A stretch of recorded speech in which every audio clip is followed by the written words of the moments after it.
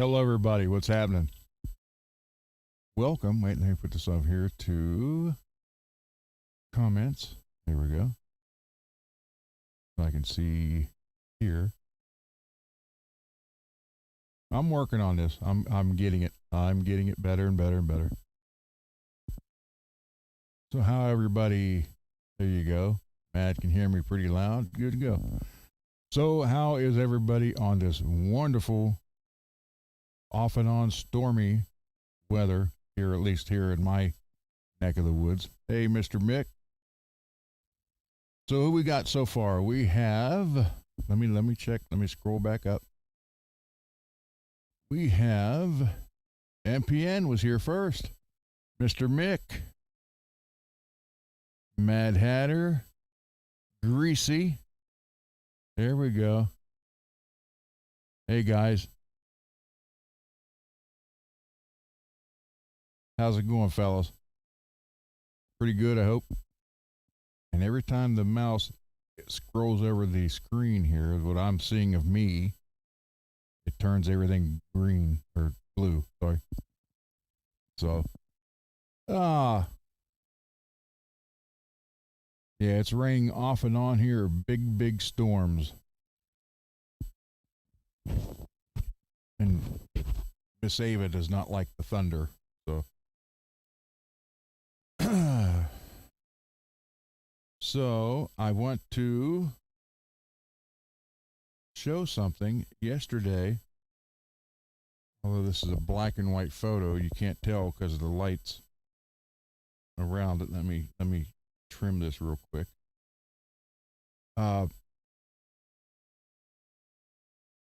The guy who initially in the band recorded the original vocals for All the King's Men. He was the original singer on it.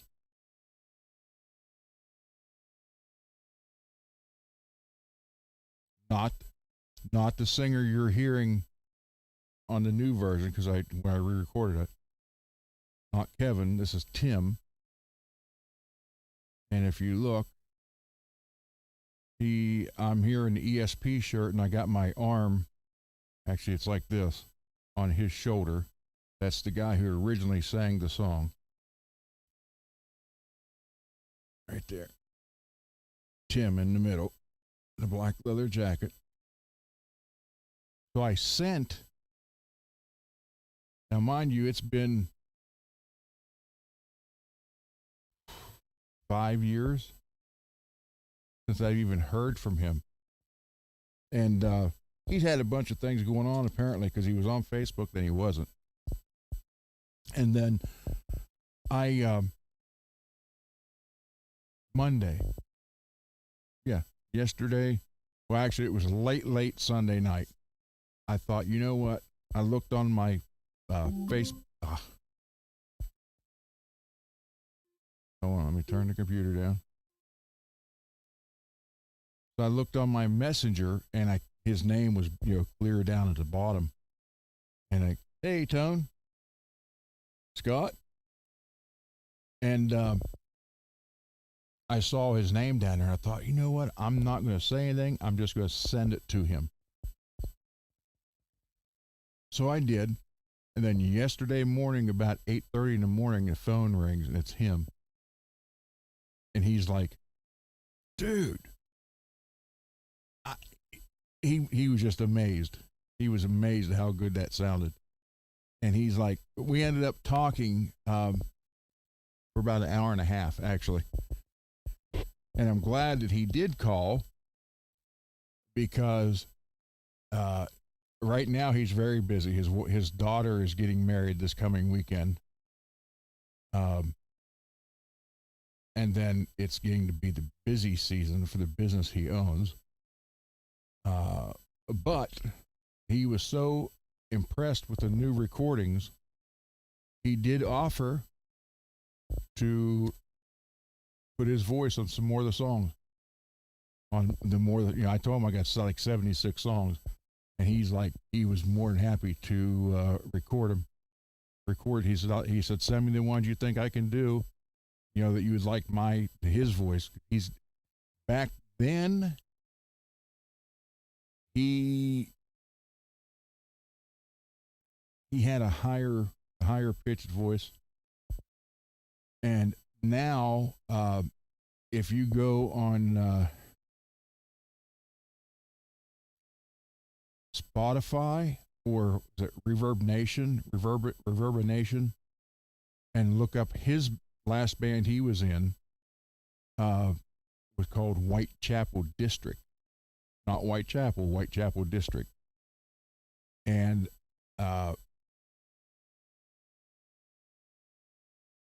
he is on there. Like they got a song called "Pockets Full Empty," and one. Oh, what's the name of that other one? Hold on. I actually have it saved on my music thing. Because I have, he was amazed at that too. I'm like, dude, I got one of your songs on my playlist. So anyhow, he is why can't I, Whitechapel District.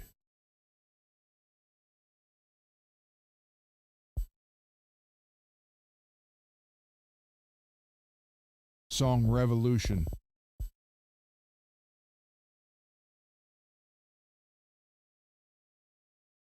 So that's, well, I could play part of it. Or wait, where's,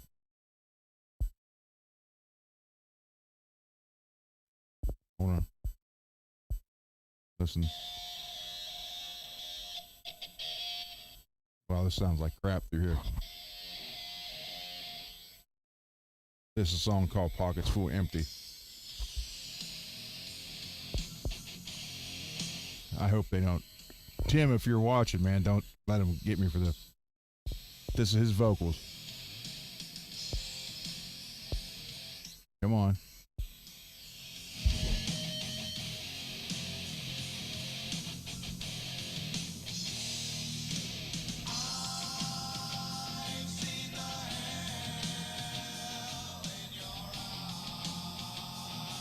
I don't know if I like that song very much.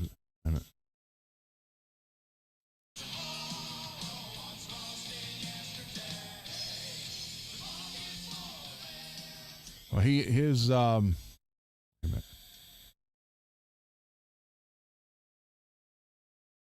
here's the one that I really like.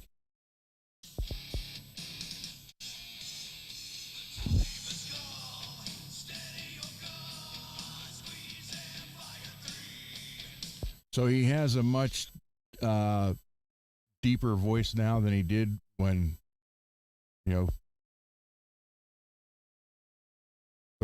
39 years ago. And but anyhow, he is really excited and told me to pick, however many I want him to have, and send them to him, and then he will work on them and get them back to me. So it's pretty cool. That's what I said. I'm friends with all the guys I ever shared the stage with, and they're willing to do this and help. So I had sent him some photos. That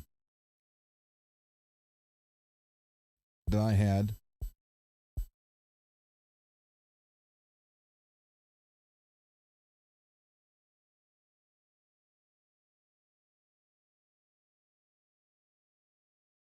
Yeah, this one didn't. That's him in the middle.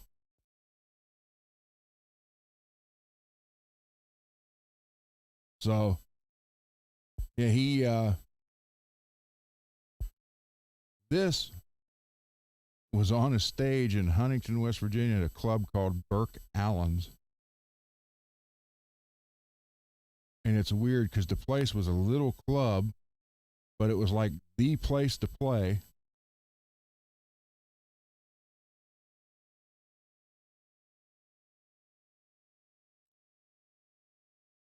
So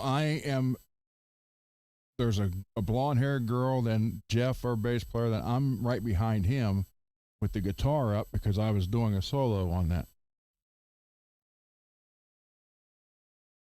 It's my yellow ESP.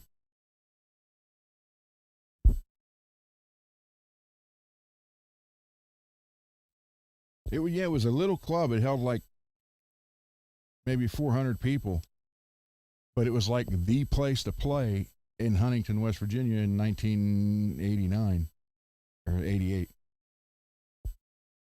So, anyhow, he's more than happy to do it, and he couldn't believe. He's like, I'm sitting here singing this song, thinking, I know, but he was the original recorder of that, and then he's the one that I told you guys. Well, if those of you who've been around me for the whole 3 years, so he's the one we were in the studio, and we were recording, and me and Jeff, the buff, the bass player, the guy with the long black hair, we were sitting in the break room, which there was a big window. And the street was right there, and he had left and was gone for probably 40 minutes because we were laying down the music tracks. And Jeff and I went and sat at the table. Actually, we ordered a pizza. The pizza got there, and we're looking out the window, watching the cars. It was a red light right there. And next thing we know, police car stopped at a red light, and we look back. We're like, what the heck? He was in the back seat of the police car, cuffed and waving to us while we were at the studio recording. So it was definitely, he was a trip to be around. We had a lot of fun. So, yeah, he apparently went to see an old girlfriend, and I don't know. I still don't know the whole story. And something about, I mean, my God, this was years ago. They had one of those relationships that was a love-hate thing. And kind of like they loved to hate each other. But her and a friend of hers got in the car, and he claimed they tried to hit him. He jumped on the hood, and that's when they called the police. And next thing I know, he's riding by going like this, hands cuffed, waving out the back of the police car. So we had to go down to the police station. It cost $600 to bail him out.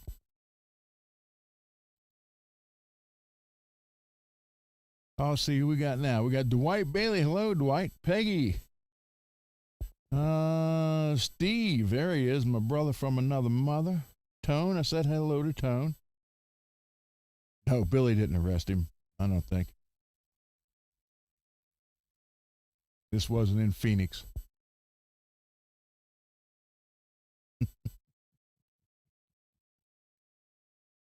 But we were talking about that, and we were talking about some of the stuff on the road. I told you the one night about us going on, me and the lead singer from Grim Jack got out of the buses and went into the hotel, so we were going to sleep in the hotels that night. And I told you about our road manager and the singer, which was him, had the girl tied up on the bed, and they were she was wanting them to spank her. That's when Billy and I turned around and left, and we each went to the buses and decided to sleep in there. I'm telling him all this, and he's laughing. He's like, oh, my God, I forgot all about that. So there's so many stories I could tell you.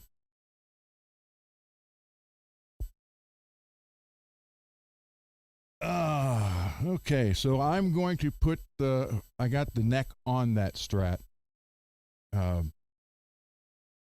I sat yesterday and I just put the neck on. I didn't do anything else to it. I'm going to do the strings. I apologize for not being here last night, but uh, it would not have been good for me to be here last night. Let's put it that way. Okay. So you guys can hear me okay. Let me take the headphones off and I'll go over to the bench. Oh, believe me, man, there's all kind of stories I could tell you. Plus, there's another half of that one when we went in that room. About, I went to the bathroom, try to go to the bathroom. That didn't work either.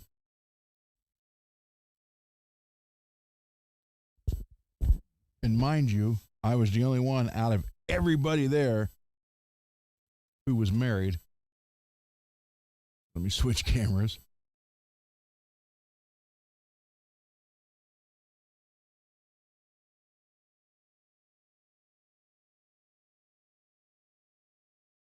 Okay. All right, let me get on the other side there. Oh, I need my phone so I could see you guys.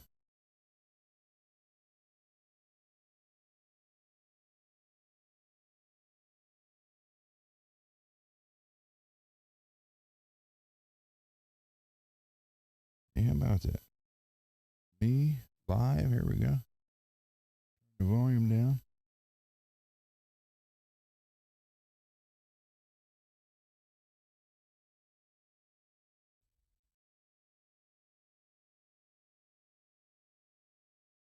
Yeah, I'm kind of at a.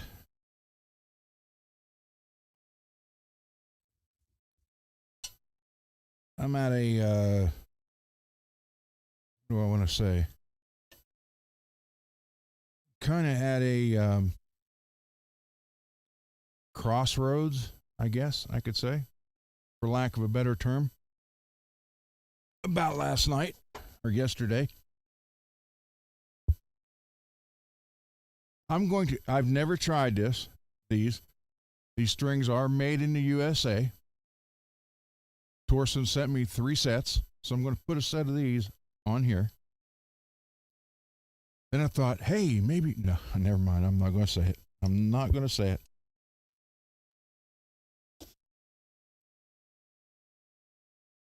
But yeah,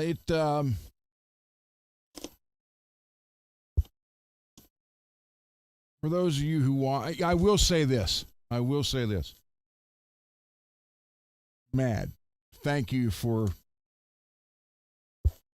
posting what you did. Thank you very much for that.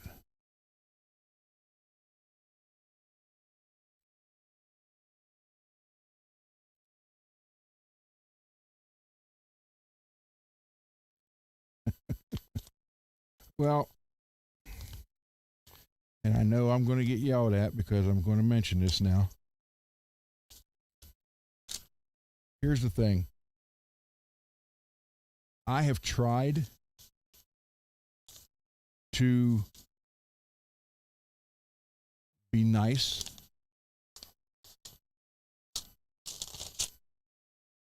and I mean I have really tried to be nice and not say or do anything.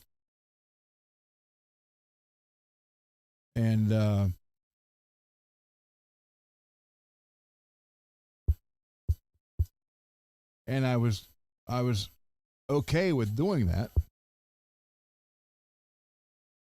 until little pot shots were given, which again I think were no reason for, because you know, so I just fired a few pot shots back. And that's not the biggest thing. The biggest thing was going on and I'm going to say it, I went on the Under the Bus channel. It took a lot for me to do that. And I'm just being truthfully honest here. It took a lot for me to do that because for 3 years I've heard all the negative. I know I got to raise the action on this. I heard all the negativity one side. That's the big thing. I heard one side of the issues of that for 3 years. And I was asked to come on because there was questions.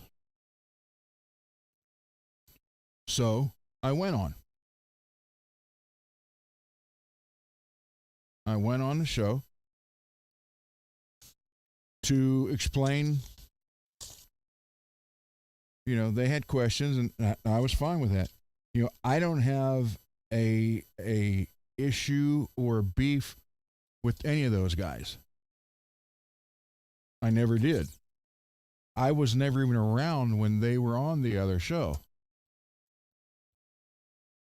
So, but for 3 years, I hear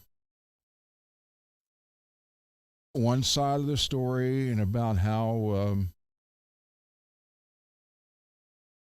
how they were just not nice guys and backstabbers and whatever you want to call it. I don't know. I mean, I've heard so many different things. So when I went on, they had questions, and I wanted to, just to set the record straight. And I just found it both strange and sad that the pattern keeps repeating. I still, and I didn't get into what happened with them and him, and that's none of my business. But I went on. They asked questions. I told them what happened. I did no bashing. I didn't bash anybody.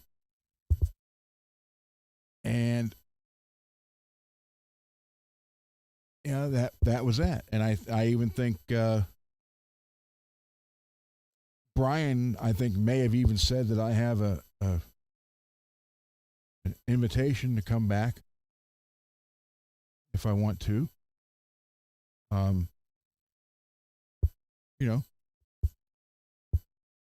But just for the fact that I went on their show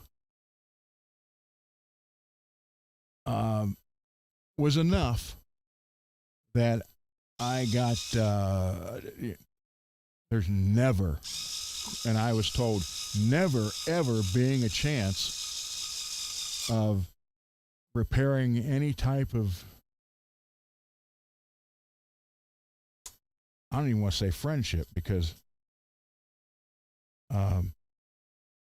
if it was a friendship at first, a friend doesn't do to you what was done to me or those guys.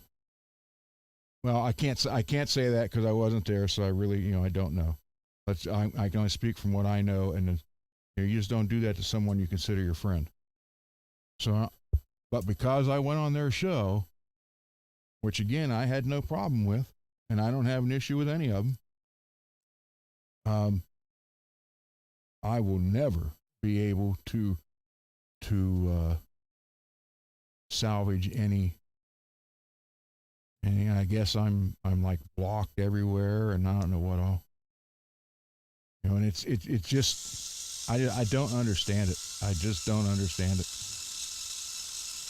So when yesterday happened about the Red Kramer, I knew hanging it on the wall and not touching it for over a week and a half,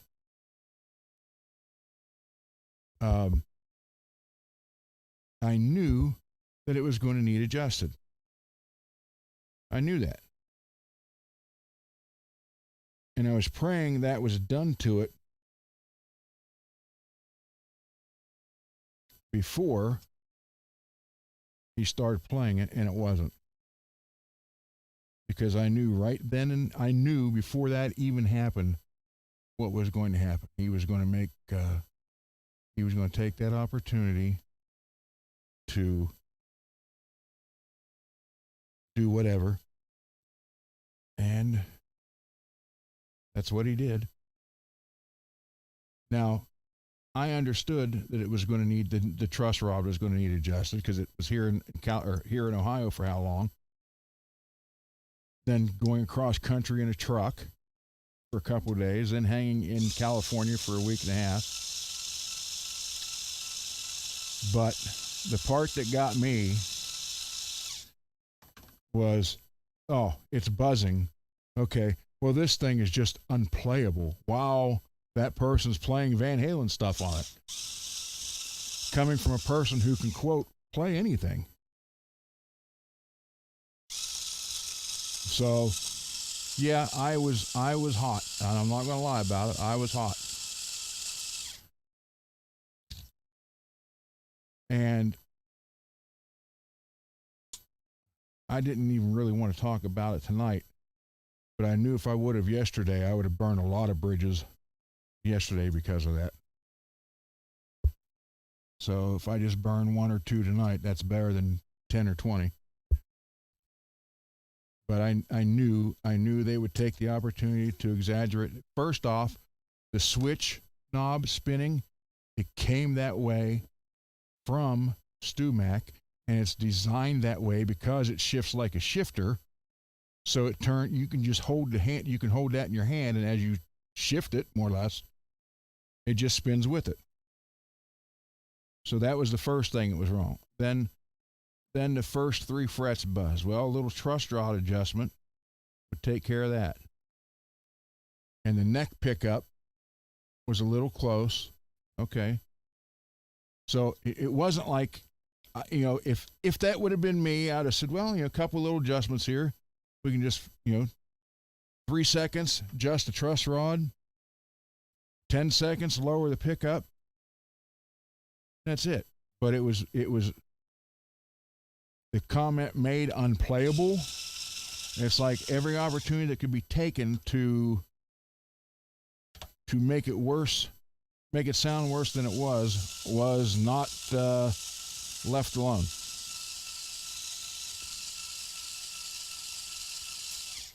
Which is why I'm talking about it right now, because, hey, he could do that, and that was okay, but I'm not allowed, I'm not supposed to mention it anymore, and I don't like the one-way deal here where I have to be the quiet one while everybody else can say what they want to say. So again, with the under the bus guys, I got no issue with them whatsoever. Never did. Like I said, I wasn't even around during that thing, so I don't even. And again, I only heard one side, and we all know there's more than one side to every story. So, but because I went there, I can never save that friendship. Well, apparently, it was never a friendship to begin with. From what I see. Or at least a one-sided friendship. So, with that, everybody,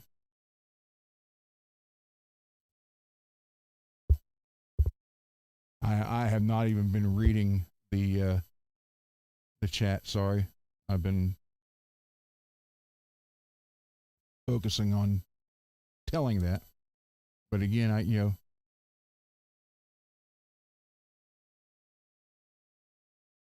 it is what it is.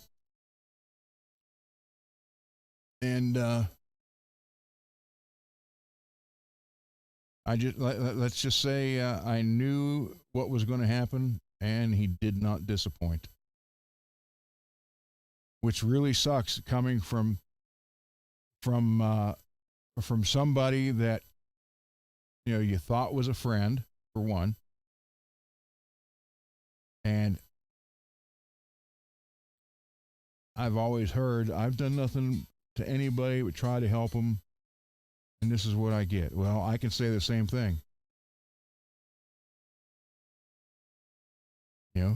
Almost 3 years on the show, did nothing but help him, sent him a bunch of stuff that he didn't have, so he had it to work on stuff. And in 7 years prior to me, they had 10,000 viewers. In less than 3 years with me, we gained over 4,000. So I helped there too, I guess. I don't know. But I'm the one made out to be the bad guy in all this. And it's funny, I never had an issue.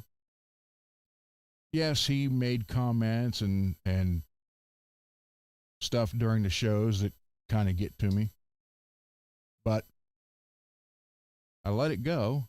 I'm thinking, well, content for the show, whatever. But yeah, to to find someone you thought you were friends with and then have them do that,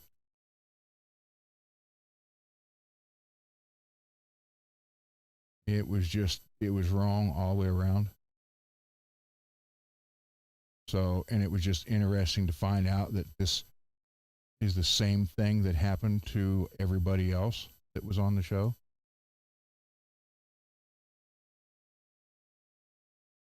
Now, I'm no psychiatrist. I have psychiatrists in the family, but I am not one. But when you look at, let's just say 20 people who most of them didn't know each other at all until they were on that show, and now they're all gone because of issues, but yet there was only one common issue or one common factor between all 20 people. What would you think the problem? And I'll leave it at that. So,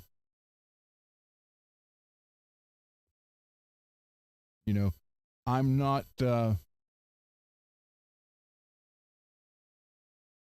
yeah, it's just I that's why I canceled last night. I sat here and put the neck on anyhow on here, and I used a different shim, one of the ones I 3D printed out that covers the whole thing on a slant. That's why I got to raise the saddles up here. But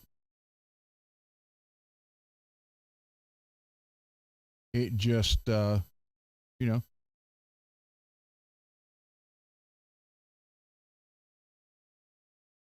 I'm not going to get into exactly what all was said.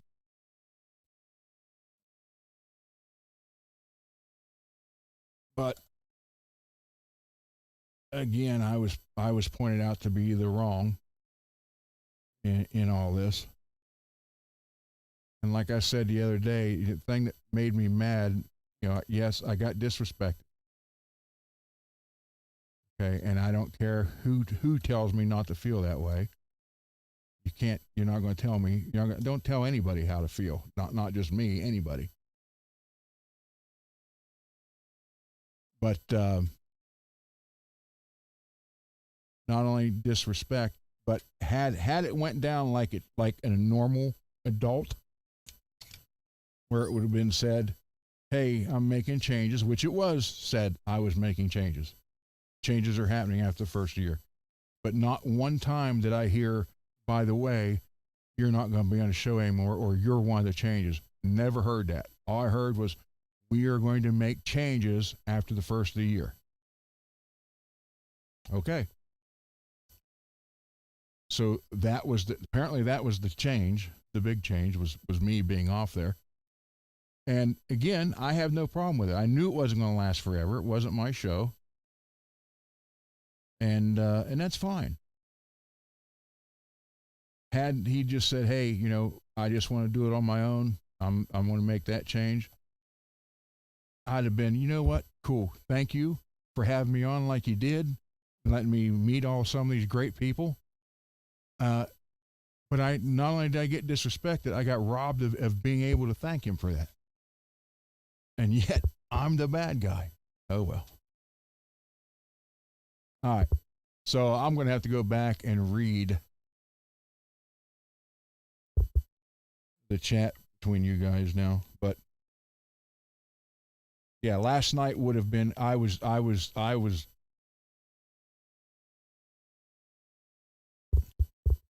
mad because just the way it went down. It didn't, yesterday over that guitar. And as soon as I saw him grab it first, knowing that nothing else had been changed on it, I knew that was going to be an issue. And he didn't disappoint. Like I said, it could have been like, oh, well, you know what? Hey, we just need a neck adjustment here, a little neck adjustment, drop the pickup. It's good to go. But to sit there and going, oh, it's unplayable. Yeah, that was, no, no, no, no, no. As you're playing it, that's unplayable. Someone who can play anything, doesn't matter what shape it's in.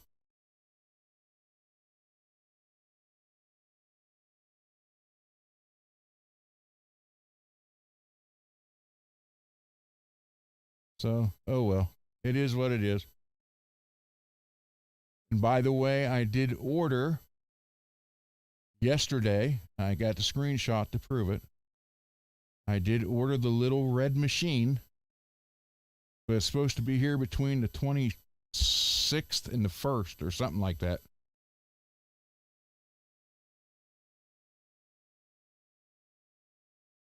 Oh my God, that's too low. What am I going to do? I'll show you the photo. I screenshotted the photo. Hold on.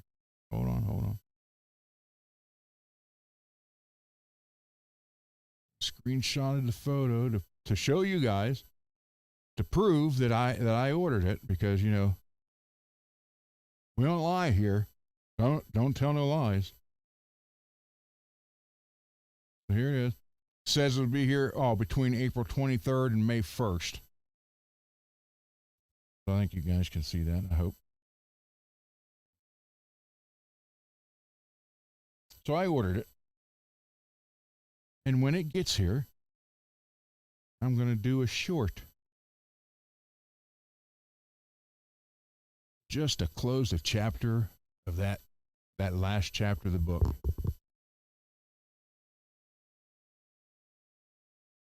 So, why is that not fitting now? Where's the other one?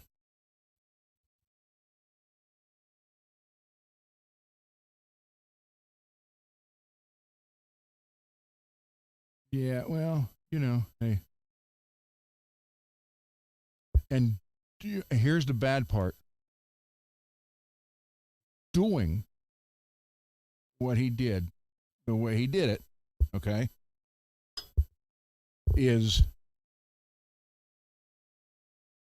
should tell you all you need to know about character.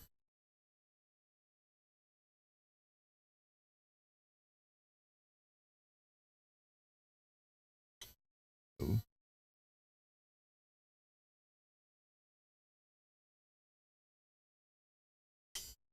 the heck? Come on.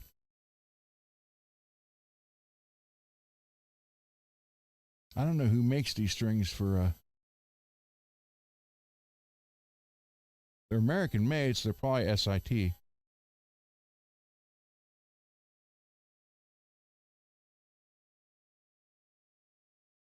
SIT's here out of Ohio. Ernie Ball's California.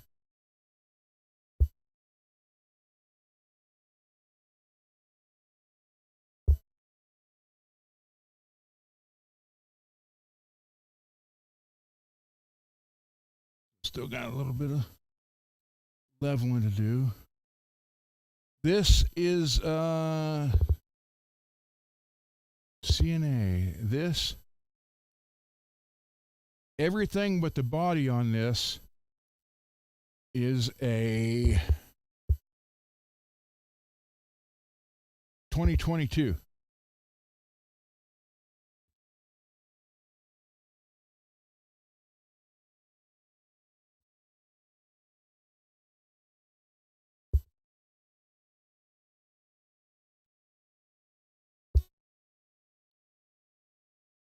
So, let's see here. be able to lower that a little bit now. Yeah, so when that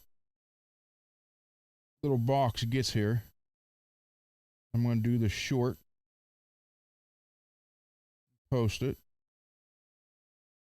and then that chapter of my life and YouTube career is going to be over with.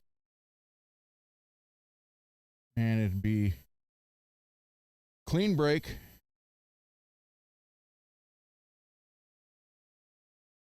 And I'll never mention that channel again after that.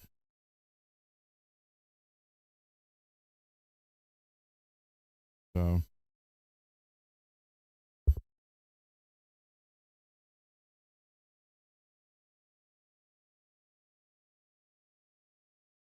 well, that's what I mean. I would have thanked him because I've become very good friends with Bob. We email all the time, talk.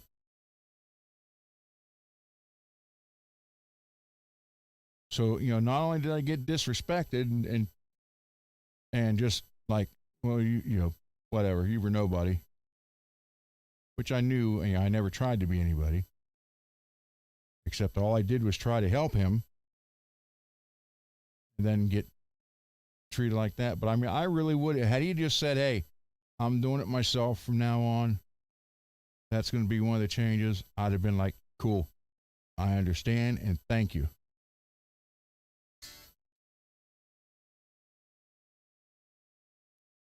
Cool, all frets work. She's in tune. I didn't change any of the intonation. Let me check.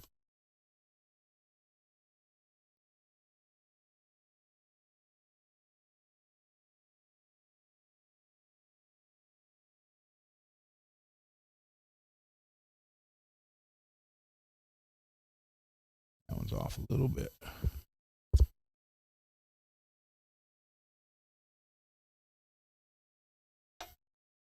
So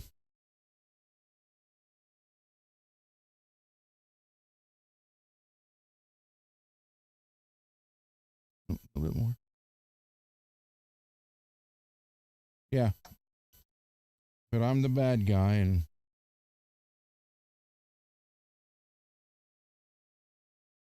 oh well. There we go.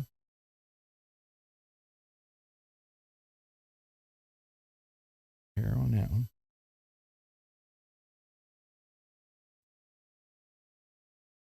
Always do your intonation in a playing position, please, because that's where it matters. I don't care what you get when it's laying flat on a table. It's not how you're playing it.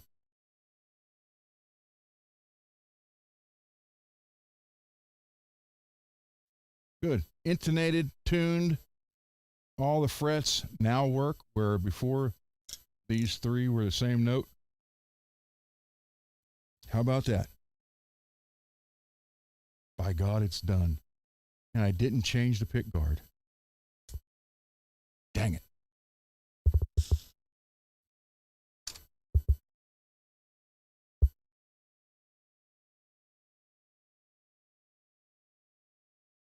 What's my intonation technique? Well, on this,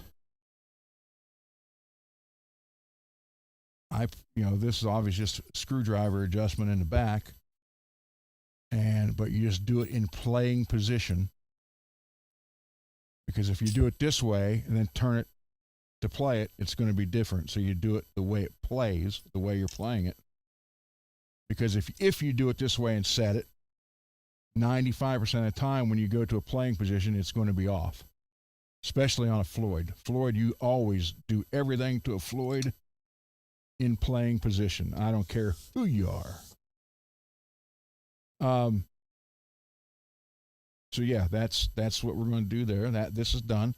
So, but here's another thing, and this is the one bad part about setting up guitars for other people, and I've mentioned this before. I have to ask them if they're not here, like Mr. Mick. Mr. Mick, I did his entire guitar, sent it back to him. And I don't know, Mr. Mick, have you had any issues with it? I mean, I know the first couple of days or the first day or so traveling cross country, and because it was cold when I shipped it from here. But I think he had to tune it a couple times, and after that, it's been fine. But I asked him, he's like, well, I like the strings here, this position. But when people come here and drop their guitars off, I have them play or shake their hand, whatever, because you can hit it like this is dead on, all right.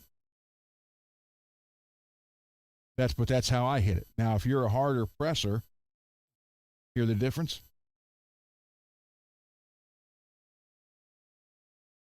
So I set it to what I hit. So when I'm shipping them across country, you may have to make some adjustments. And I tell the person that too. I say, hey, they're like, oh, I press the strings really hard. So then I'll set it harder than I normally would. Because MPN will even tell you, he made the comment this morning, I think. I am not a heavy hitter on the strings. Never have been. Even though it sounds like it on a lot of the songs, I am not a heavy hitter. And Cole isn't either. So, I showed him how to play initially. And, you don't have to sit there and go, so what is set up for me and for him may not work for someone who's trying to play a guitar with a flashing shovel. It's going to be different. But so when I'm doing something and sending it across country, I literally try. If there's no way I can shake your hand or have you here to play it before I hand it back to you, then all I can do is guess. If you're a heavy hitter, then I have to set it up a little bit differently than I do. Now I set the Kramer up that I sent Laz the way I usually set mine up. I mean, you can see that nice and close. Okay, but look. Do you hear any buzz? No, but if I go or try to play with this stupid thing, yeah, there's going to be buzz. So I make that point aware when I do that for people. It's like, hey, you may have to adjust it some, because the only way I could get it to where it would be perfect for you is if you were actually here. So that's a given,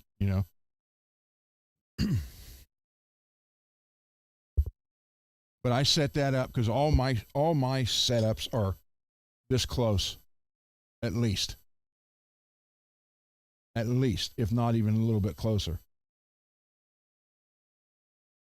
And on one or two of them, you may hear a little bit of buzz playing it acoustically, but it does not come through the amp, so that doesn't bother me. It just depends on what I'm trying to get the action to on which guitar for what sound I want. And that's the big thing. You got to get it to the sound you want. I mean, I was made fun of because I have 20 soloists sitting over there and they're all the same guitar. Why would you want that many of the same guitar? And many times I said, well, it's 20 soloists with 20 different pickups or pickup configurations. So they all sound different. Now, how many, just taking a glance in the Shedio, how many Strats do you see sitting around there now that all have the same stuff on it? It's like, whatever. It just, I'm so done with that now. And again, with the Under the Bus guys, I never had an issue with them. They treated me nice on the show. I wasn't there when that happened with them and the other guys. And I never did go back. I was always told, oh, go watch the show. Go back and watch them. You'll see. I never did. I didn't want to. I didn't want to put that in my mind, because I've heard all this, and it was like, that's whatever. So,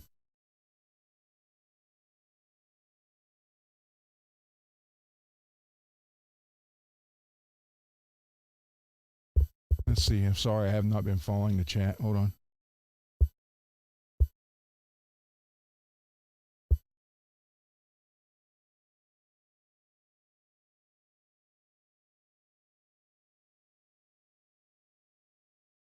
So, it is what it is. But I will do a short of that little red box. So it'll be here between the 23rd and the 1st of May.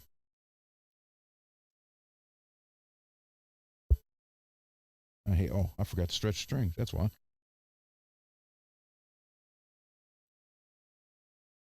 But yeah, it's just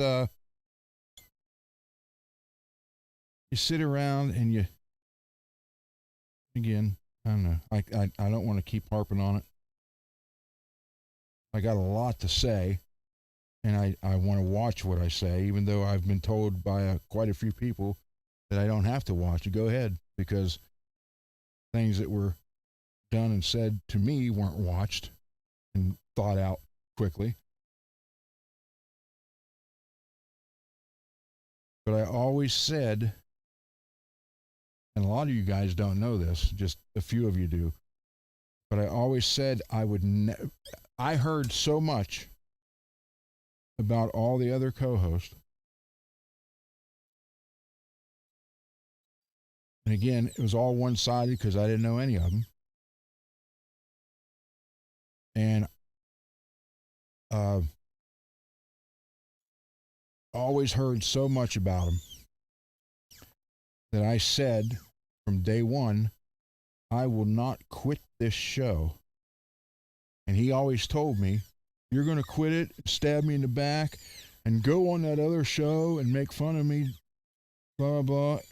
And I'm like, why would I do that? And his comment was, well, I don't know why, but when you get there, let me know why.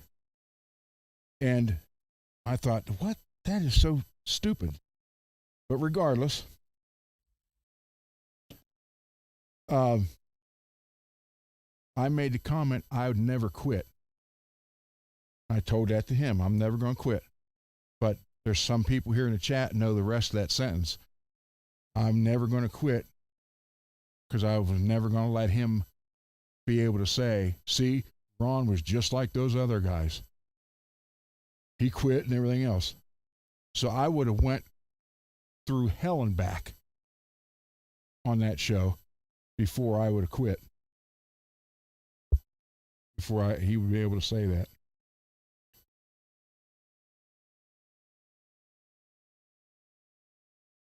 So I didn't, that's why I didn't quit. But, again, you didn't want me on, that's fine.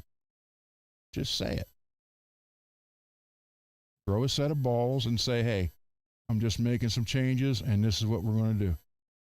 And you're not part of them. And I would not have been mad. Like I said, I would have thanked him for having me on like he did.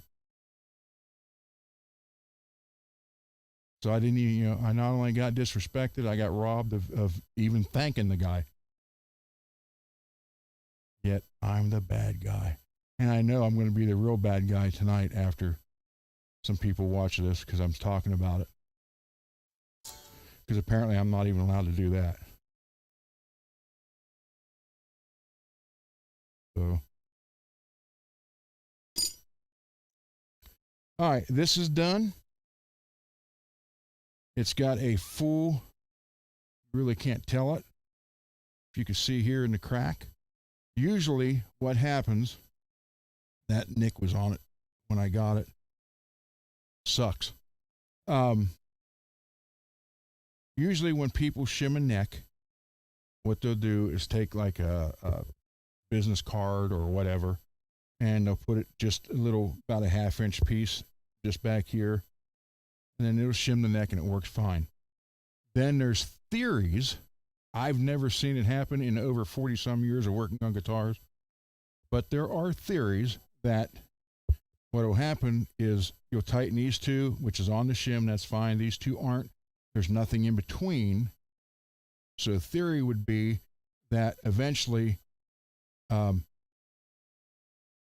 an exaggeration, let me get a pencil so I can erase it. But let me show you here. That's another thing.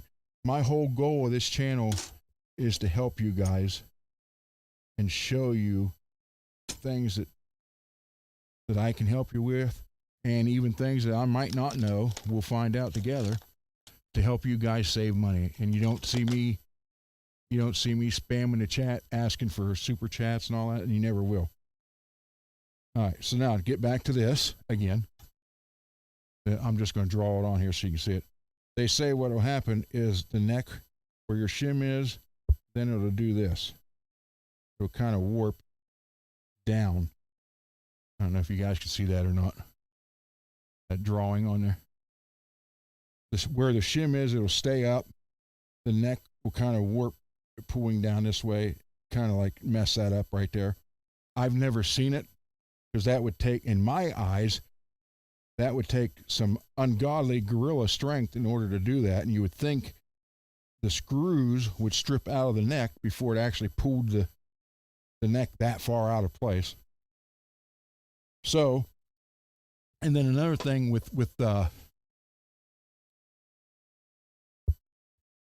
another thing that happens with cardboard shims is they eventually, like this is what was in there initially,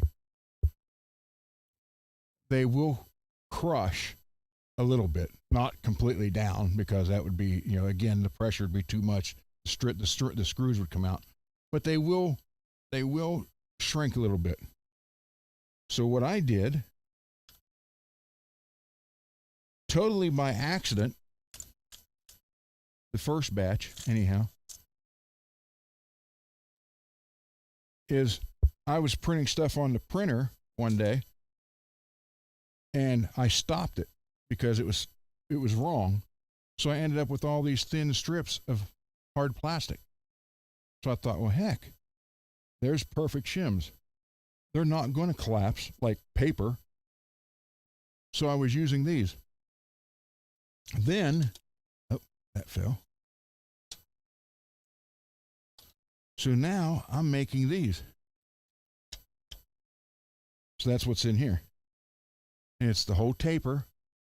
So there's no gap in there. I'm making different thicknesses. However thick you need to be. I'll show you here in a minute. And I can make them pretty much any color too. Or there's even real thick ones here.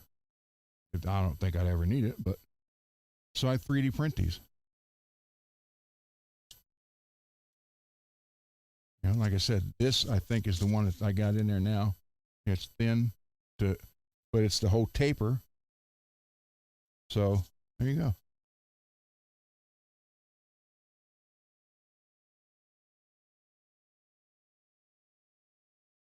So these,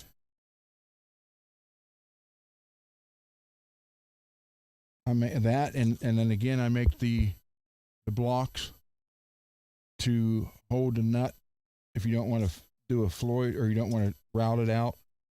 The 3D printer, I initially got it just for a few things, and then the stuff I found I can do with it is unbelievable. So what I'm going to do, maybe eventually, is print out neck shims and sell like a package of 5 of them, just for a couple bucks. That's all. Like I said, I'm not in this to make money. So I'm not worried about that. Basically just cover materials and shipping. That's it. So let me hang this back up, and I gotta show you what I want to do next. Wait a minute.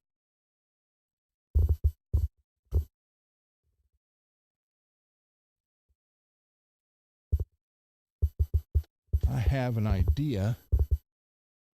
Now you guys know on, and I'll show it to you first. This one. You know, this was an all matte finish, and I sanded and buffed it out. Okay, make it look like this. It was all. I even did it back a little bit, not much, but this was all a flat finish. Okay, it was a flat finish. This is a Jackson Pro, and now I have another one of my other Jackson Pros has the flat finish right here. And you can see right here a little bit where it's starting to get shiny from playing. That's what happened on that one, and I didn't like it. And at first, I didn't think there was enough clear on here to do anything with it. Then I got to thinking, well, it's got a lot of metal flake in it, so it does have quite a bit of clear. Now, worst comes to worst, I can sand it down and just spray it with clear. But I thought, I'll try it. So earlier today, I did this just to kind of see if it would work.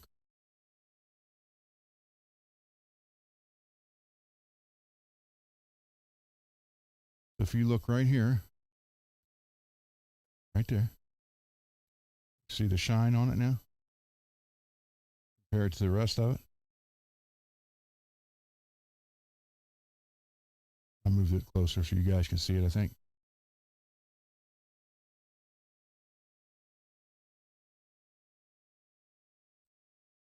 So what I want to do is take this apart, at least the front, the face, sand it down, and see if I can get it to work any. And then here's my idea. Because this is gold or orange with gold and silver flake, go with gold hardware.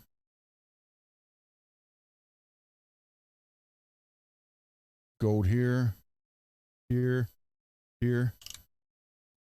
What do you guys think?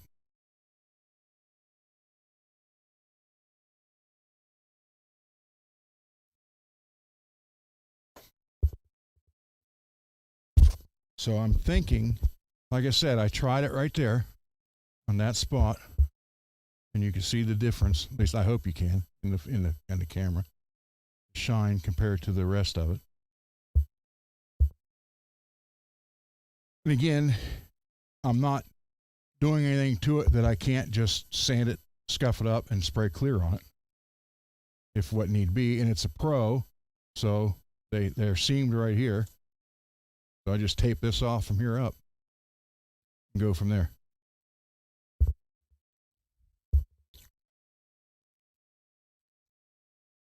So I'm thinking about taking this all apart just to do that. But I do have, there's absolutely nothing wrong with these other than these three. The gold is war. These three are still fine, but I didn't want to buy just three. It was cheaper to buy a whole set. So I have 6 brand new ones coming in gold, either Friday or Saturday. And the plate is perfect. There's no dents, scratches, nothing on it. So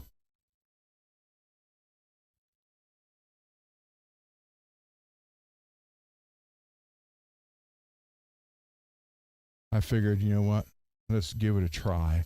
So let me get this up in the air. I need to make a orange stand. By the way, I make these too, guys. This style or this style with the holder, tool holder in the front. So yeah, I'm going to take this apart. Then I'm going to attempt to, like I said, worst comes to worst, I just spray some clear on it. It does have a little ding right there. I got it. I didn't get this one new. When I bought this, that was on it. but it's weird. It's like just on the corner, because I like, well, here's something else. If you look at most of my Jacksons, and I like when it comes off and just drops off. I don't like the rounded over ones. I like that straight edge type. And it's weird because that just happens to be right on the edge. It's not on top. It's not here. It's right just on that corner section. So let me loosen this up. I'm going to take that off so I don't worry about blocking it. Sorry for the noise, guys.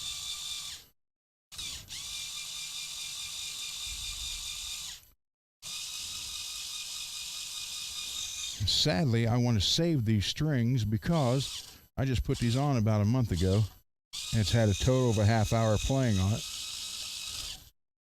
And it sucks trying to save strings for a Floyd, so I got to do it like 3 and 3.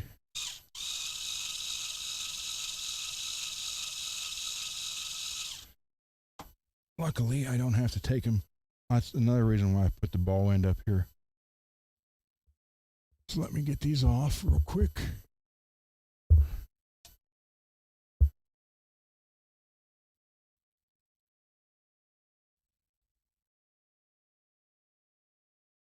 I should have took the back cover off too.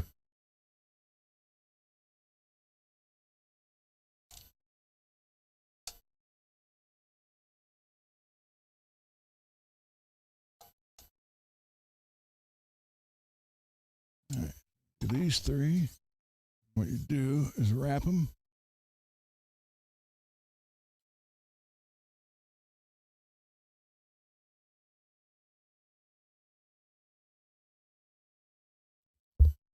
You know what's funny is just talking about this last 40 minutes I've been explaining everything about yesterday.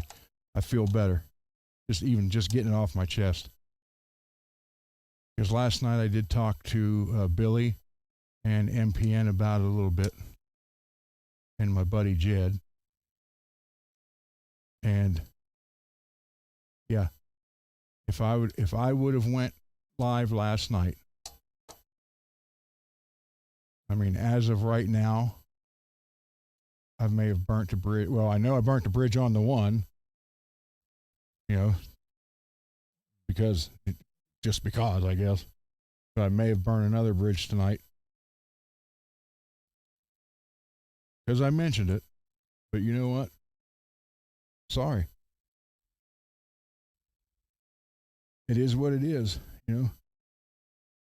You can't just be one-sided. So if I'd have done it last night, I would have ended up burning a lot more than just one more bridge.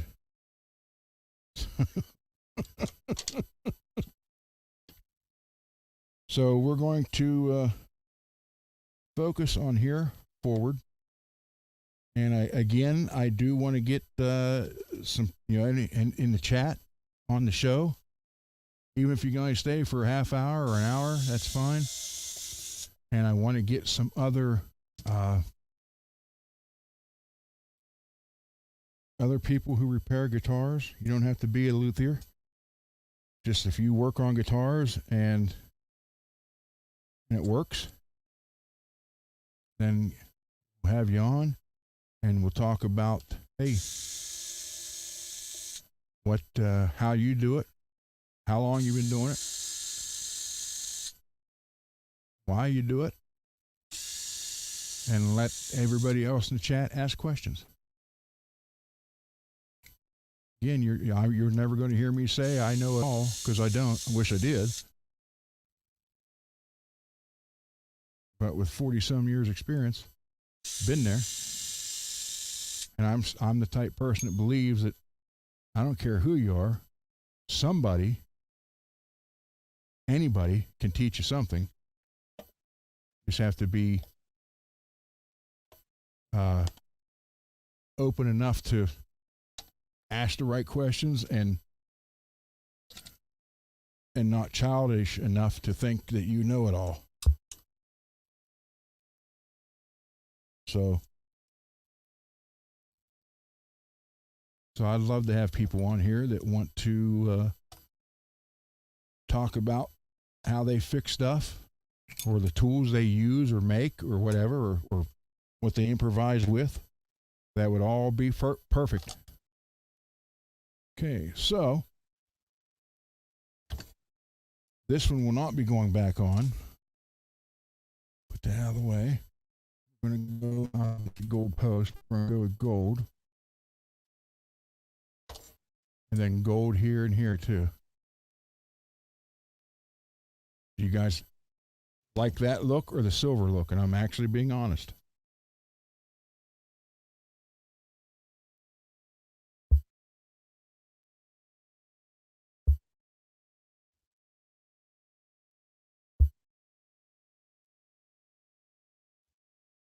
So I think the gold with the silver and gold metallic makes it look nice. Because this does have both silver and gold flake in it. Consensus says gold. Cool. All right. Like I said, I do have these new saddles coming. They're coming from Texas. So I think they're either here Friday the earliest or Saturday at the latest. So that would basically be a brand new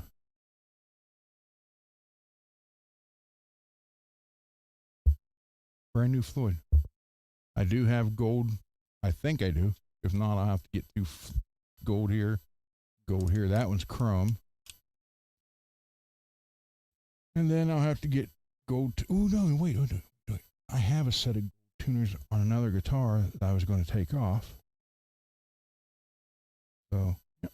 So we'll go with the gold Floyd with new saddles. Although, I mean, that's the only thing that's wrong with these. Just wore off. But, so I'll have extra gold saddles if need be.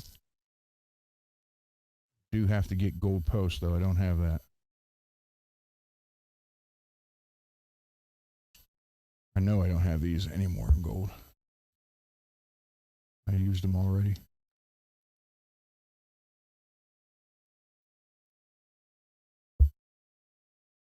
So guys, so that's my dilemma, or my, I don't know if you want to call it a dilemma, but that is the backlash from yesterday. Like I said, it could have been handled so much differently, more mature, professional. The opportunity was taken to try to make it look a lot worse than it was. And that's exactly what was done.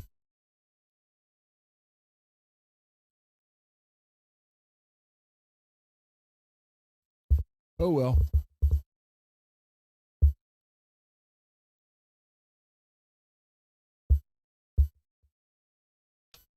I'm sure those aren't the.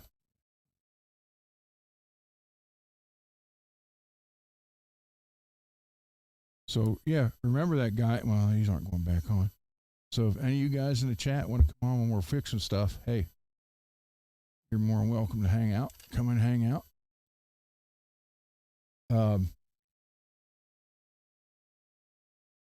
And if I ever make changes, I'll tell you. So I'm getting it all in my system now, because once the short is made with the red box, there will be no more comments. So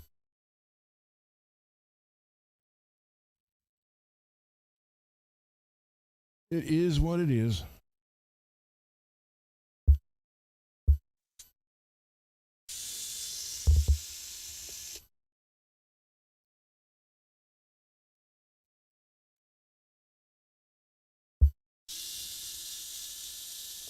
You know, especially when I a couple times reached out, you know, hey, no hard feelings, and just get completely ignored and erased. Like, okay. Oh, I want to put new parts in this anyhow. I forgot all about that. All right, let me loosen these up. Push them through there.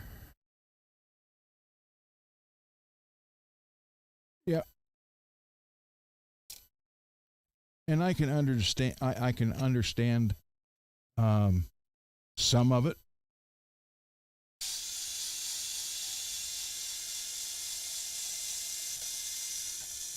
But wrong is wrong, no matter what you think the excuse is.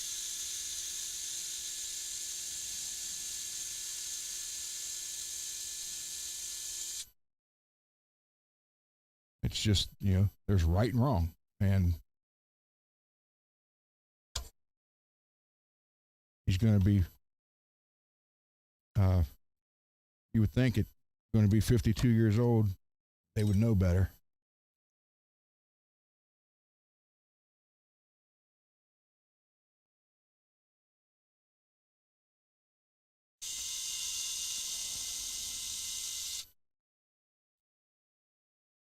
So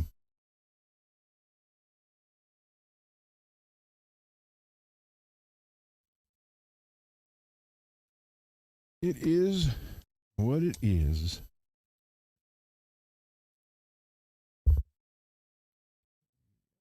Real quick.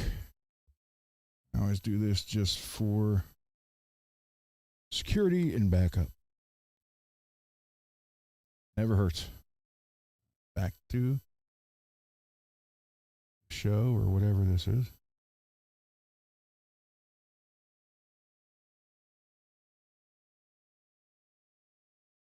Oh, that's right. And I want to do I'm going to do a short about the giveaway for those of you who don't know. And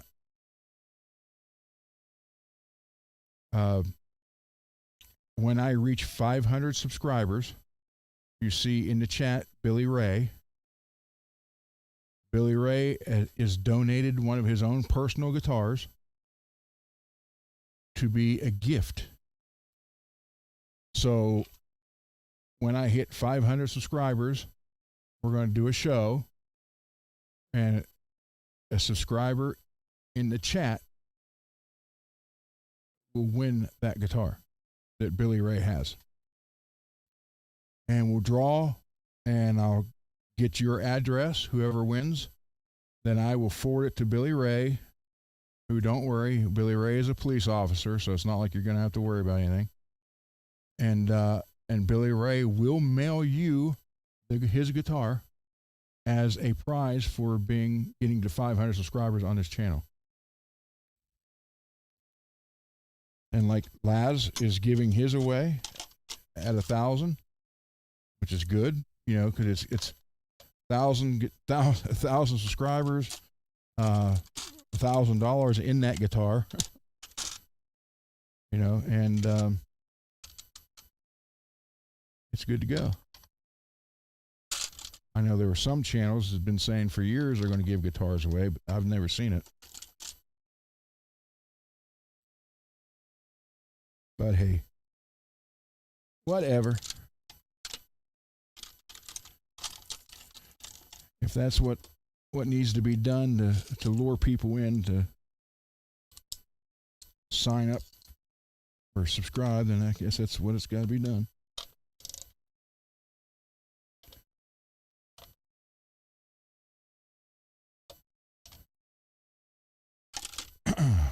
Yeah, but like I said, Billy will be sending it to you. It'll be coming from Arizona. I want to thank Billy for that. And I am going to do a video, see if I can get him to send me, about 10 different photos of it. And we'll do a complete video that way.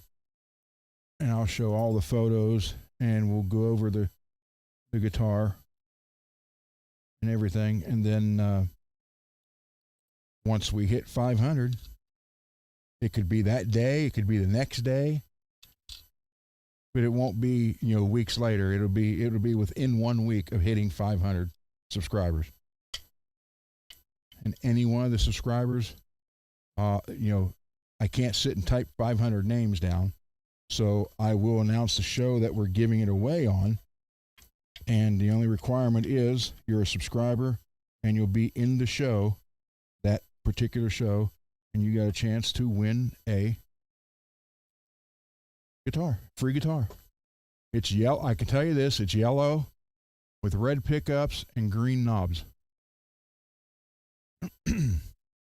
If Billy is in the chat, which I think he should be, you can ask him. He could tell you about it, all about it.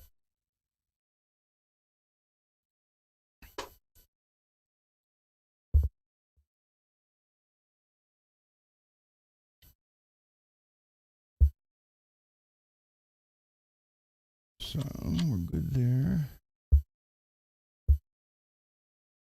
Let me see.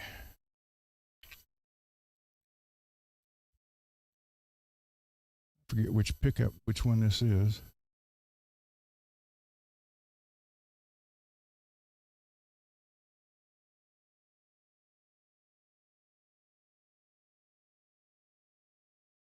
Cut this back here. And Peggy, if my sound goes away due to the batteries dying, just send me a messenger, because that'll pop up. I can see it. And the sad part is, if it's the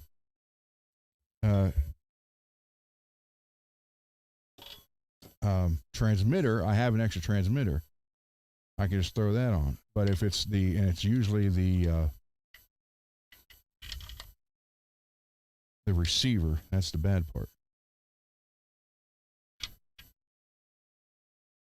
Because I only have one receiver, although I do have the other one, but it kind of sucks because it's got an echo, like I'm in a tunnel, and I can't get rid of that for some reason. I guess it's just a cheaper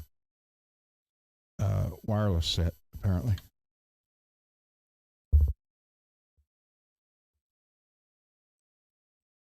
So every now and then, guys, my vocals just, you lose sound, and it's just because the receiver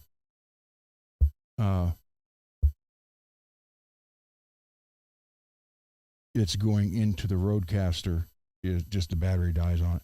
I tried plugging it in and leaving it plugged in, but that didn't work because all of you heard then was all the interference from the charging. So it's got to be unplugged from power to work in the Rodecaster. So everyone, I apologize if I'm not calling your name out in the chat. Again, you know, I'm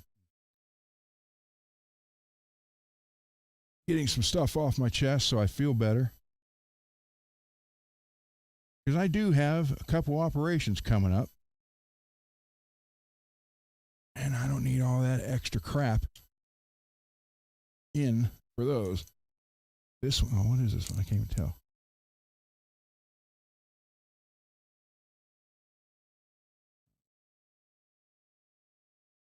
A 5 or 6? 6, cool. Okay. 6 is a great sounding pickup. Trumbucker 6.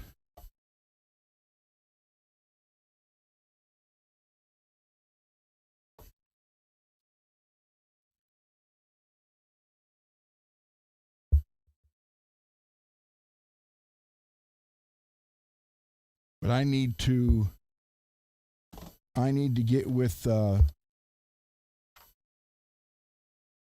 few different people on here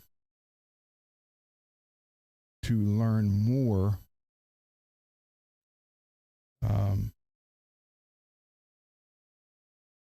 about I'm not using StreamYard. I'm using the EV Mux, which I will say I do like a lot better than what I was using on StreamYard. But to be fair, I wasn't using the paid version on StreamYard. I was using the free. But again, to be fair yet again, the free version of EV Mux had a lot more than the free version of StreamYard did. So route that wire too, or not reroute it, but make it heavier. Those I can pull out. I want to do this because I'm just going to do the front for right now on this. And see if that works. Because again, if it doesn't work out, the worst case scenario, I just go over the whole orange with 5000 grit, throw a couple nice clear coats on it. But I thought maybe this might work as good as it worked on the other one. At first I thought it wouldn't because it didn't look like it was that thick. Then it occurred to me, wait a minute, this is metal flake, so yes, it should be thick enough to cover the metal flake. That's why I decided to try it on the back, and if it works like it looks like it did, it might work, or it might turn out okay.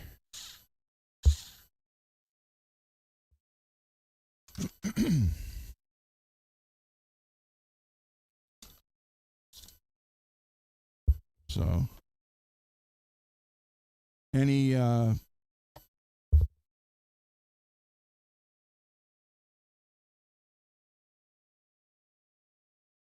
cool, thank you, Tone. Definitely. I mean, I'm learning it, but I'm slow at it, and I'm sure there's a, because like I said, all this time on YouTube for these 3 years, I've never been running anything on them. So, yeah, we'll work something out.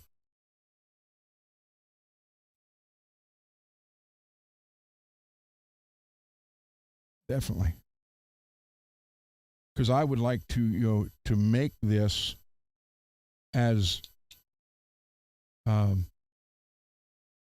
professional and enjoyable as I can for you guys. And I figured, well, I'm paying for it.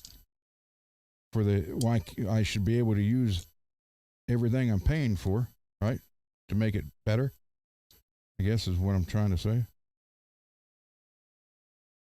Because I just don't want it to be a place you guys come to hang out. I mean, I want you guys to look forward to coming here and making the whole chat experience, everything worth the effort and worth my effort to do it, and worth your time that you guys, that I know time is valuable for everybody. And I just want to make sure that it's that I'm doing it right for you guys. All right, so this was the middle. This, some tape. Put the big M on it.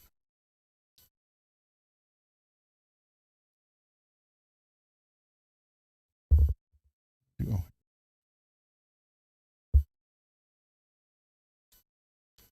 And then here's a funny thing that some people will do. I'll mark this one middle, right? Okay, so I mark this one middle. Just put mid on it.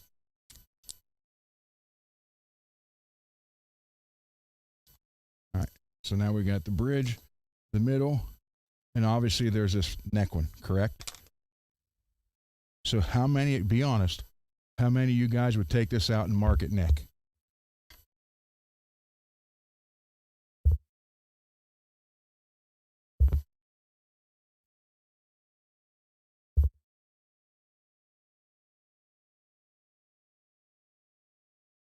think about it. This one's the neck one. So I take it out. How many of you would take it out and mark it neck? Just put an N on it or something.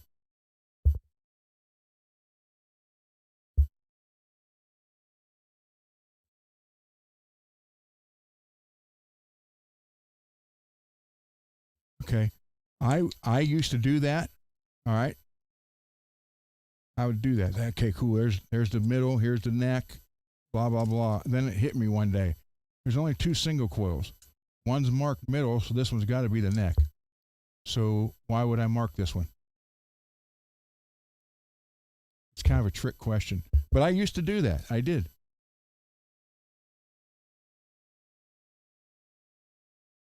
Now, if there was 3 single coils, yes, but there's only 2. And one is marked, so you really don't need to mark this one. I figured that out after a few years.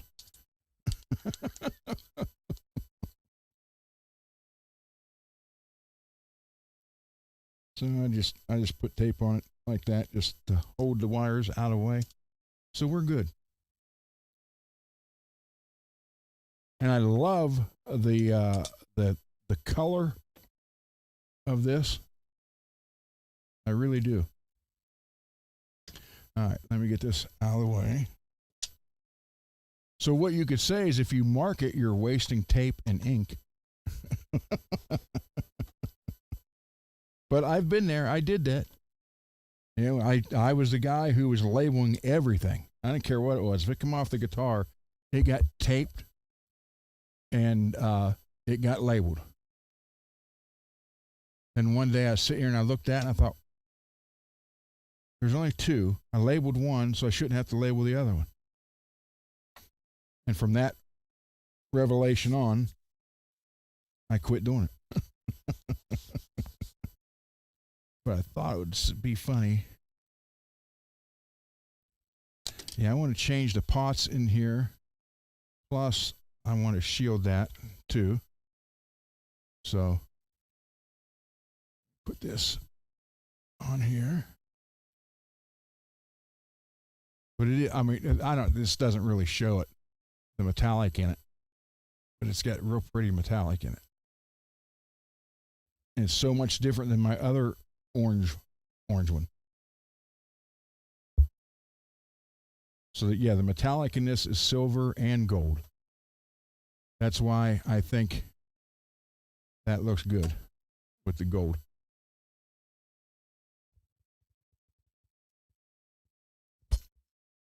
It would be cool if I had gold pickups.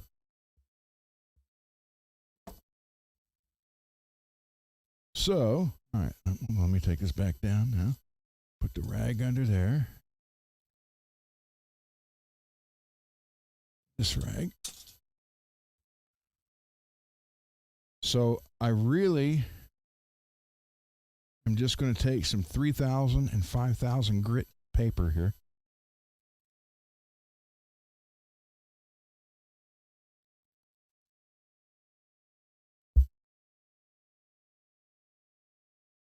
And this paper is basically like a sponge.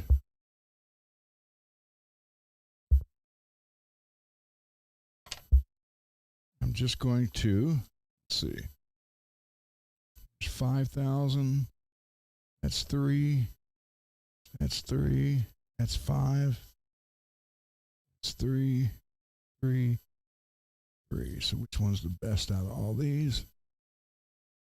That would probably be this one. All right. So I'm going to take just a little bit of water. I do want to put a couple rags under here because actually what I should do is just do this. That's, I keep ruining these pads from D'Addario. And when you start sanding on them, then all that gets into it and you can't get it off.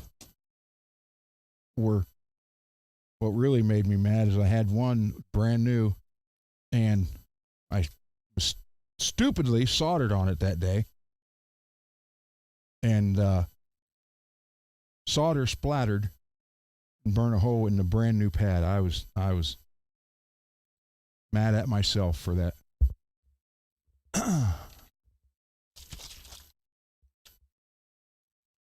Oh wait, I need to add some soap to this water. Hold on.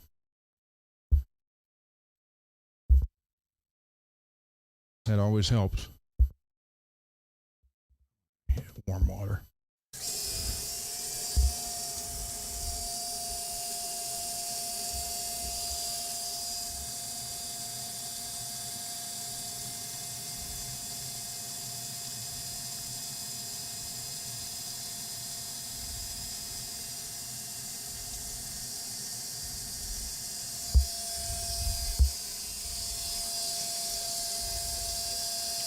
Emptying out the old container or the old water. A little bit of dish soap in there. Not much.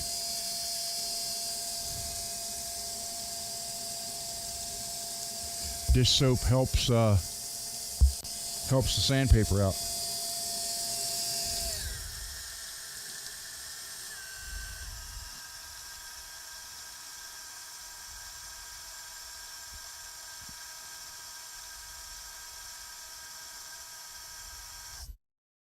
And use warm to hot water. That helps. All right.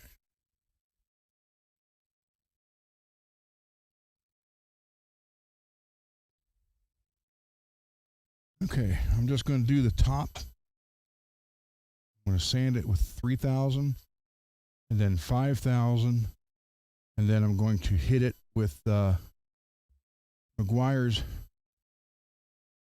compound, and then hit it with some cleaning wax and just see what it looks like. There's some shiny spots here and here, and that's what I hate about a satin finish guitar, because as you're playing it, where you're touching it is where it shines, and then that just ruins the whole effect of the satin finish. So, not a lot of water.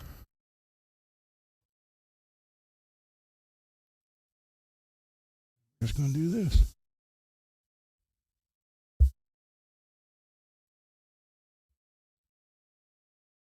I remember one of the first cars that I ever got to paint myself, completely do myself. Scared the crap out of me because it was a 70, I don't know, like 72, 73, maybe 74 Corvette with side pipes. Big chrome side pipes on it, and we painted Mazda red, or Monza red. And I basically got to do the entire car myself, and it was, I remember when I first went to start sanding it, I was scared to death. My dad's like, huh, you got to start somewhere. I'm like, yeah, but on a vet? I said, how about a Chevette? He's like, no. So as long as you do it by hand like this, you can't do anything to it that can't be repaired. You know, there's no rust or nothing on Corvettes, so.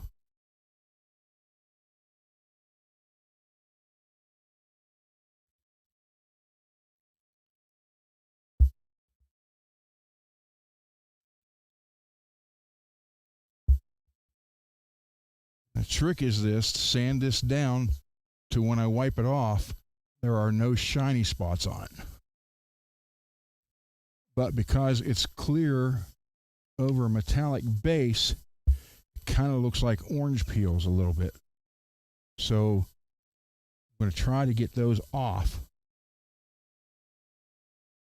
That's why we're going 5,000 first, and then 3,000 first, then 5.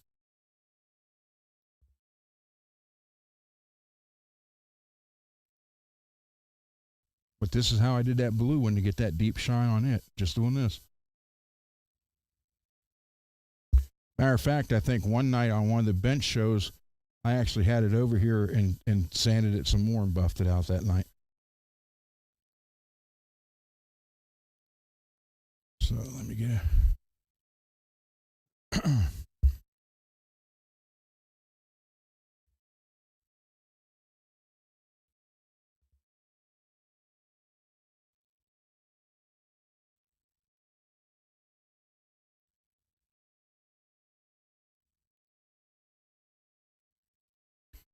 Still shiny areas on it.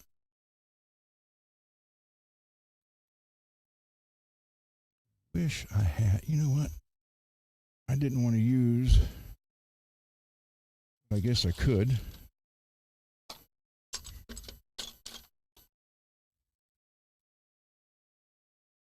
$2,500.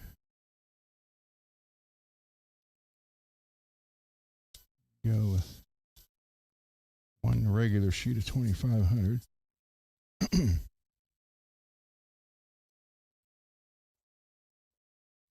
Just to get that initial start. Always use a block. Don't ever do this, because what will happen is you'll dig 2 grooves wherever your fingers are. Always use, anybody who's ever worked in a body shop will tell you that. Never sand by hand. And because a lot of people be like, oh, there's a spot right there, and they'll just go like this. And then what's going to happen is you'll have an actual, like a groove right there, or wherever you do it at.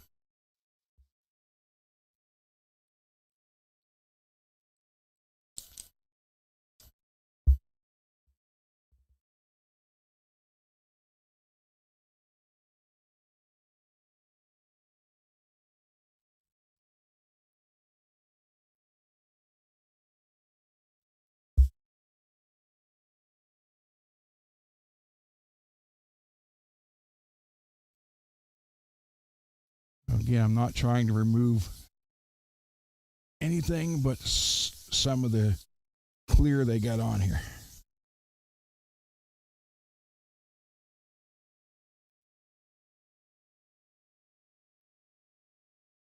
So you got to watch out, like when you're on this curve, because if you sit and do this, you'll end up going more off of that, which will mess it up.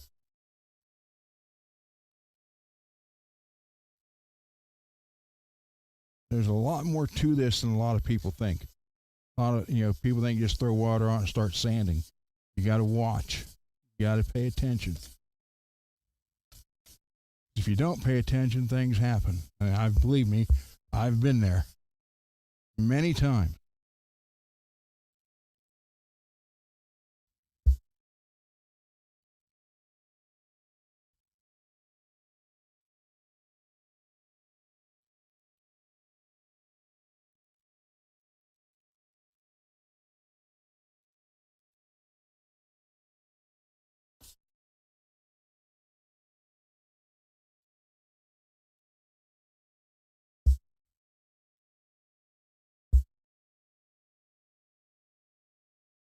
All right, let's see what that looks like.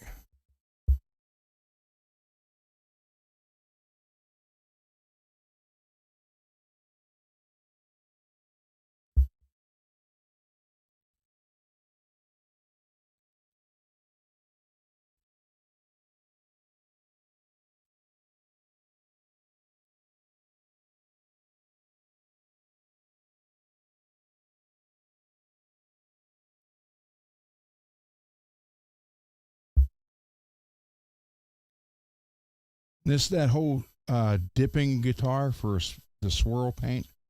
I love the way a swirl paint looks. I really do. But I'm just not sure about dipping a guitar in water, because that water gets into all the wood. Everything is drilled, and I don't know.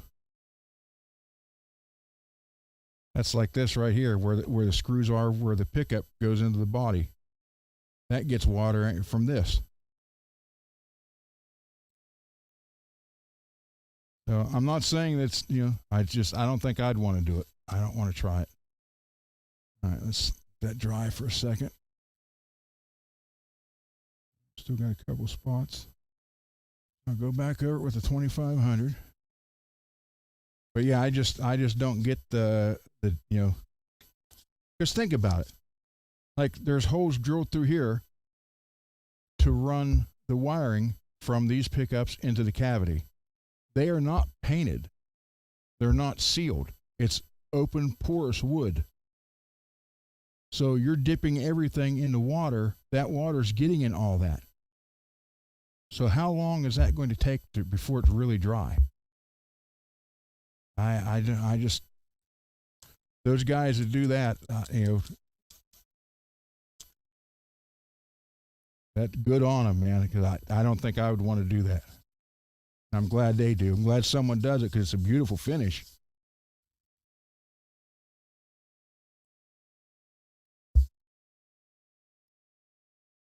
I just it just goes against everything I have ever learned about guitars about not getting water in them.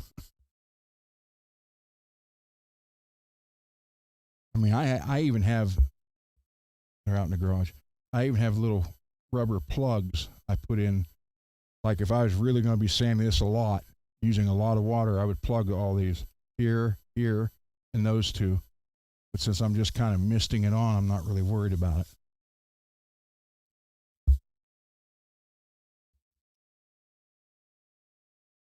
I mean, you're talking about dipping a whole guitar in water. That's every hole, every nick, everything's going to be waterlogged.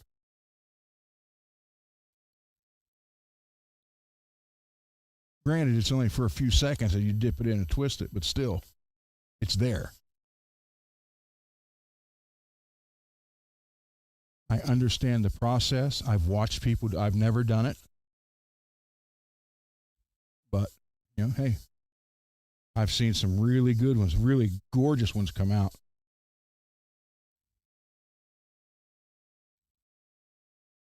I mean, if I did that, we're talking a 6-month turnaround before you get it back, because I'd have to make sure that thing was completely dry and everything was done before I even started putting it together. I worry now, in a week to a couple months.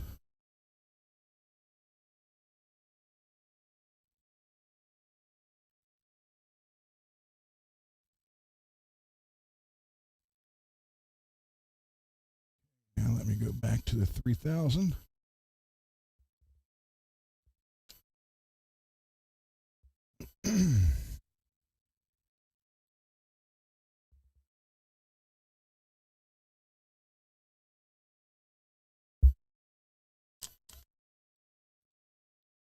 You can see I'm not like saturating everything.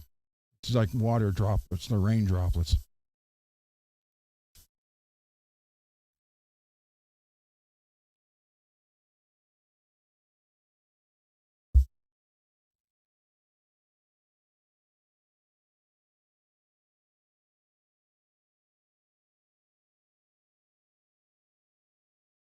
So everybody remember, 500 subscribers, we are giving away a guitar that was graciously donated by Billy Ray. It's a cool looking guitar. Kind of has that 80s vibe, kind of hair metal, Steve Vai type deal.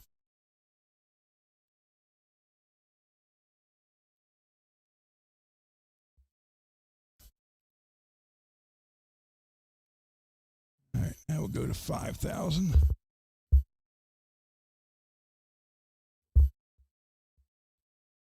I mean, that's just like kind of like a sponge. Let's back off. That's another mistake people make. I'm going from 3,000 to 5,000. So here's what people will do. They'll like do that 3,000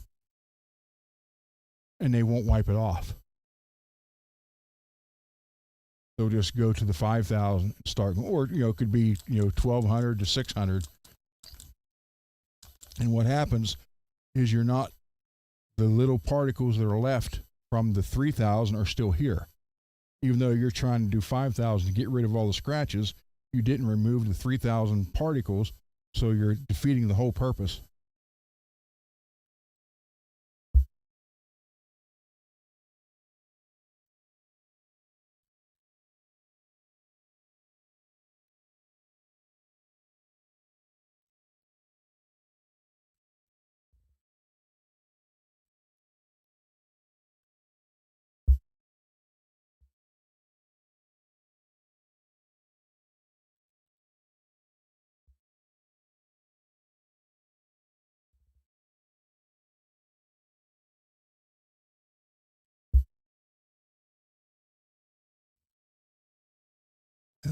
any questions? I'm going to try to follow the chat while I'm doing this.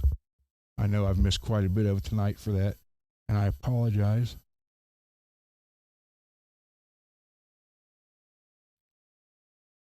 I need a regular person on here with me, so when I'm doing this kind of stuff, they could be reading the questions in the chat.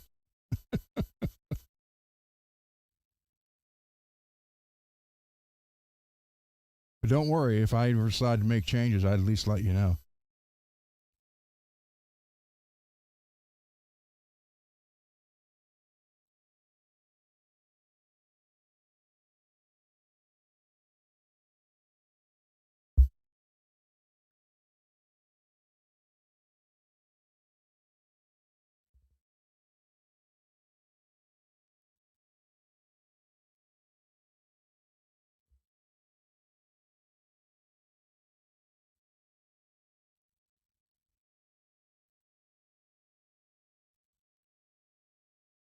All right.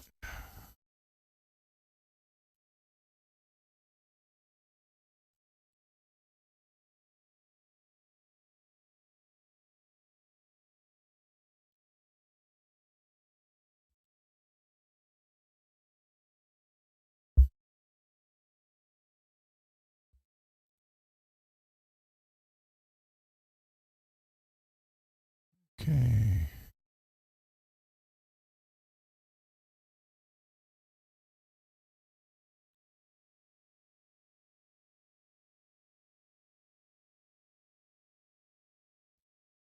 All right. Just a little bit more right here.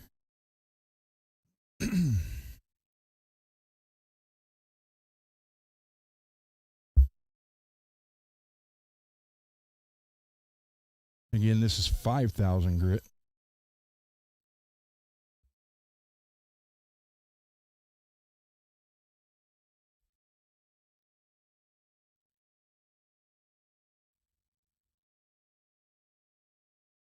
Okay. I think we got it. It's at least time to try the first attempt.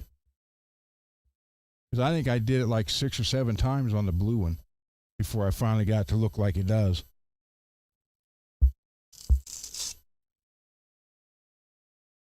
And then I ended up again, doing it that time on the show that one night.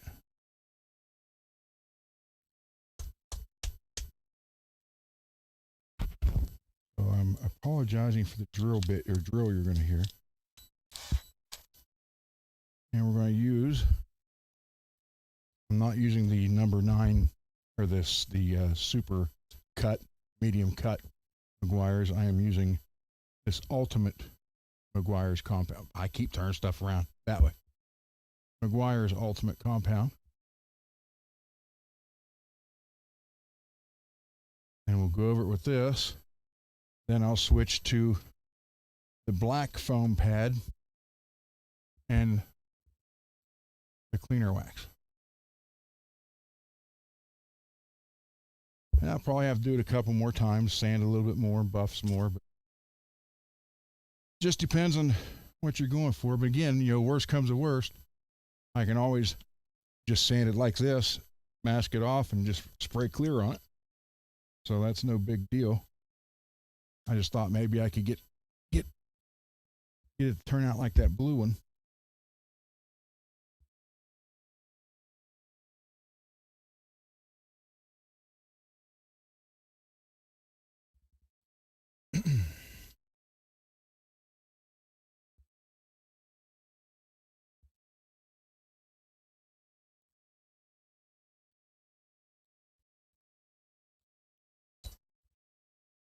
So again, sorry for the sound you're going to hear from the drill here.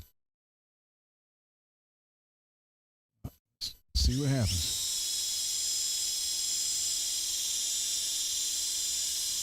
Another tip, when you're buffing, don't stop.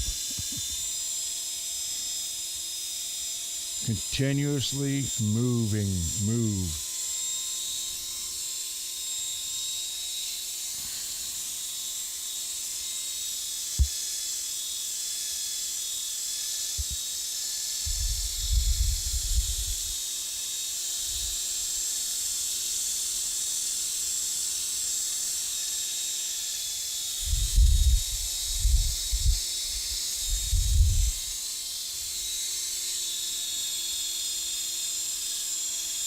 see a shine.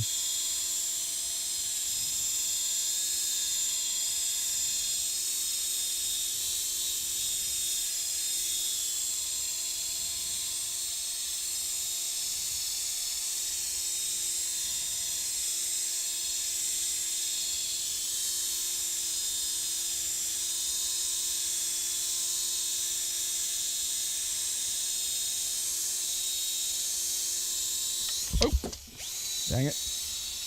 Yeah, just threw the polishing compound all over the floor. I don't have the grip blocks in here. They're out in the garage.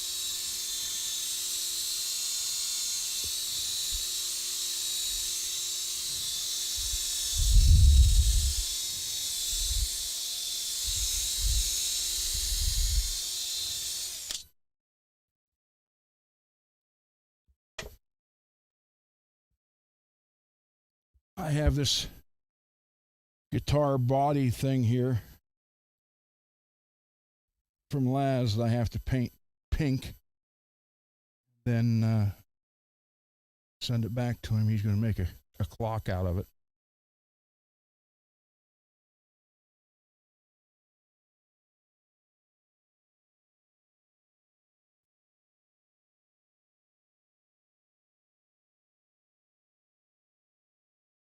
Okay. Do a little bit more sand. You can see we're starting to get a gloss.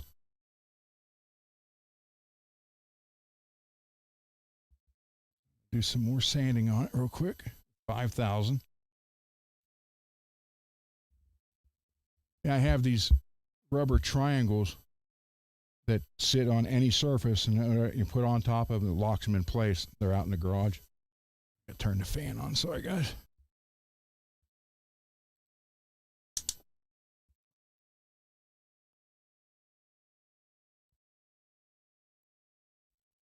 It was almost 80 degrees here today.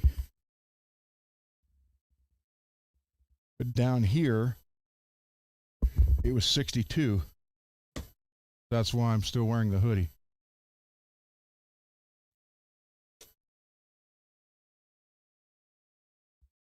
$5,000. Go some more. Do some more sanding.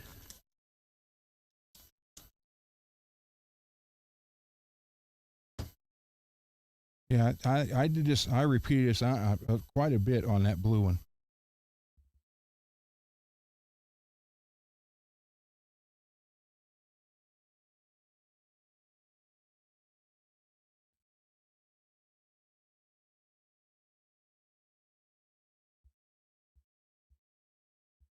But again, worst comes to worst. I just take her out in the garage and squirt some car show clear over it. And it'll look like it's constantly wet.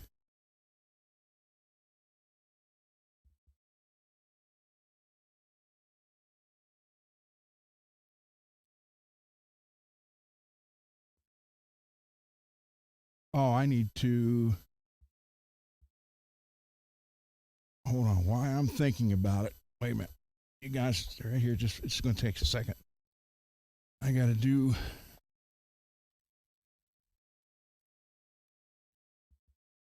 Which one am I on?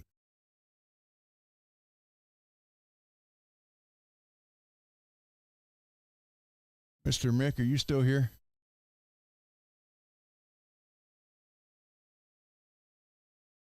I'm just scrolling through the. I'm scrolling through trying to find your name on here.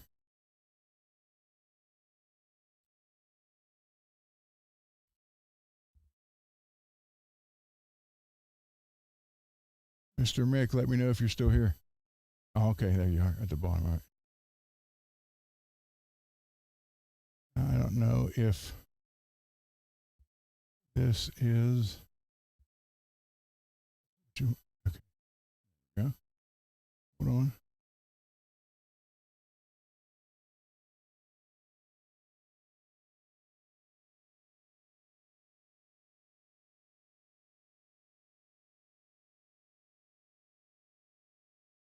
Okay, Mr. Mick, I got it.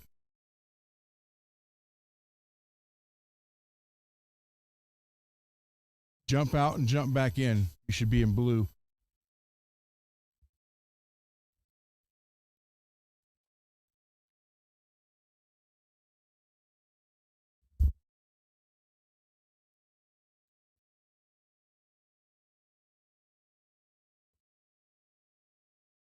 There you go. You're welcome, sir. Oh, by the way, Mr. Mick, I tried to add you as a friend on Facebook and it won't let me. It says it seems like it actually come up and said, cannot do friend request because you may not know this person. Swear to God, that's what it said.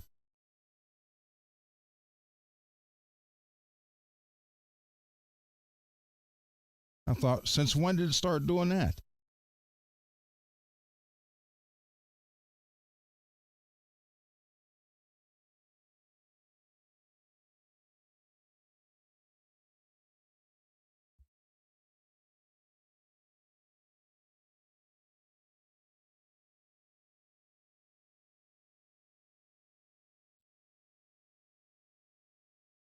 It would like send it, then within 5 seconds it popped back up. Can't send request.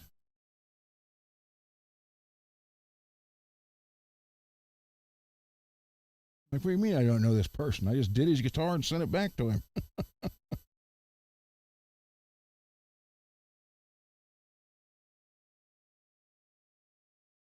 Yeah, that's what I thought, Peggy. I have no idea how they know who I know and don't know. Thursday? Oh, thank you, Mr. Mick. By the way, Mr. Mick decided to send me a gift as a thank you for working on the guitar for him.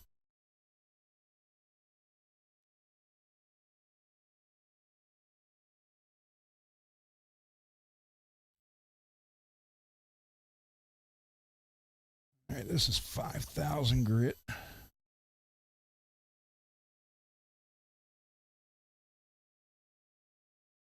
So thank you for that, Mr. Mick.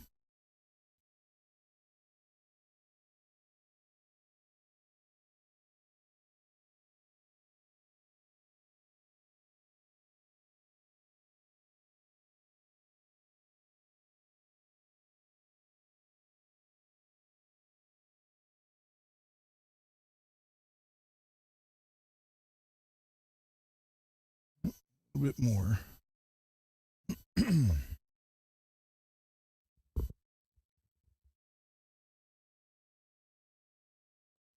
Don't need to be up here.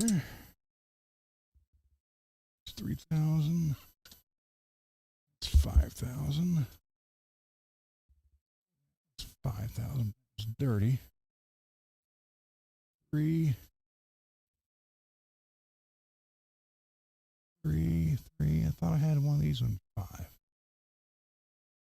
3, 3, 3. Crap. I don't do it. Is it over here?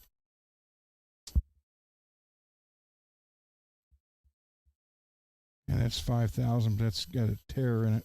I don't want to use that one. Dang it. All right, I'm stuck with this one. This one's kind of wore out. It's 5,000 here. And again, and most likely, you know, in all honesty here, most likely I probably will clear this anyhow. But I just want to see how good I can get it looking without re-clearing it.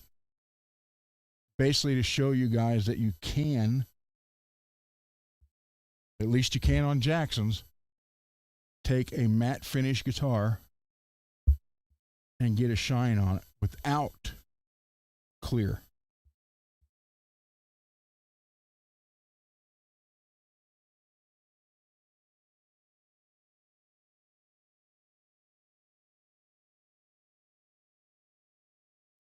Just like I said, I'm just doing the face of it here. So if this works out like I'm hoping it does, then I'll just do the whole guitar, you know, mask it, the neck's not. So it'd be just the body, actually. And that way it looks the same all over.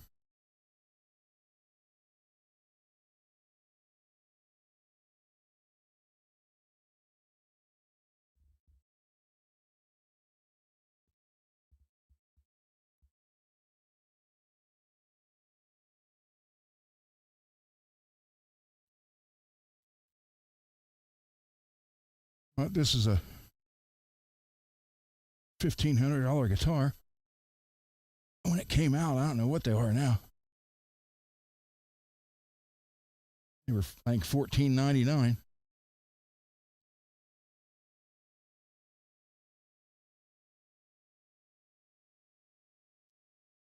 I found one today. I sent a picture to Barry or Rich. Reverb has a Soloist. It's the matte finish, but it's the white with the black swirl on it, on the neck and everything. And they only want, now on the back side right here, there's a chip of the paint gone.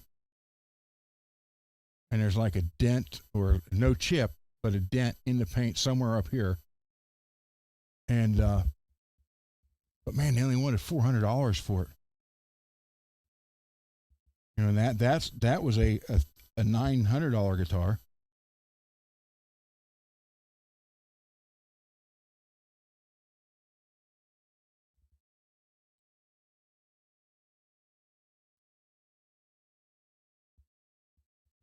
So again, everybody, this is 5,000. It's actually pretty worn out. That's why I'm doing a little bit extra with it. I need to order some more of these 3M sponge type.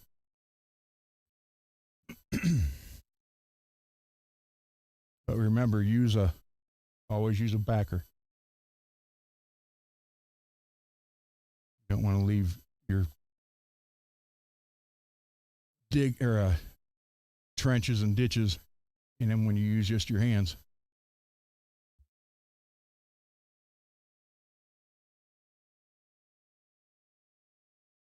And don't tilt it like this and dig in. Keep it flat.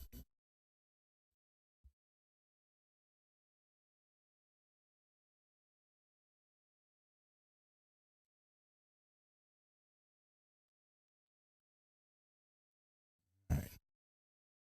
Wipe that off.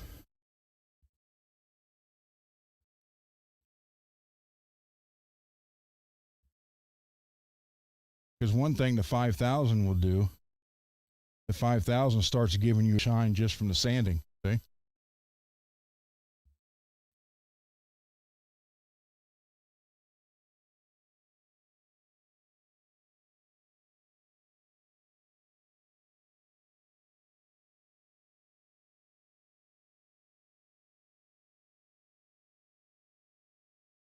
Trying to get rid of any right here. Right here.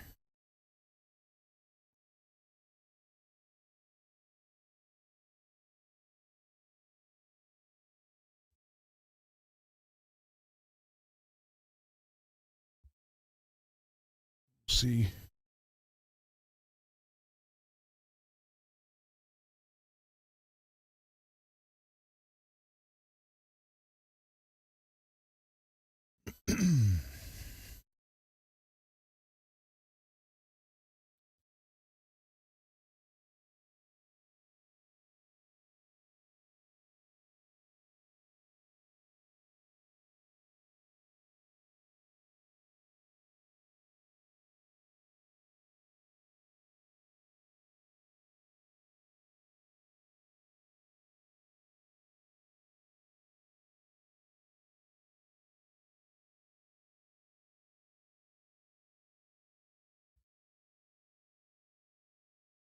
All right, time to do some more with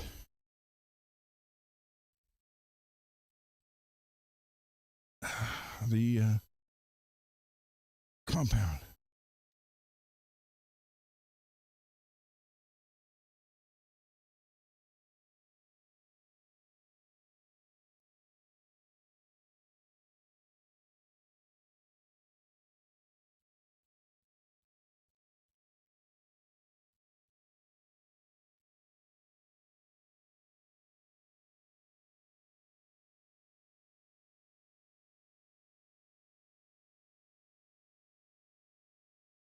It's 63 degrees down here, and I usually have a fan blowing at the desk to keep all the electronics cool. So I'm down here cold, and it's almost 80 outside. If I had the grippers in here, which I don't, I would use the actual buffer. I have the 7-inch DeWalt buffer up there, but it would catch this and fling it up against the wall.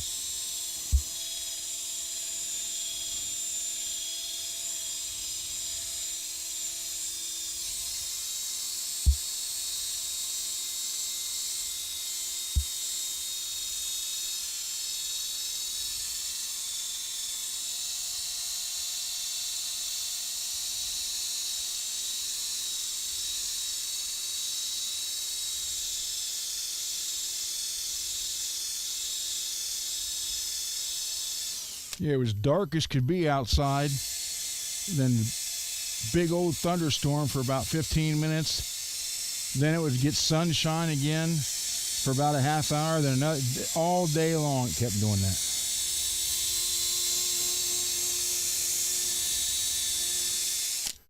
Just one thunderstorm after another.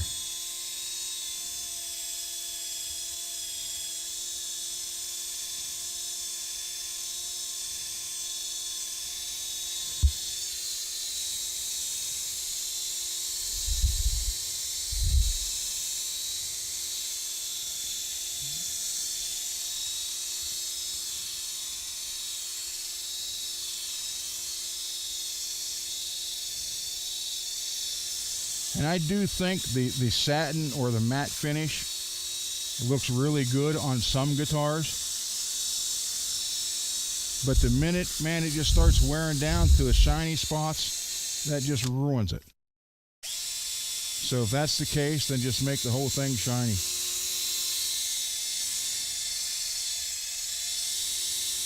Cole, on the other hand, for those of you who don't know, is my son and founding member and lead guitarist and songwriter of Faith and Failure. He loves the matte finish guitars. And then he likes the shiny spots because, hey, it shows it's being played. Huh? That's fine. I understand it. And here's the best thing. You know what, guys? Everybody in the chat, we don't have to agree on everything, but you know what? We can stay friends. How about that?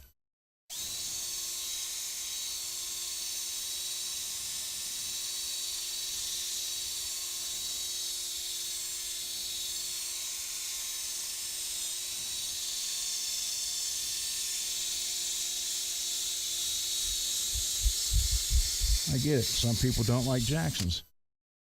They're wrong. I'm joking. I get it.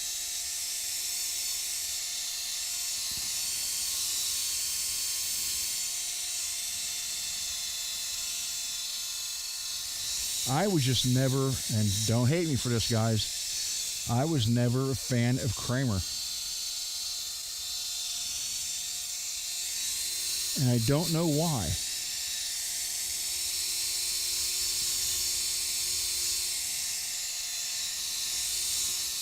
I've had a few, you know, and I do have the one with the Dennis Klein airbrush lips on it. But I just never got into Kramer guitars that much. I've always been a Charvel Jackson guy.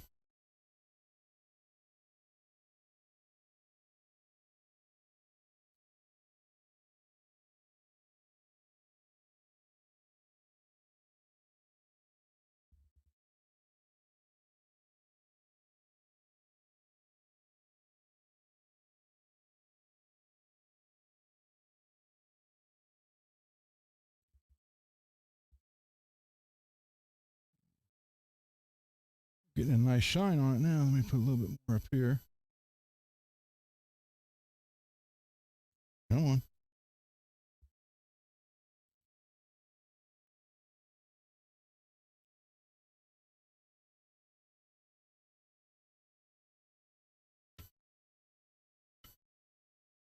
I normally don't like putting it just on the guitar like that, but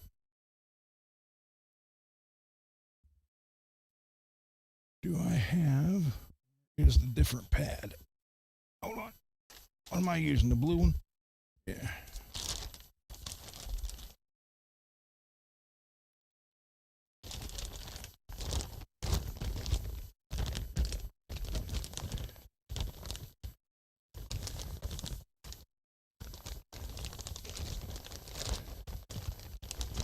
I may not have.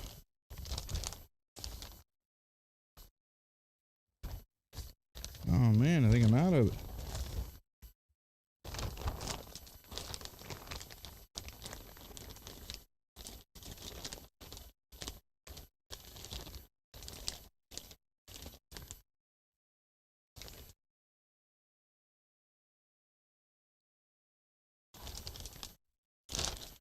And the one I actually need, I don't have right now. Oh wait, yeah, dude, I got it right here. Yeah.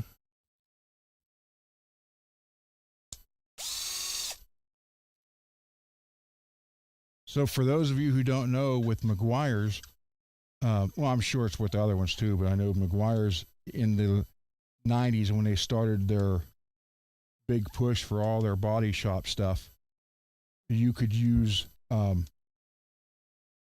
say, like a number 9 swirl remover, and they came out with the different pads and everything. You could use the same product, the same swirl remover with different pads and get different results. So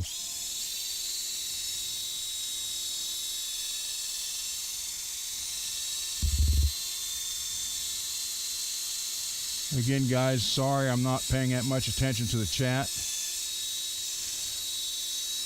I can't really watch the chat while I'm doing this so I don't mess up anything. So if I didn't say hello to you or anything, please forgive me.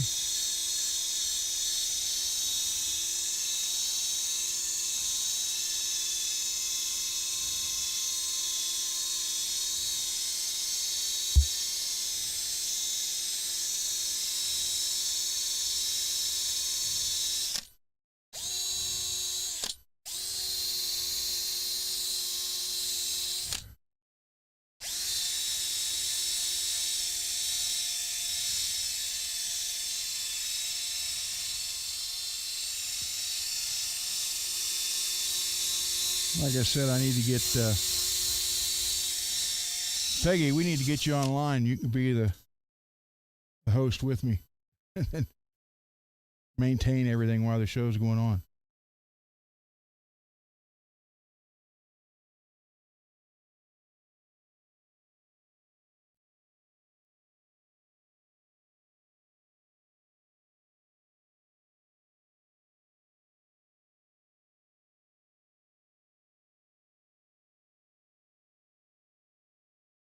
Oh, look at that, guys. Big difference from the matte finish in the back. I want to sand it a little bit more with some more 5000. Do another polish with that, and then put the wax on it. And we'll see what happens.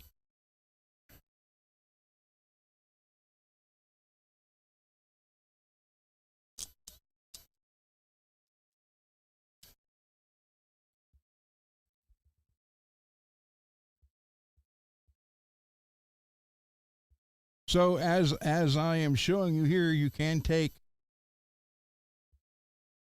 a satin finish guitar or a matte finish guitar and bring a shine on it without doing anything but sanding and buffing.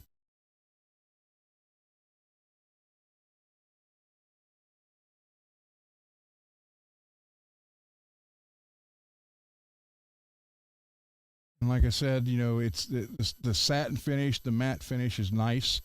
They do look good. Especially there's a lot of guitars that really just look good that way. But man, the minute you start getting the shiny spots on them, it's like, that just ruined the rest of the guitar. It's my OCD kicking in. Sorry about that.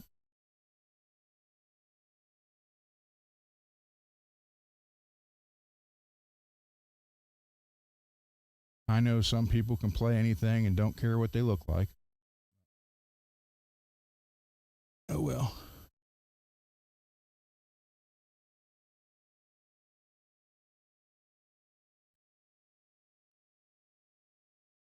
I look at it this way: you put good money in a guitar, why not have it be good?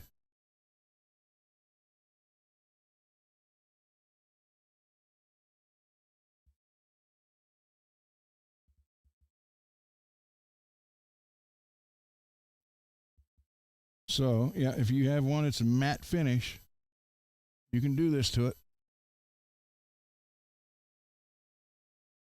I used 2,000 or 2,500 grit lightly, then 3,000 and 5,000. And the last 3 times I've gone over it here have just been with the 5,000. So,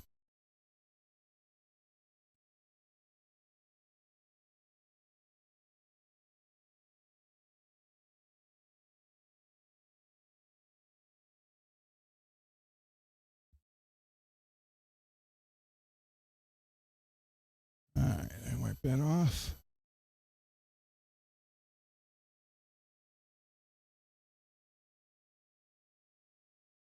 Now, I can tell from just sitting here, I'm seeing a lot more of the metal flake because of the gloss.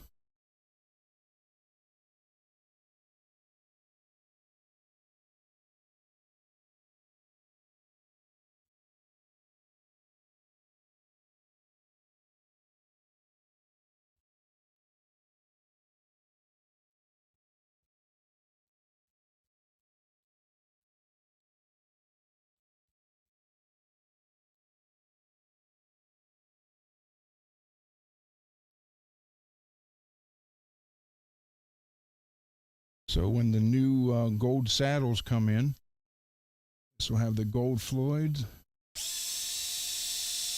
And then I don't know if I got the gold knobs. I might. I'll have to look. If not, I'll have to get 2.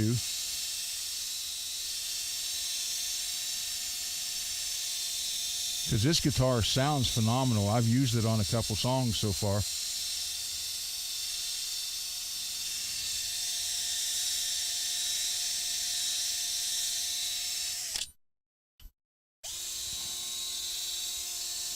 And with Tim offering to sing on some now, that that'll be 2 of my old singers on the same release. That's weird. The 3rd singer, Wayne, he was in between Tim and Kevin, and he, I think, is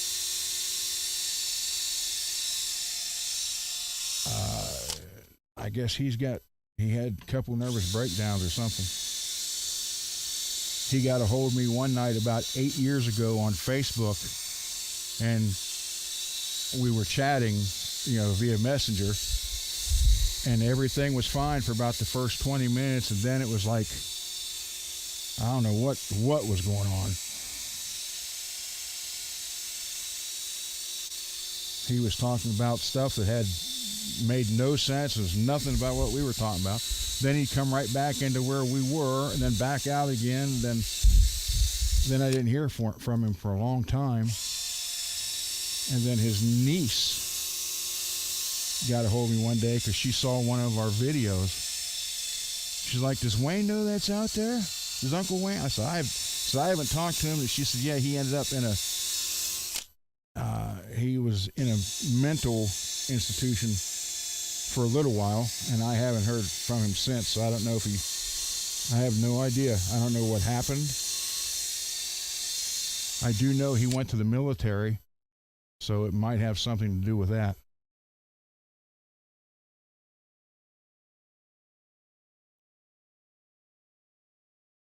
But it would be kind of neat to have all 3 of my old singers on the same releases. Or, same release with obviously different songs, but have all 3 of them on there. That'd be kind of cool. Already going to have both bass players.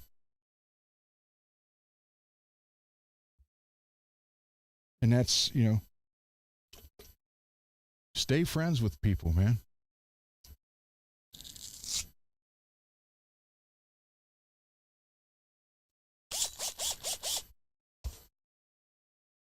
it's pretty cool to have, we're talking in excess of 30 people total that's willing to be on all my recordings from many different bands. Bands we either shared the stage with, either they open for us or we open for them, or sometimes, especially around here, a lot of times players filled in for other players. You had a gig someone couldn't make. So it's like, 30, 40 players that are all like great friends.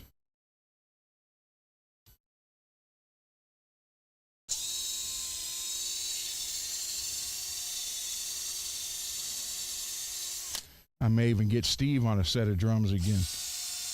And you guys all know Steve.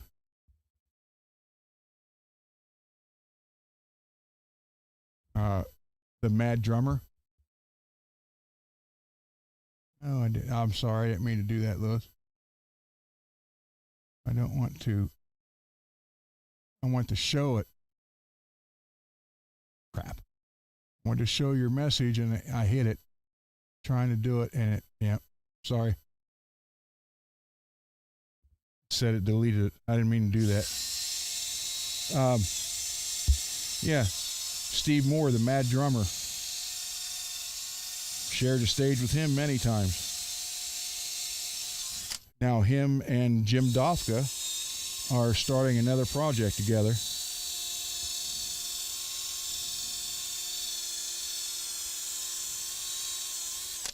So if you go on YouTube and look up Dofka, D-O-F-K-A, or Psycho Scream,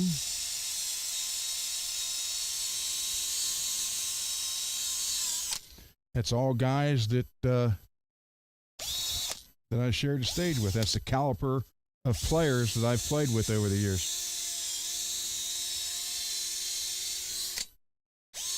So the mad drummer, or this drummer at the wrong gig, he started out in West Virginia. He's from West Virginia.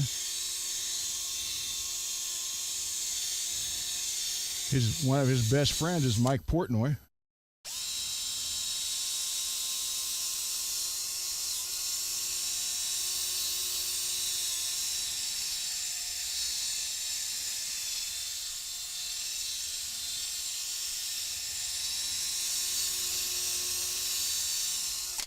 But I don't believe in that name dropping stuff.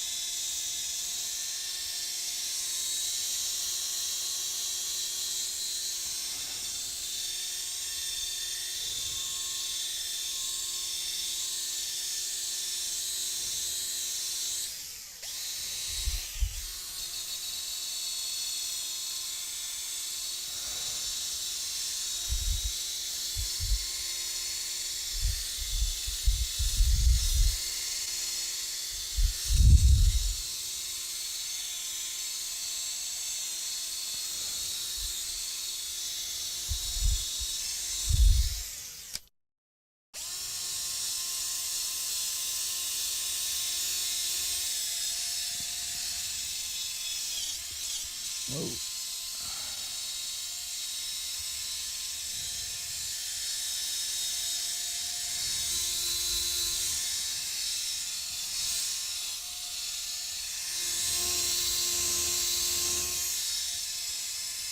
All right, so we're just about done with this for now.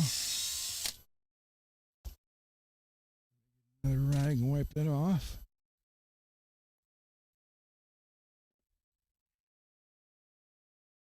That's just one coat of wax. But you knew we started with a completely matte finish guitar. It has no shine whatsoever. To this, all in the length of this second half of this show. And there was no sprays, no clears, no nothing. It was just sanded and buffed. So there you go. It can be done, everybody. Now, does it need some more? Yeah, I can do some more, sand it some more a little bit. But I want to get some new 5,000 grit. This is really worn down. So I get another piece of five, and that's what sucks. This is basically it right here. That's what you get, one piece, and it's like, I don't know, I think I paid $9 for just one of those. So I got to get another piece of 5,000, then I can go over it again better, buff it out again with the compound, put a couple more coats of wax on it, but you can see there is a big difference from what it was to what it is. So there you go, guys. It can be done. And like I said, the new saddles get here either Friday or Saturday, so we're gonna have the gold tremolo in it, gold knobs and gold cap there. And then I'll probably leave it like this till the summer. Then I'll just take it out the garage and just, mask it off just from here down, and just paint the body with the heavy duty clear, show car clear. And why it's apart, I'll clean the frets up. Fretboard, beautiful dark fretboard on it. I'll have to go get some 5,000 tomorrow.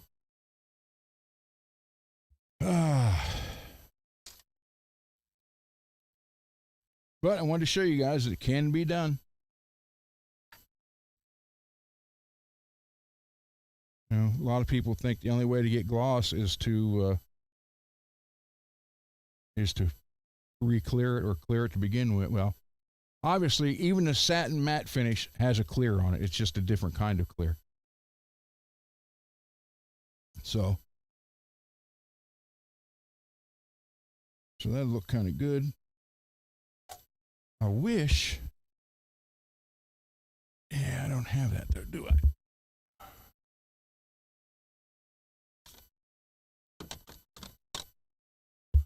Nope.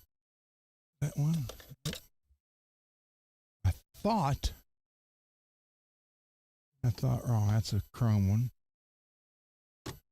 Yeah, I thought I had a gold Seymour Duncan. Look like one for a Les Paul. But that would only be here and not here, so that would look kind of dumb. But yeah.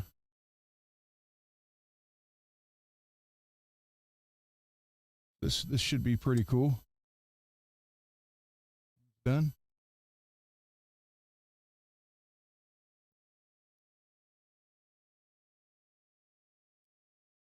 So yeah, I could with 5,000 grit sandpaper, I can sand it, 50 more times, and each time is going to make it a little bit clearer when it, it'll be shiny, but the shine will be clearer.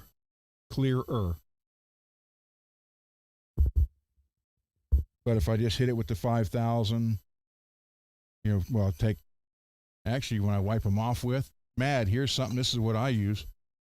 Sprayway glass cleaner. Every time I go to prime something, I hit it with this and wipe it down.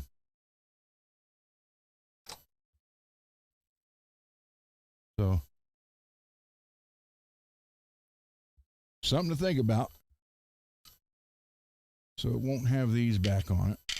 I have gold ones. So I need to get gold post. Ooh, I need another gold nut.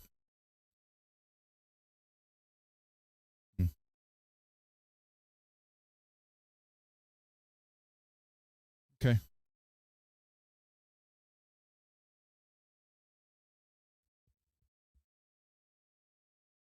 Yeah, that's what I use before I wipe everything down with before I spray it with that.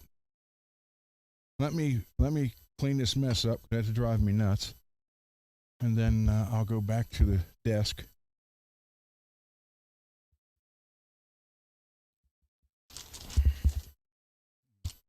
My assistant says it's much better if your bench is clean, because it shows people you're a professional and you care about your work.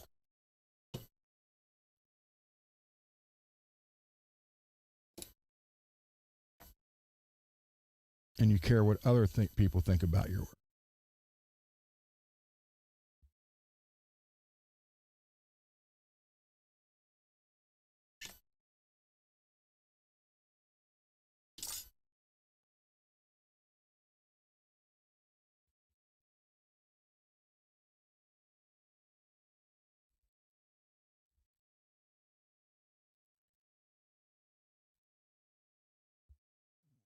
this out of the way.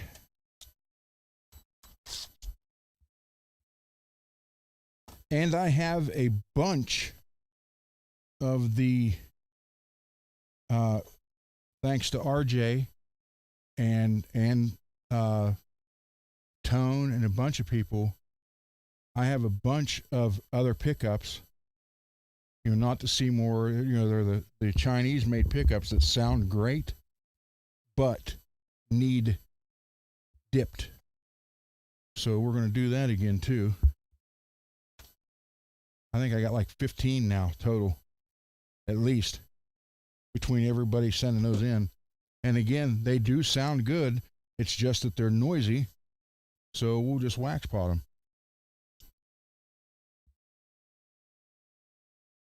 Do that again. Because eventually we're going to start repeating stuff. You know, and I'm kind of limited here because I'm not doing the painting yet.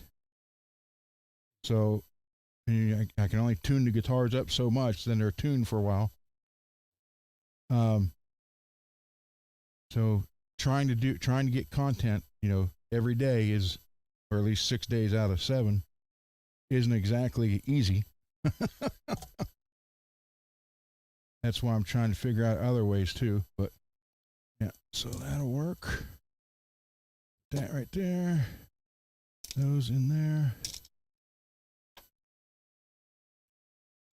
There, out of the way. Wipe this off.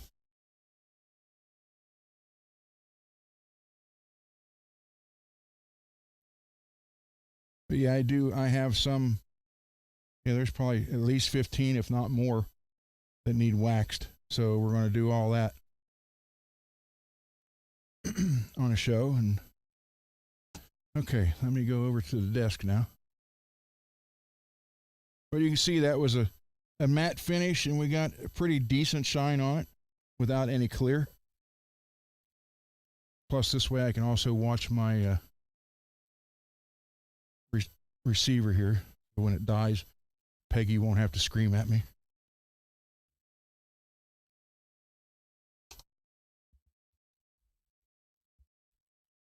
All right, let me switch back. Take the gloves off. So if any of you guys still want to donate parts, email me.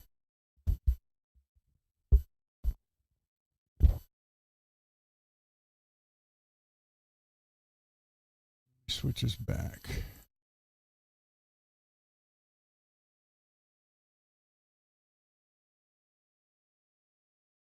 Okay, let's see. What'd you say, Blue?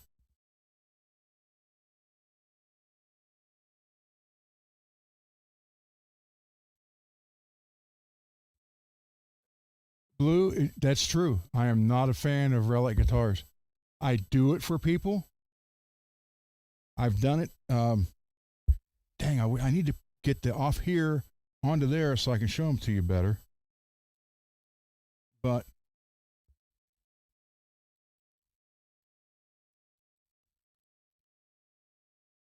I'll have to figure that out. Do it, get it done. And I'll be able to go through and show, you know, on the screen here instead of me trying to hold up a phone of the relic.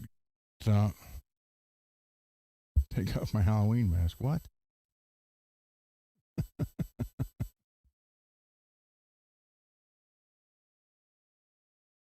Yes, ammonia free. Yep, that's what I use. Everything you've seen me do on the paint jobs before I sprayed clear or the paint or the primer, they all get wiped down with that stuff. My hands are sweaty from those rubber gloves. All right, so like I said, I admitted I didn't follow the chat tonight. I apologize for that. But is there anything you guys asked that I did not, that you want me to answer? Just ask it again.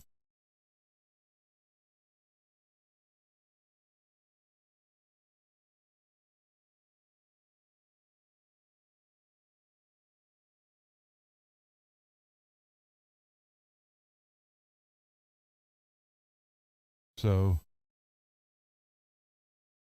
again, 500 subs. Billy Ray's donated a guitar. I can show you a photo of it.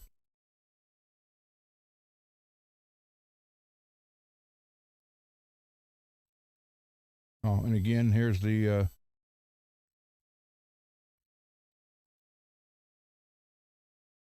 that'll be here between the 23rd and the 1st. So I told you I was going to order it on Monday, and I did. Ordered it with a vengeance.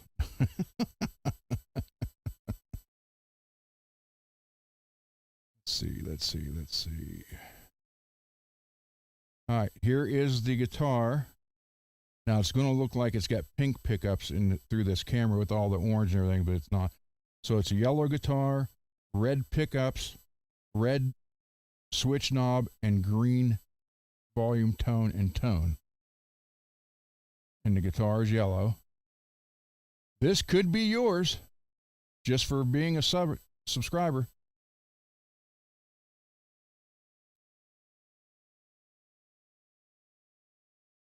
So I don't even know what are we at now? Peggy, do you know?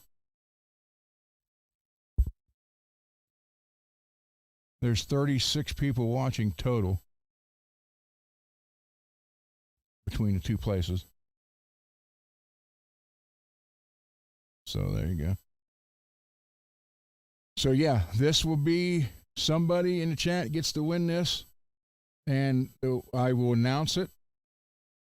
To be announced a day ahead of time. You have to be a subscriber, and then that particular show, whoever's in here, I'll put your names in the wheel of names or names of wheel or whatever it is, and we'll pick it, and then send me your address to that email.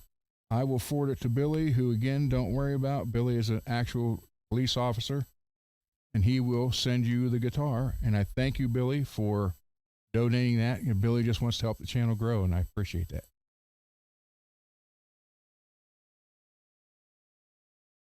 What Jackson was on my workbench? That was a Jackson Pro single hum in, I forget, because I have the regular Jackson Soloist in orange, but it's the neck and everything. This is just the regular Soloist, where that one was a Soloist Pro. So this one came from Dane, matter of fact. I happened to, Dane was on a live show with, I think it was the Bald Shredder. He was doing a live stream with the Bald Shredder. And I didn't see it till it was almost over. And I popped in and I said hi. And Dane's like, oh, wait, I got one. Because it got to a point at one time when he was getting Jacksons in, he was letting me know. So.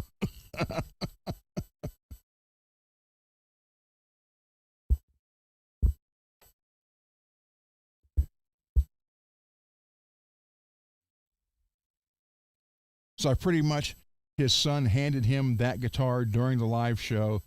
He showed it up, on the screen, and I basically told him I'd take it right then.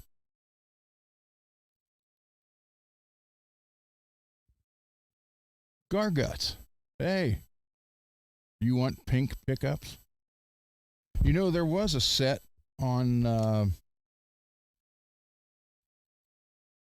again, be a sub, and that could be yours. Let me see. There was a set on Reverb. Oh, God. Every time I find something on Reverb and I save it, when I go back, it's sold. Oh, here, I love Crackle paint jobs, as you guys can tell. I didn't think a Crackle paint job could look bad.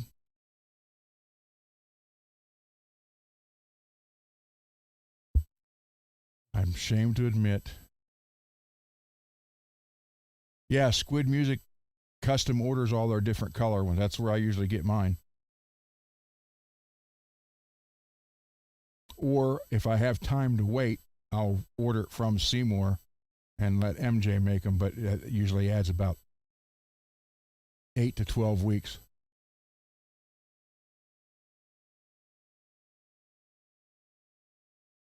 No, I didn't see that, Multi.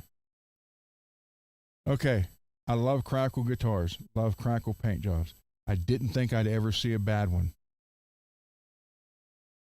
You guys might hate me for this, but if you've known me for over 3 years now, you know I really don't. I like this style body, but I don't care for it, especially in a Crackle. So that's yellow with a red Crackle over it. It's a Les Paul style. It's not a Les Paul, or a Gibson, I should say. But I just don't like that. I don't like that at all. You don't know. And it's just on the front.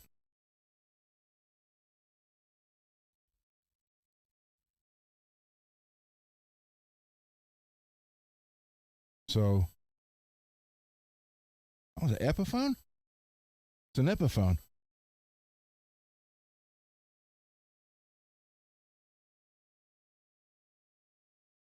Yeah, I don't care for that. I'm sorry. That just doesn't go together. That style guitar and that finish does not go together.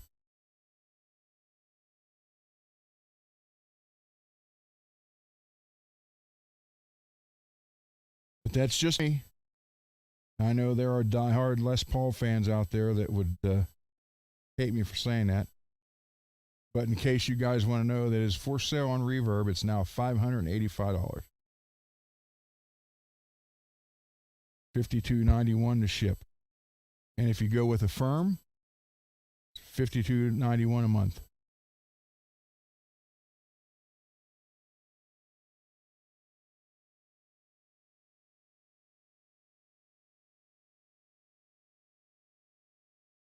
So there you go. But I was looking for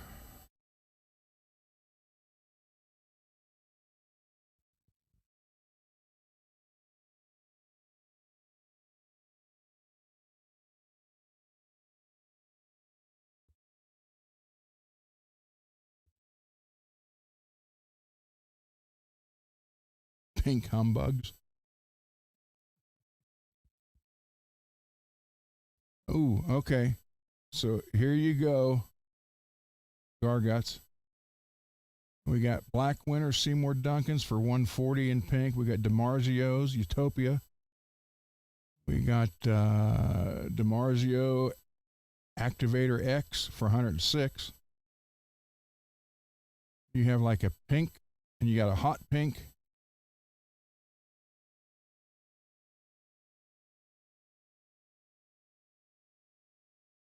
Although the camera's not with the orange lights in here, it's kind of changing it.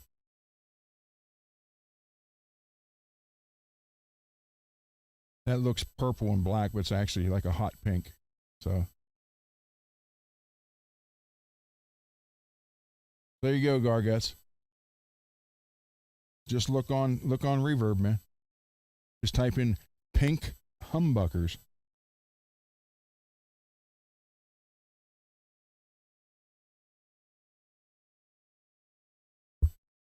There was, oh, this one is different. I saw this earlier. And again, talk about ugly guitars.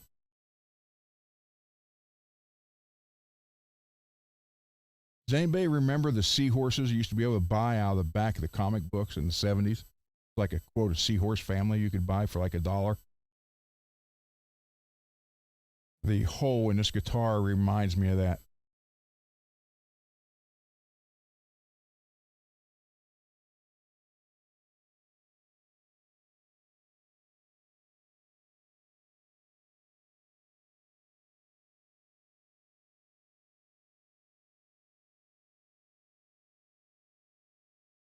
This is only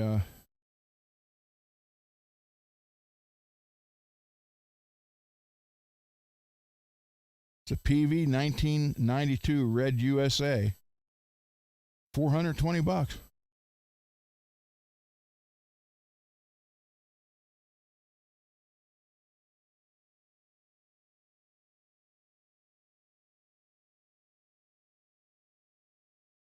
it does have, hey, Gargux, you're in Texas. You ever listen to 107.9 or 98.3?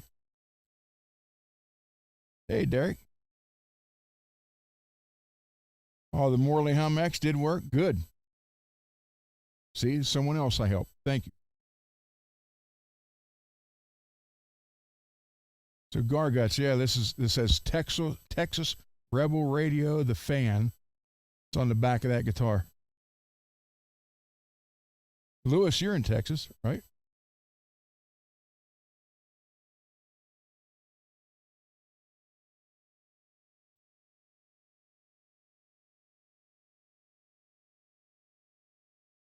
Yeah, I saw that F hole and I was like, that just looks like the old the sea monkeys, or whatever they were, seahorse, whatever. That's the first thing that reminded me of instantly. Oh, you're welcome, Derek. That's why I'm here, man. I'm here to help any way I can.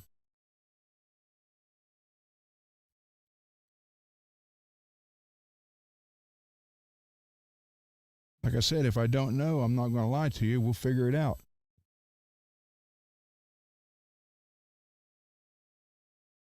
But I knew that did do certain things, and I was pretty sure it would work. So, and you're telling me it did, so that's good.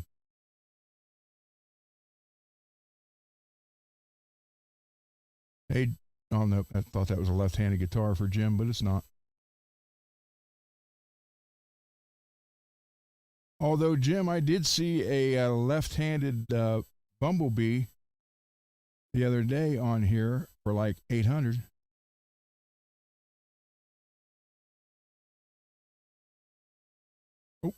Yeah. An Engel 305 Gigmaster 30 watt. Hey, if someone's looking for a good amp, and it's the Gigmaster, so it's easier to haul around than those 90-pound beast right there.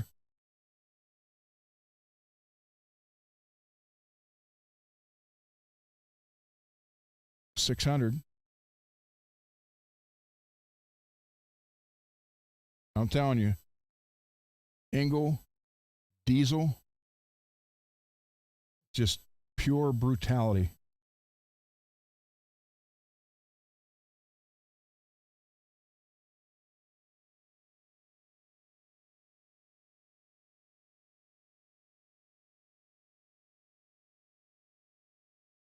Uh-oh. Wait a minute. Greasy, you still here? Ah, this one's not what I thought it was. I was going to say, tell me you got one of these. The mirrored Kelly, but it's the cracked glass.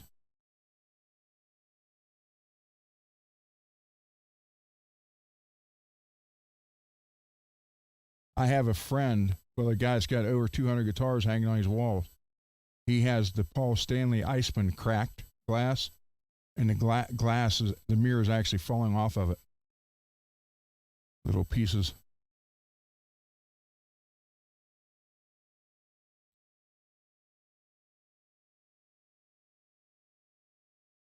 Oh, here's a diesel.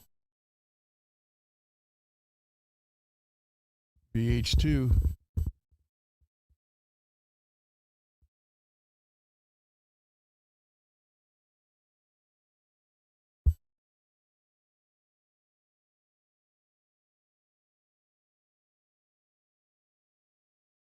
Here's a EVH 15 watt, $450. Yeah, I've seen those before, but ever since I saw the glass breaking off or literally falling off, and it's just hanging on the wall. He's like, every now and then I'll come down and see a piece of glass on the floor or mirror. And now you can start looking at it and see where the slivers have fell out, and it's like, wow. Hey Billy, you still here? Oh, no, this ain't it. Never mind.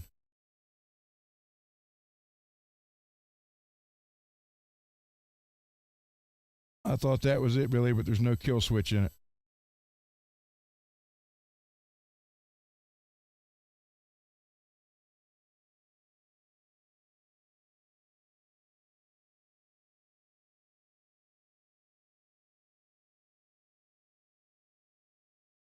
Yeah, he had some bad luck with a guitar body today, and it's a shame. Hey, Mr. Mick.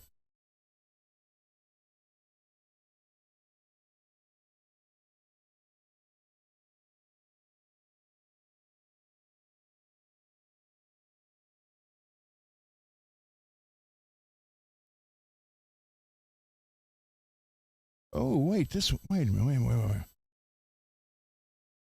Hold on here. We have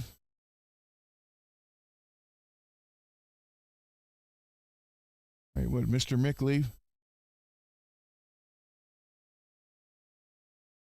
Wait a minute. I don't think your neck looked like this, did it? No.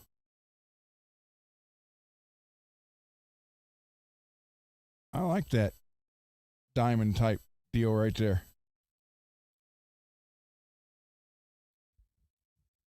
I don't think his. I have pictures of his. I don't think his had that.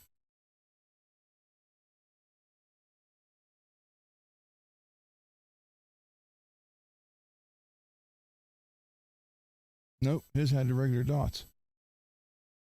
Hmm.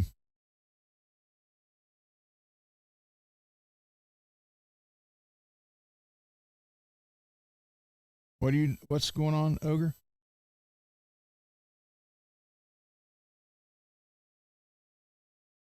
Where's Matt? Matt, I want the Washburn Diamond Signature Model Crack Bear Guitar. What's your question, Matt? Dang it, now I got too many.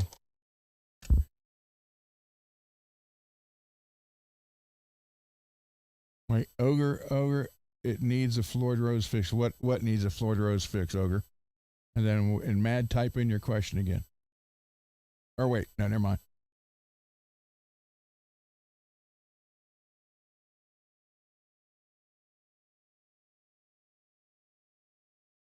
Okay, string tree. You're not putting the string trees back, I assume then. So if you're not, you need to plug the holes with little holes like that. You can get away with breaking off some toothpicks and putting them in there. Emma, can I highlight this question? Hold on.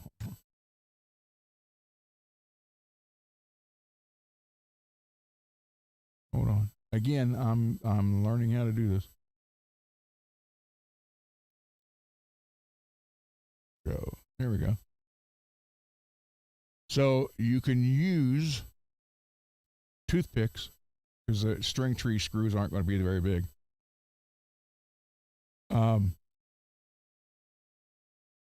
So you can use the toothpicks and fill it up. And then what you need to do, you need to go somewhere like Walmart or something or an automotive store. And where's that?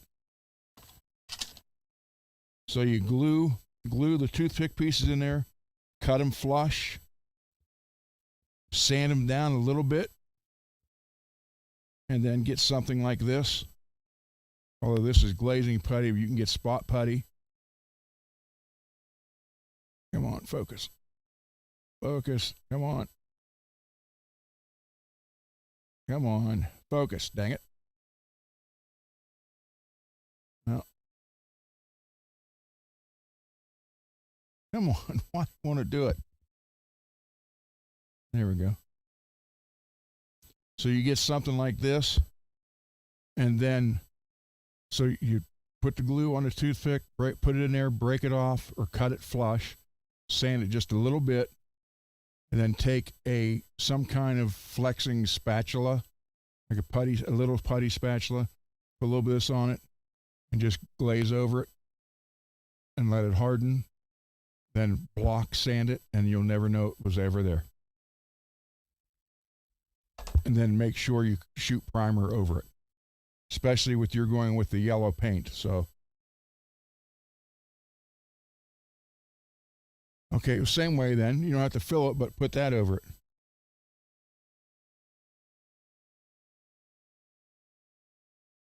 You get a spot putty or the glazing putty and just go over it. And just because your hole, if you don't have it filled, when you go over this as it dries, you'll right where the hole is, it'll kind of shrink down in there a little bit, and just don't worry about that.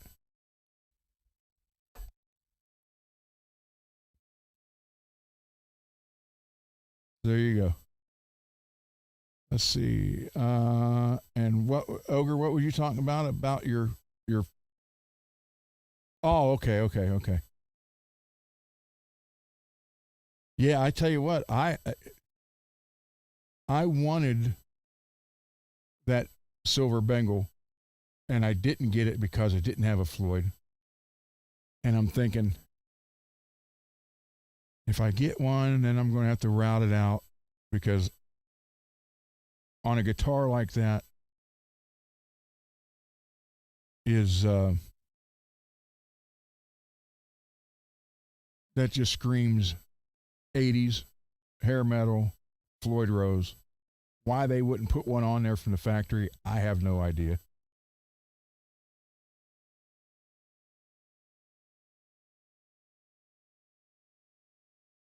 So, any other questions, comments, and or concerns? Because according to, well, we're 3 hours and 4 minutes, and this still isn't blinking red, but about, according to normal practice, in about 15 minutes, that might go red or just go dead. So,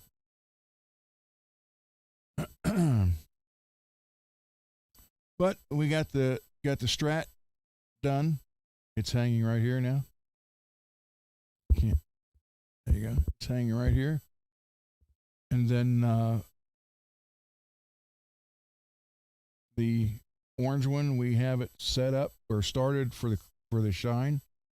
And again, I want to get some another thing of 5,000 grit sandpaper and go over it probably 4 or 5 more times, buff it back out, and then this weekend when the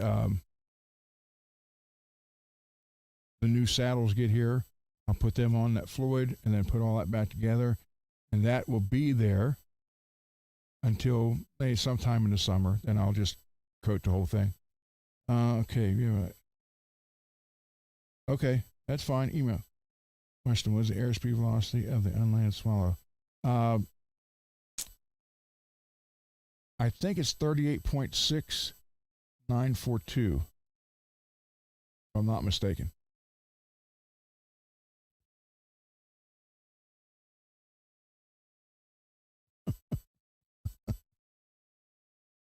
So, yeah, you guys can email me if you have other questions, or whatever. It's fine. I'm here to help. It's it. I'm here to help. I want to help, and that's what I plan on doing. But see, I did know that, Lewis. That was the whole thing. I did know it. So at least I'm close. I could be off by a point.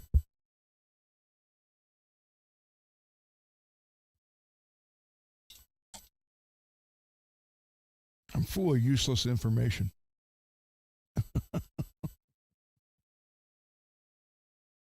So, anything else? Anybody? I'm really loving the purple on the rainbow Floyd. Ogre, did you see that? I put the purple stainless steel kit on that because the purple goes right through the Floyd.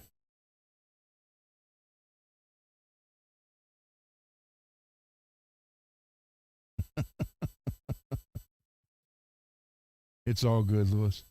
I'm here to have fun and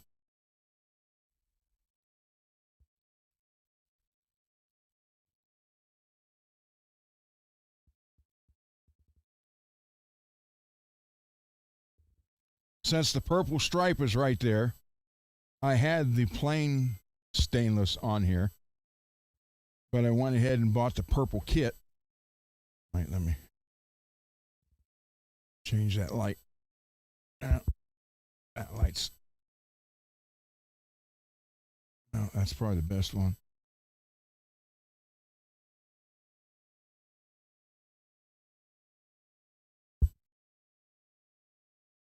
So it kind of flows through the purple that way. And there's purple up here. So I'm really, really digging this. Again, I replaced stainless with stainless. So does it help it anymore? No. But I like the way I like to make them look certain ways. So yeah, that's now they have a light purple too. So you have a pink, a light purple, and then this dark purple. But I don't know if I can get it to get.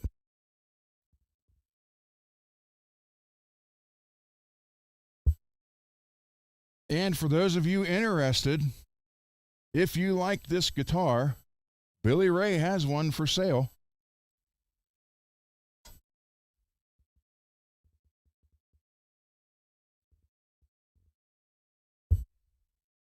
Or at least he did. I don't know if he sold it yet or maybe changed his mind. But Billy Ray also has that Jackson Pro Rainbow Crackle, and he did have it listed. So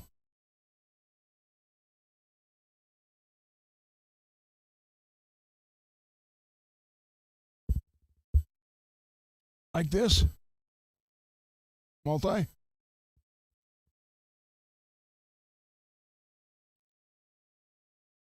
Actually, I used to have a 70.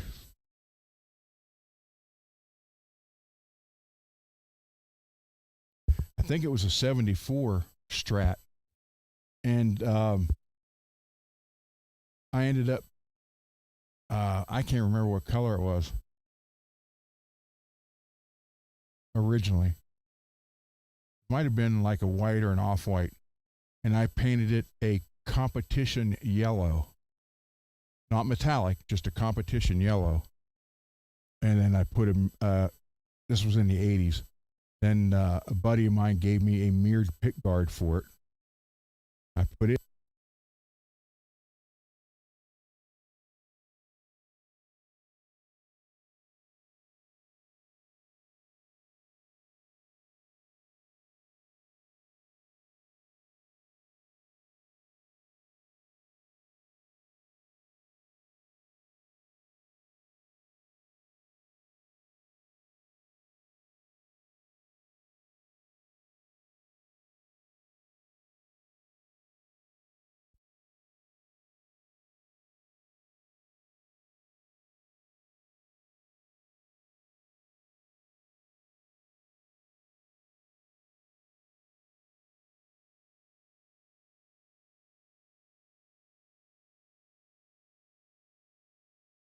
Okay, Peggy, remind me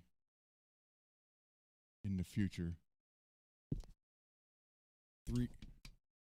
3 hours and 11 minutes is all that lasted.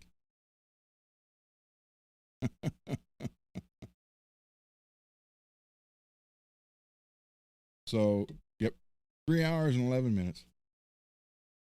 And this is what dies in it is this receiver.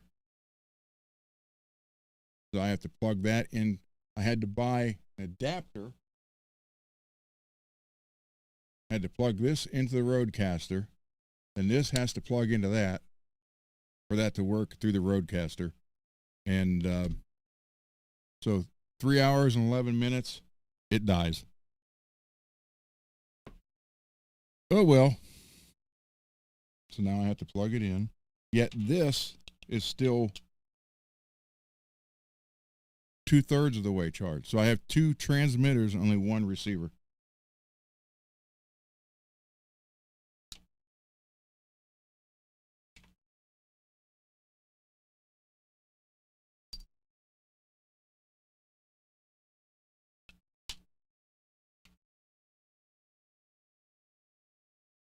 Okay, hold on, Billy.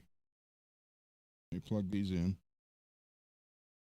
It takes about an hour to charge them. And again, I do have another one that's like a backup kit for this, but it's a completely different model and brand, and it sounds like you're in a tunnel. So, all right, Billy sent me a picture of a guitar to show you guys. Hold on, Mad, you're going to want to see this.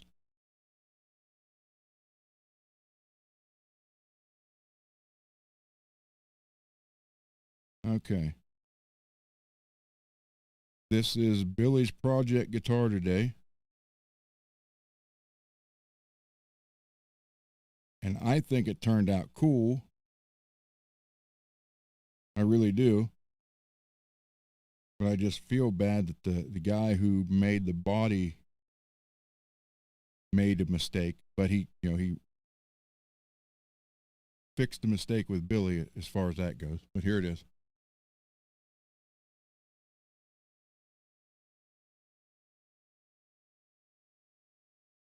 A blue Frankie.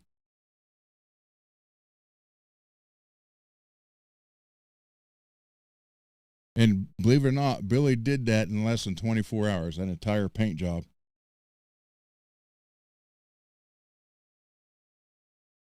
From a plain body to that in less than 24 hours.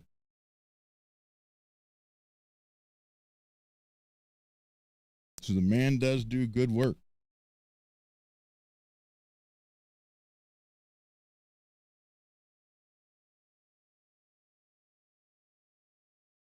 As they say in Gung Ho, congratulations. And Matt, I know you know that.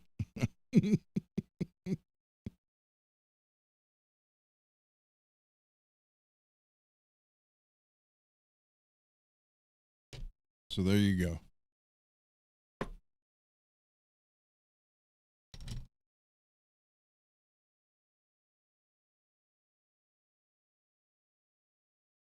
Congratulations. 1,500 calls. If no one watched the movie, they're not going to know what we're talking about. And for those of you who don't know, I was in a movie. My God. 41 years ago. Holy crap.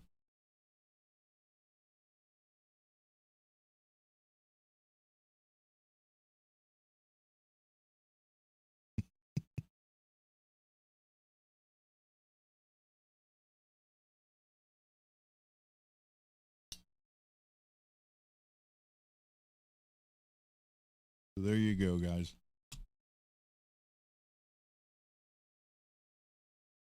All right. Well, I guess since the mic died, we can stay a little longer if you want to.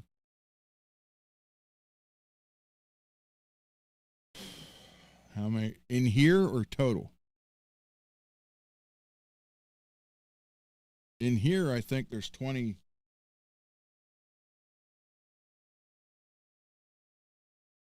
Hold on. 1, 2, 3, 4.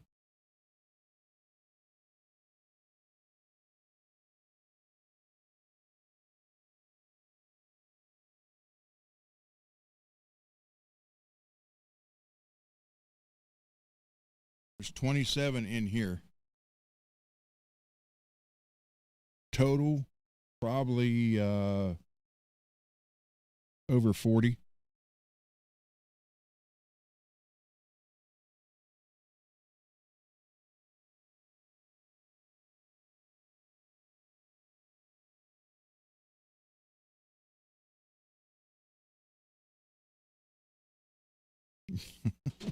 There's actually 60 guitars total in this whole room, and I am out of room. I initially had another, 8-foot board. I was going to run right behind those hanging, and then I could hang 6 more. But because I thought that would free up a little bit of space here, but there's 10 in this rack and 6 in this rack. So it doesn't pay me to do that as far as gaining space. Although the bass amp, my buddy's, one of his bass amps is right here. It's Dave, the guy that's coming at the end of the month. God, it's been sitting there for over a year. It's an old crate.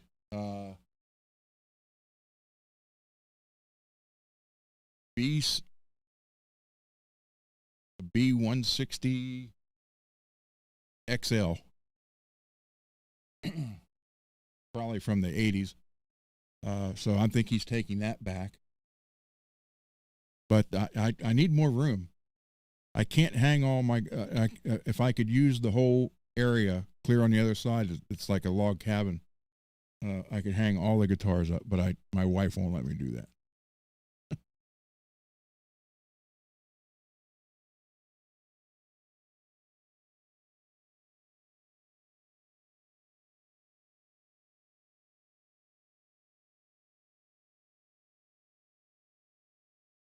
Yeah, Michael Keaton and I got to take Batman and Norm to a strip club.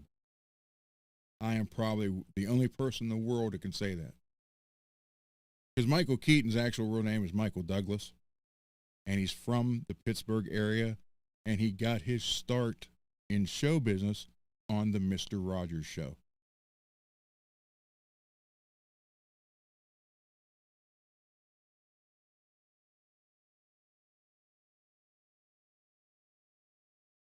Yeah, he ran the trolley, and when Mr. Rogers would have back in the 60s and 70s, the 8mm or 16mm reel, and he would like to want to show you something on picture, and he would open the side up and hand it in there. He was handing it to Michael Keaton, and he was the guy that ran the trolley and the projectors. And he'd made comments that they had to do many takes because Fred Rogers would open that window and to put something in there. Michael Keaton be like, "Forgive me, Father, for I have sinned." He said he'd break. He was always doing stuff like that to him. That's actually how he got his start. But there was already a Michael Douglas, so they changed it to Keaton. Good night, Mad.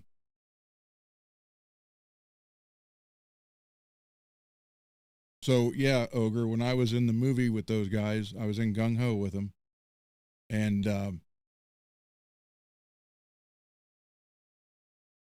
there's a place over here called Jill's Gentlemen's Club, and they were here for 2 weeks filming. And one night we were sitting there talking because I became really good friends with both those guys, and I was like, man, we were sitting there and like, well, you want to do anything? I was like, well, they want to know about bars in town. And I'm like, well, I said, you want to go to a strip club? And I was actually joking. And they kind of looked at each other and went, yeah. So we went to Jill's Gentlemen's Club. Yeah, Mr. Mom is great. This was, he did he did Night Shift with Henry Winkler first, then Mr. Mom, and then I think that's when he did Gung Ho.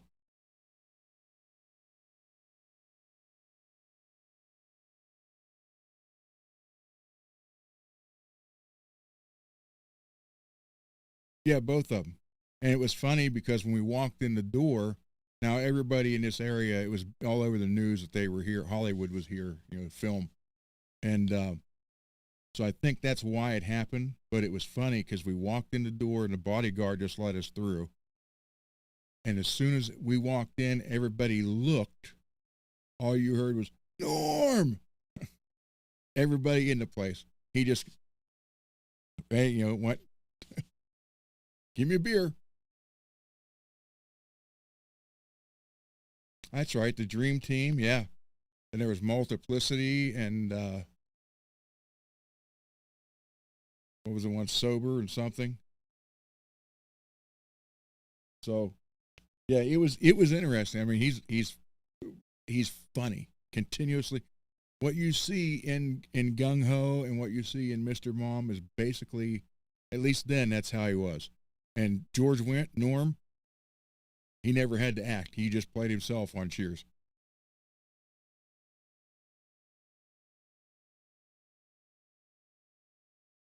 Because I remember asking him if that was real beer. And he's like, when they first started filming, like the first season, it was. And then something changed, and they had to give something that looked like beer. And he said if they could do the scene in 1 or 2 takes, when it was ice cold, it was drinkable. He said, but after that, it was terrible. And he said, I'll tell you how you can tell if it was good or not. He said, if you see me grab the mug and drink a lot of it, then it was ice cold. If you see me take a sip and put it down, we filmed that scene quite a few times, and by that time it was warm. There's a picture. I wish my dad would snap the photo a little bit later, just a couple seconds later. But George and I was standing there, and he's had the broom. It's in the scene in Gung Ho when he's, he's the janitor, and it's right where the fight takes place. And we were sitting there, and I said, man, because he was shorter than me, and I go, how? I said, I thought you guys said the cameras put 10 pounds on you guys. He goes, they do. I said, well, by God, man, how many cameras they put on you? And he started laughing. He had me grabbed me in a headlock, and he dropped the broom, and my dad snapped a picture right when I was telling him that, not after he did it.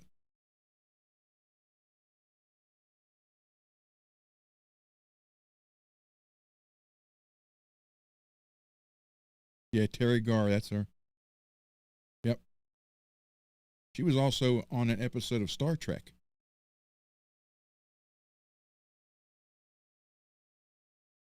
Where she was with Gary Seven, called Assignment Earth. Right? Greasy, are you still here?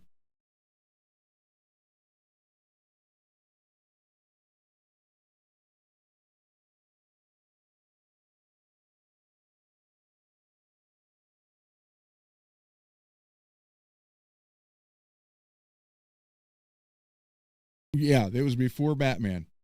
This was 1985. That's what I thought it was. Gary 7, Assignment Earth. Yep. See? Full useless knowledge.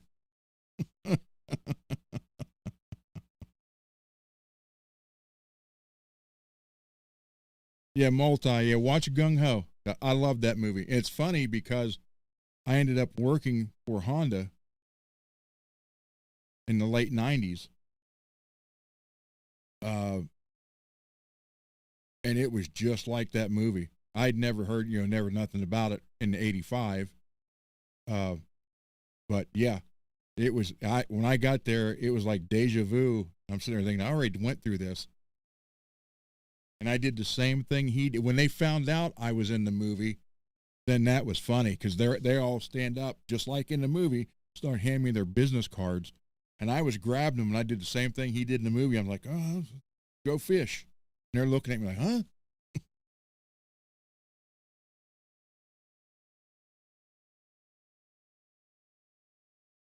Ron, you get a Floyd question.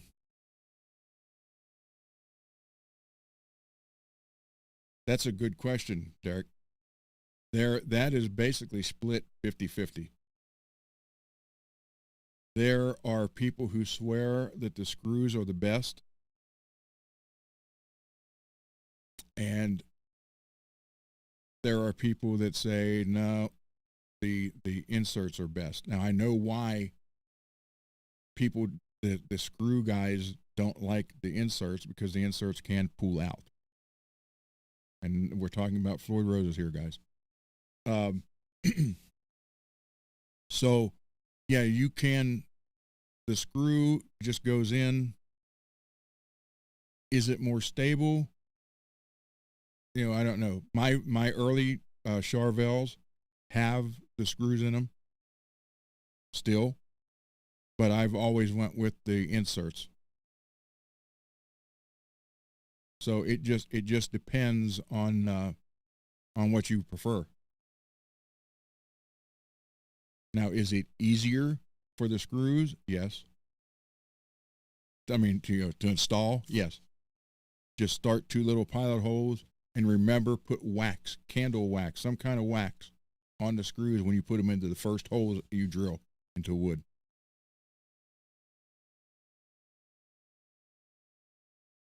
Yeah, multi. It's a funny movie, but how they did that is that was so true. Ron Howard was director.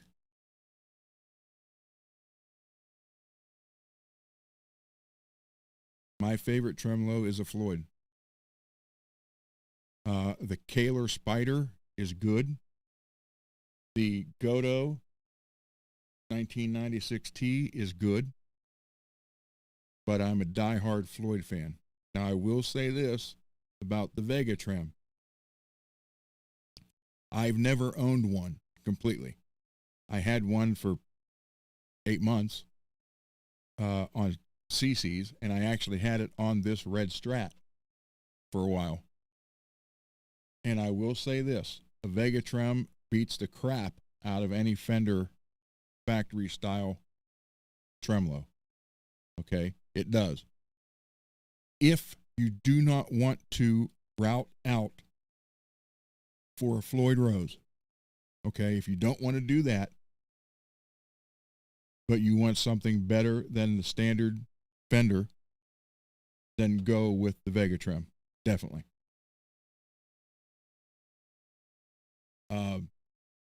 And I get it. A lot of people don't want to route out their bodies. I understand that. So, and the Godo, I think I'm saying that right. I have one here, and I wish you could buy the post for those just individually. Because the post, I love a Floyd Rose on the Godo post because the fact that they have the inside pins that you set the post where you want them. Then even on a Floyd, the very best Floyd you can get, there's a little bit of rock, Granted, if you got it set right, you're fine, but still it scares people. But with the Godo, you can put it where you want it. Then there's that little, basically, spear in the middle that goes down into the wood and keeps that rock from going. So I would like to use the Godo post with the Floyd Rose. Plus, they have they already comes with the big brass block and the way that the springs go in, and they got the screw holding the spring in so you don't have an issue. That's great. I wish Floyd would adopt that. Wilkinson sells locking saddles that fit a Fender style bridge. I haven't tried those, Ogre.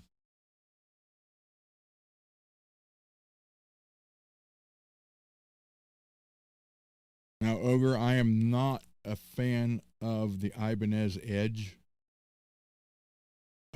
And it's nothing against it. I can't, and it's really weird. I don't know why.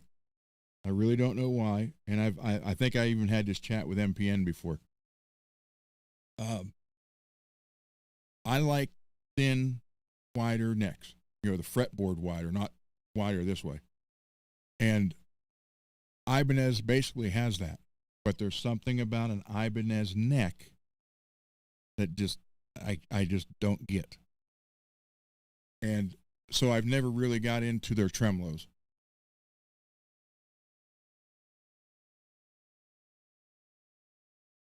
Okay, Derek, that's fine. Yeah, if you don't want to route it out, then the next thing is the Vega Trem. And it does work. It really does.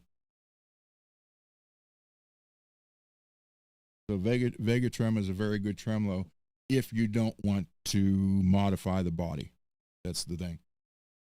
But like I did on Mr. Mick's Silver Bengal, if I get one of those, I'm going to route it out like I did that one and put a Floyd on. To me, and I've said this before, and some people agree with me, some people don't, I do not like decked Floyd Roses.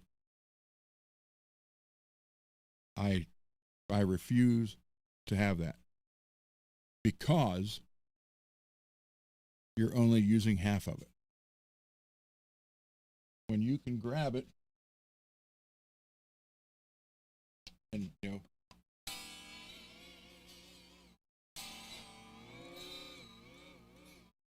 that's the Floyd Rose right. You can use the whole thing, down or back. That's the Floyd. See you, Lewis. Be good, man.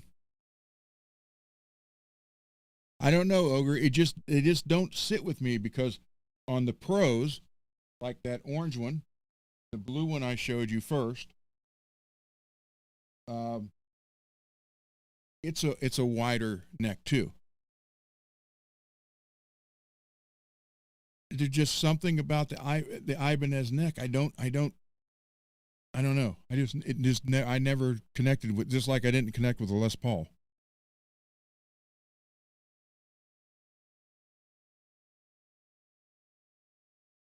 So,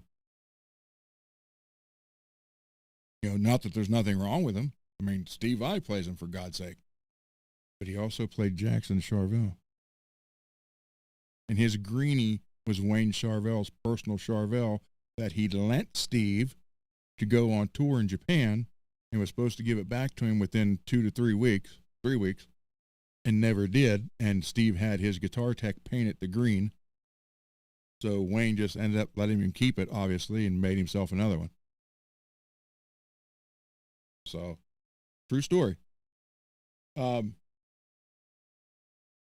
yeah, everyone I have Floyd's on is a full floating.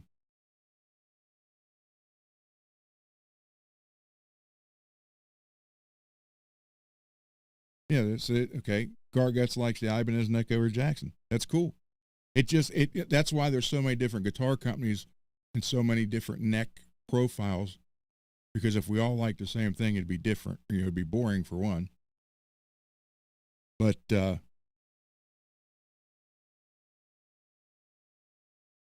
don't know, Ogre.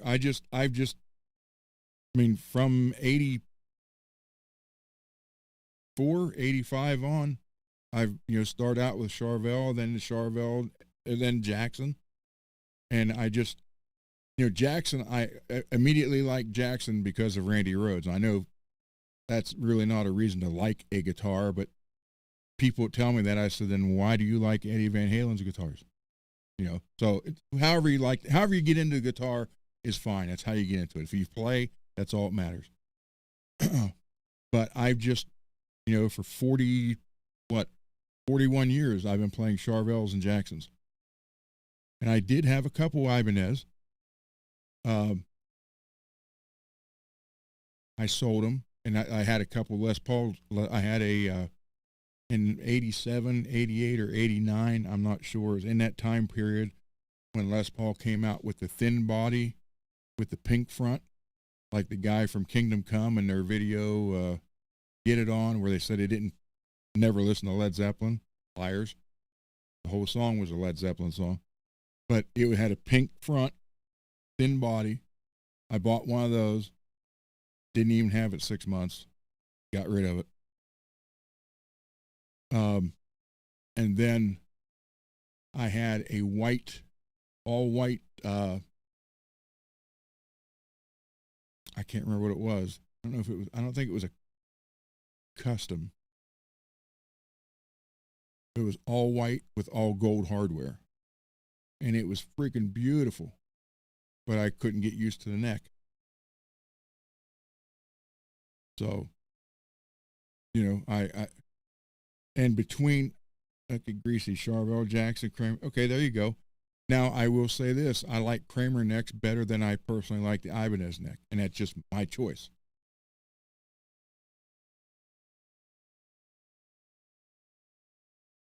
So it was, but that's what makes the world go round, man.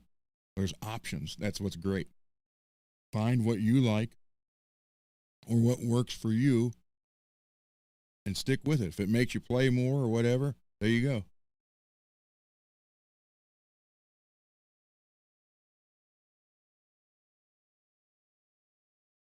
So there you go, guys. but I've just always been, I initially gravitated to Jackson because of Jackson Guitars is here because of Randy Rhoads. For those of you who don't know that, Wayne Charvel owned Charvel Guitars. They started out in the 70s as a guitar repair shop. Then he just started making like some replacement stuff. And then he ended up designing basically the Super Strat. Then he, they worked, the Bumblebee was a Charvel that Eddie had that is in the casket with the dime bag right now.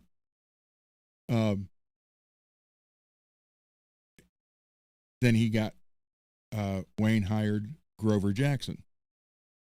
And within not too long, just a few years, for some reason, I don't know why, but the Charvel brand started going downhill a little bit, which was really weird because on the Van Halen's first album, Eddie had Charvel on it, Charvel guitars.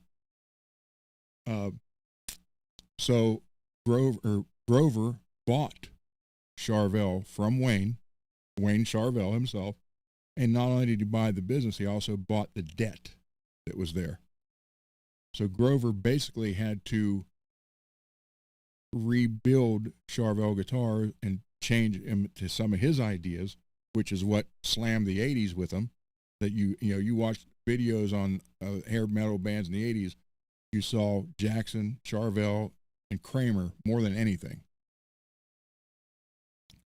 But so he got Charvel back up and running better than it ever had. And Randy came in with the sketch on a napkin for the white Jackson Concorde, and they drew it out. He went to see Grover, and they drew it out, and they put it on actual. They took the napkin photo and actually drew it to scale, and everything. And then Randy asked them to make it, and they made it. But Grover did not want to put the Charvel name on it because that design was so different. Even then, the Flying V, he didn't think anybody would like it. So Randy actually told Grover, "Well, go ahead and put your last name on it, Jackson." So Randy Rhoads' design, and he's the one that told Grover to put Jackson on it. So Randy Rhoads created Jackson Guitars. So that was my first attraction to them. And then maybe it's because of that, I just started playing them, and that's what I got used to. I mean, that could be it too, but that is Charvel and Jackson is what I prefer more than anything. Or other than ESP. There's those three, Charvel, Jackson, ESP. So.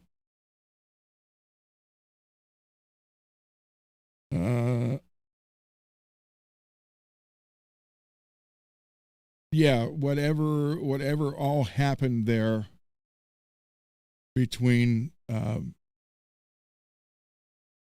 Grover and Wayne and Eddie, because the Bumblebee was actually made by Wayne and Carl Sandoval. They are the two that made that.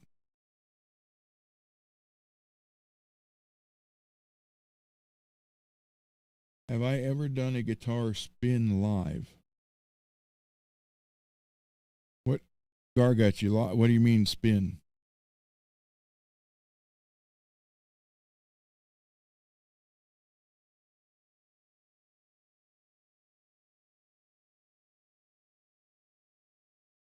Mallet the guitar, Palo Skull. No, I do not.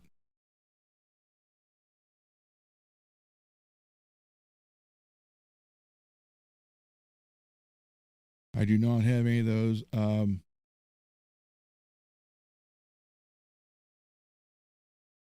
Oh, you mean like Cinderella did?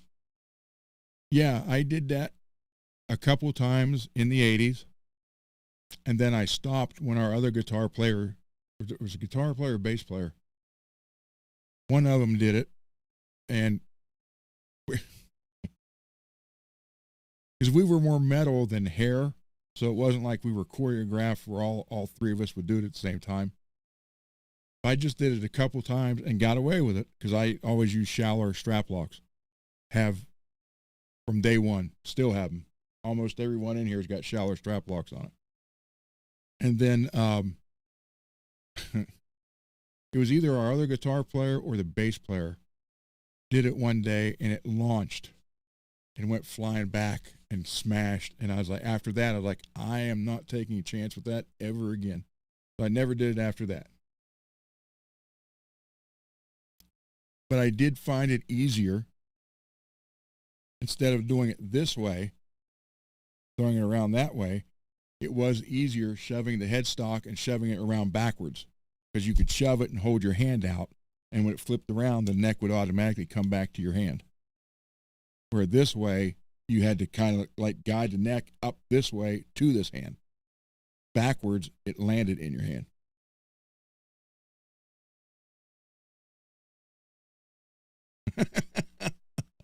Smacked it out of the air. Yeah, I can't remember if it was either Mike or Buff. And they did it, and it went like that, and it just went bam. Sounded like hell coming through the PA system. So mine never flew off, but I stopped after that. I didn't want to take the chance. Because the last time I did it was with my $2,700 and this was 1987. So that's like what, $6-7 grand now? My yellow ESP.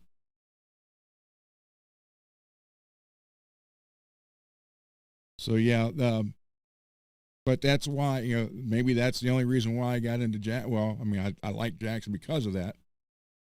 And then the fact that I just started buying them, then that's all I've been playing. I'm just so used to them now, after all this time.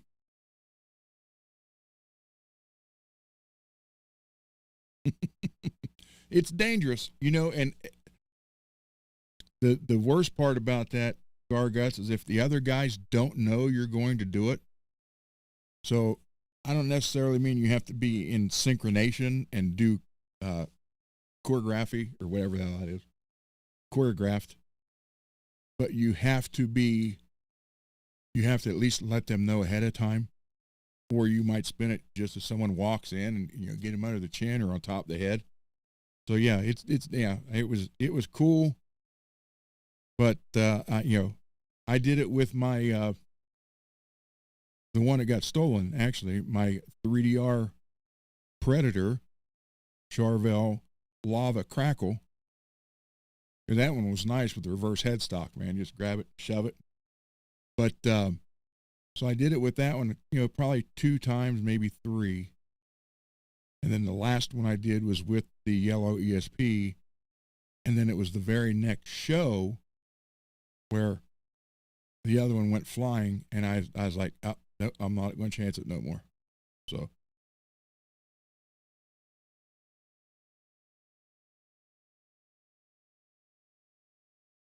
Yeah, Jeff LeBar is the one that did it that way. He shoved it down with it, and that's how I started doing it.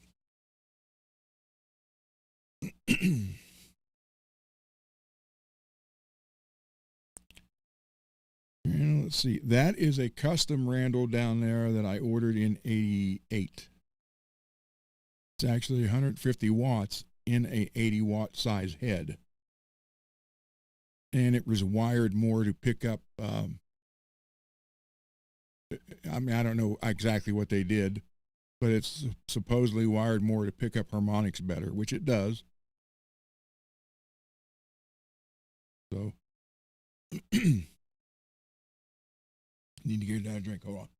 I'm not used to talking the whole time.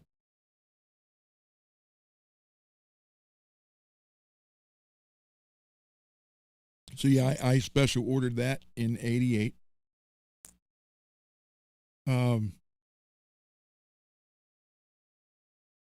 Yeah, and I loved Randall's. I had the crates when they were from St. Louis, and they had that chainsaw sound to them, kind of thing. And then PV, Ampeg, that Mesa, and it's then through the years using Kettner. Then when the Ingles came out, man, I fell in love. So I actually have three now. Those two, that's the top one is a Powerball 2. The second one is an Evader 150, 150 watt all tube.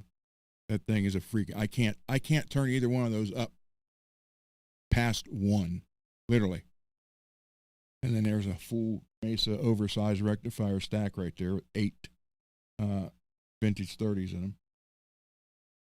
In it total. So Engel and Diesel are probably my two favorite amps for the style I'm doing now. Because it's just, I mean, I've had people ask me, what, real quick, give me one word, describe Engel. And I just say, brutal. Literally, brutal.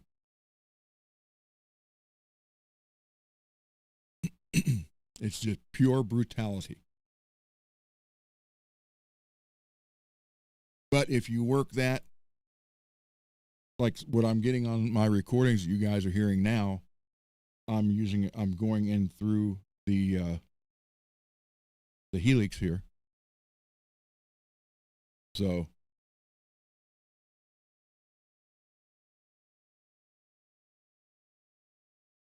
Ampeg, there you go.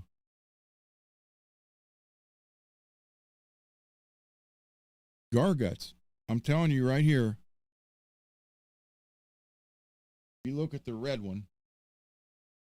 Look at the red. I forgot I don't have the other mic on.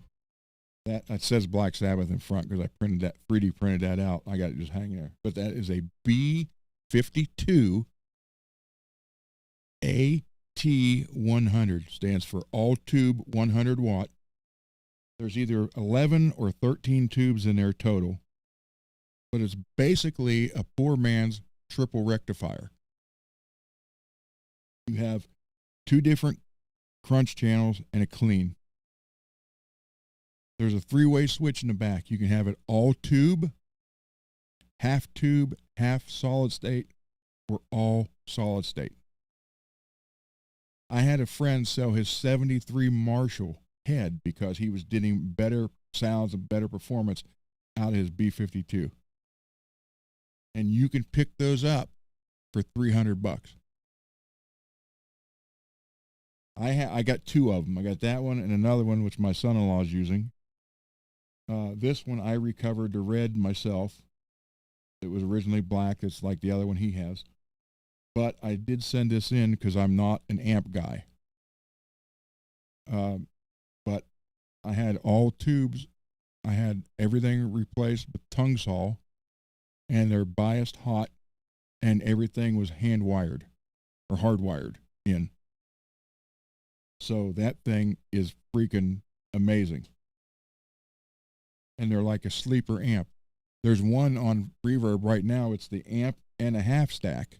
Now here's the thing with the half stacks. There's a whole stack right there of B52. The cabinets themselves are killer. But the B52 speakers are terrible. The cabinet is a heavy wood, well constructed. You put vintage 30s in them or greenbacks or blackbacks. Amazing sound. Because the cabinet that's probably one of the best cabinets next to the Mesa and the Engel cabinets as far as cabinet construction. It's just the B52 speakers are terrible. So there's one on Reverb for $800. It's for everything. But you can usually pick the head up. I've seen him go for $200.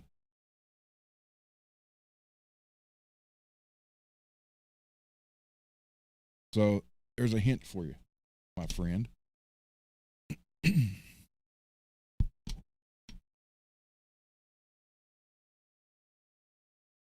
Oh yeah, vintage. I got vintage 30s and everything, but the original ones from England, not the Chinese ones now. Although to be fair, I haven't tried any of the Chinese ones.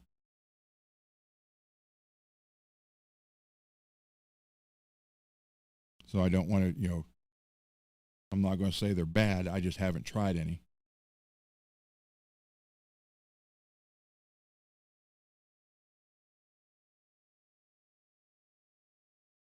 I do need 3 more vintage 30s for that top cabinet, the top red cabinet. And thank you to Greasy, because Greasy sent me one for it. So we got that one started.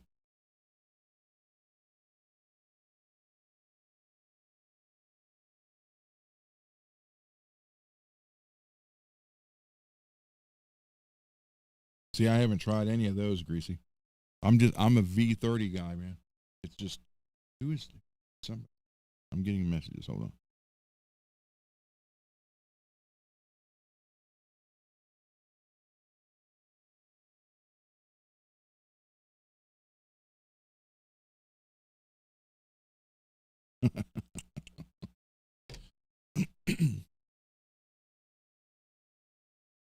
Oh, you want? Okay. Yeah.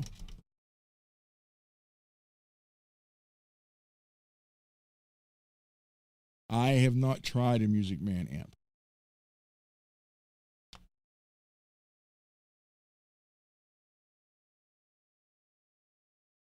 Well, and I get a lot of that garguts out of that bottom Randall there.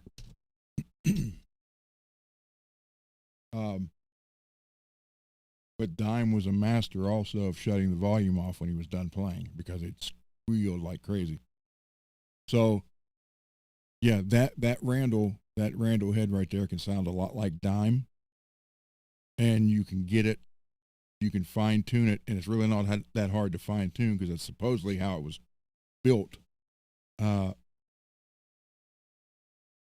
Because I took the No Rest for the Wicked album in. You know, it's the first time we all heard Zach, and all the pinch harmonics everywhere. It was, you know, like crazy. So I took that CD in and slid it to the guy and said, hey, and long story short, he's like, hey, you're talking $50,000 rack. I'm like, yeah, whatever. So I custom ordered that for them to highlight it so it would pick those up. I know nothing about amps, so I know it came in, you know, a couple months later, and it does do that. You can get it to sound kind of like Zach Wild, especially if you put EMGs into it, and you can crank pretty much it all up, and you got Dime sound. So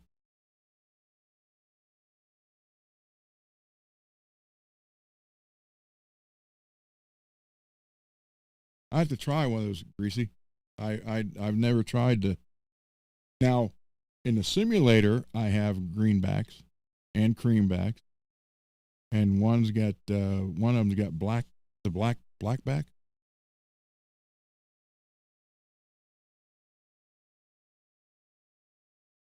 So, but I need to try something. But I mean, as far as actual, not virtual, I've only done the B30s.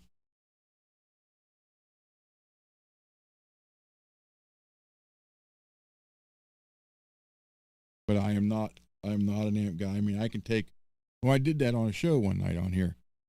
I took the Randall apart because the pots were all scratchy, so I cleaned the pots out. So I took it all apart and cleaned that. And I think there was even a wire in there that I resoldered or something. But as far as, you know, replacing the circuitry and fixing all that, no, I don't know how to do that. I don't want to know how to do that.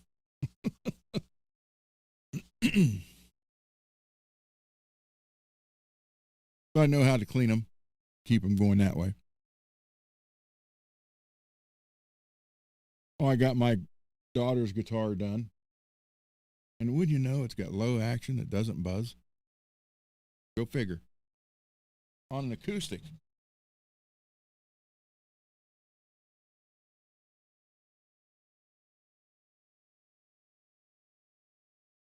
Seriously. We all know how acoustic actions are, right?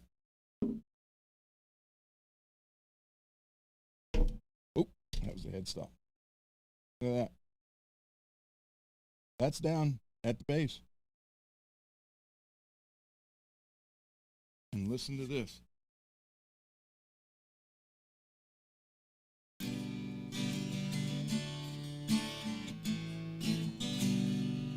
No buzz.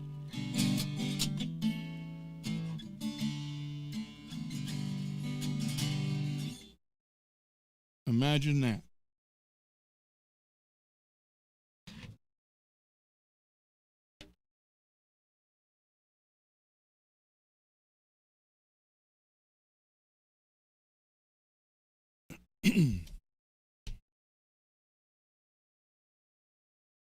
Yes, it is, Peggy. But my baby girl said, Dad, can you get my action low?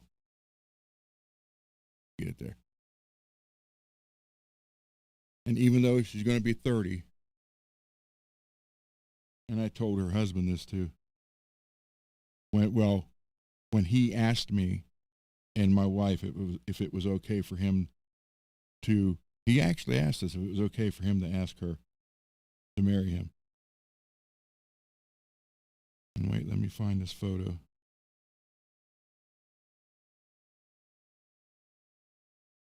And he knows all about my gun training and me teaching military and police handgun and combat shotgun. And he's been around enough where he's seen me bring home my trophies from Glock, where I've, first, second, and third place. He knows I teach.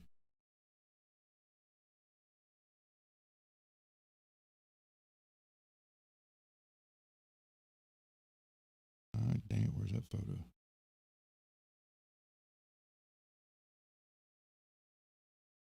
Matter of fact, I even fixed a gun for him.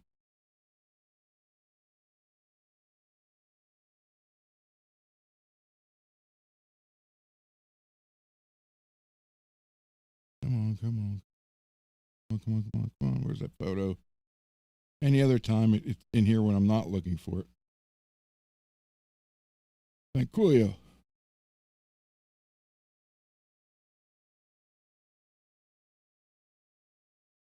Oh, speaking, those of you who asked about gung ho real quick, hold on. Yeah, here's me and Norm. This is when I was telling him about how many cameras they put on you.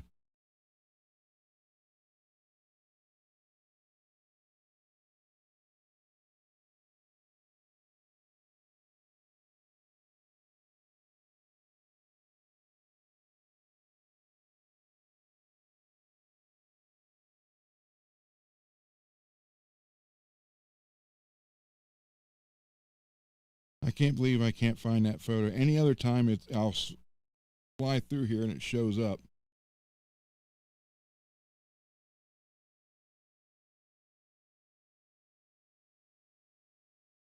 Now that I'm actually looking for it, I can't find it. Now this is her with our other German Shepherd, Diva.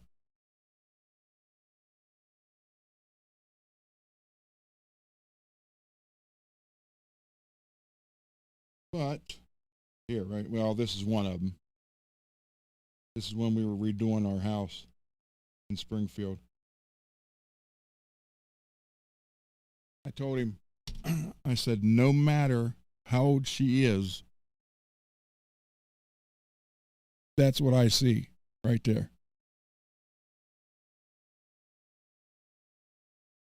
I said, that's my little girl. If she ever comes here crying because you did something, you better turn yourself in before I get a hold of you.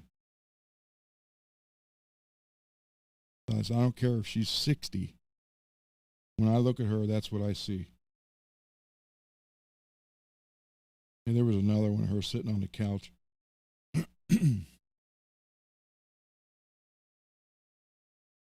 So he got the idea. He knows.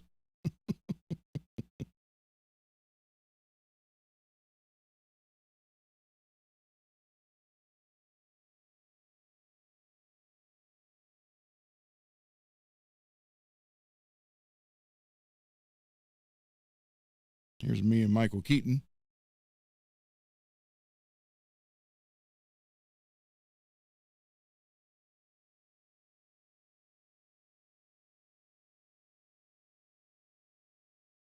But it's funny because Cole was first, and Cole's 8 years older than her.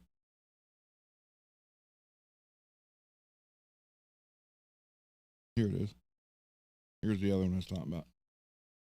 I told him no matter how old she gets, that's what I see. I said, that's my baby girl. So it's really weird because if you're a father, and again, having Cole was, you're kind of like, okay, cool, you got a boy. And I never understood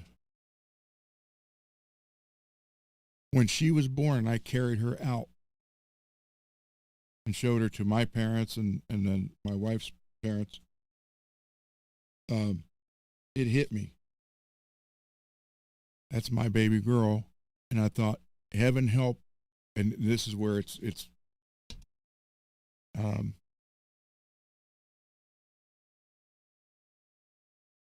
hypocritical. Thinking, heaven help the guy that wants to do to her what I did to a bunch of ladies in the 80s, 70s, and 80s. Because I'd kill them. And I didn't really understand what it was like until she was born.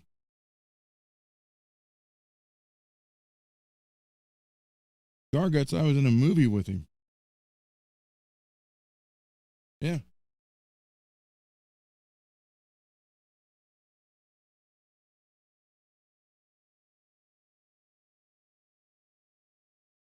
Norm Macdonald, no. It's George Wendt, Norm from Cheers. Yeah, so yeah, I'm thinking, if someone wants to do that to her, I'll kill him. So when he came and asked us if he could ask her to marry him, I knew he was scared. He was scared to death. And how it was he wanted to put brakes on her car, so he asked if he could use the garage and use my tools. And I said, okay. So he brought her car down, he jacked it up, and I could tell I knew what he was going to do because Carrie told me ahead of time, but he didn't know I knew. So knowing that little bit of information, I kind of played a little bit, So he jacked the car up, and I'm like, you want me to help? He's like, oh no, I got this. I'm like, okay. So I'm just sitting on my stool in there watching him.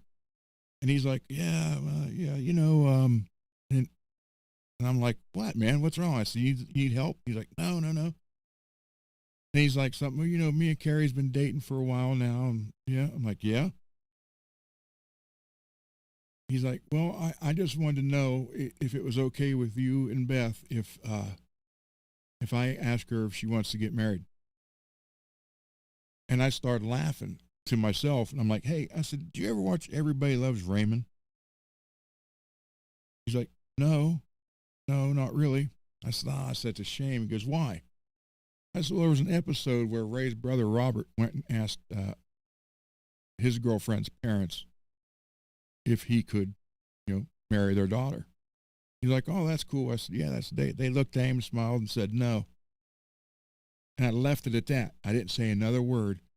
And for the next 15, 20 minutes, he was just like sweat pouring off of him. He was working on the car and not saying too much. And he was very awkward. And finally, I couldn't put him through it no more. I'm like, so what are you going to do? He goes, well, you said no. I said, no, wait a minute. I said, we're going to have an issue here. I didn't say no. I said, now, if you're going to start saying I said stuff that I didn't say, that's going to be a... He said, wait. I said, Robert's girlfriend's parents said no. I didn't say no. He's like, well, what are you saying? I said, well, if you want to ask her, that's fine. And then he was like, oh, my God. I had him a nervous wreck.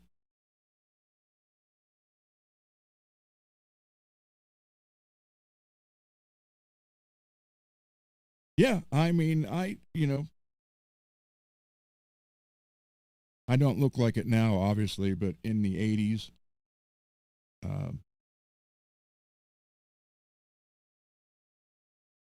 being in a band, long hair, wearing leather, driving around the Harley,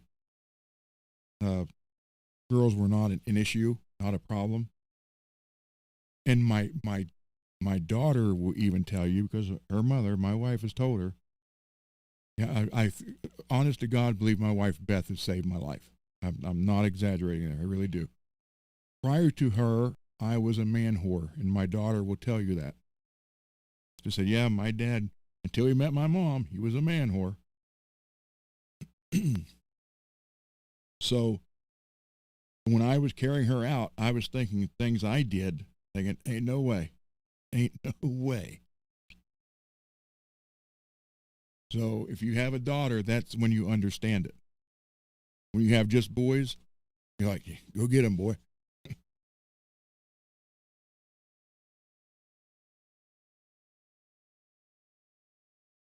So, and that's where the song One Night Eternal came from, is from a one night stand I had in 1984. And we never did exchange names. And I have no idea who it is. And I never saw her again after that. But it sure hooked me on dark haired women. I will tell you that.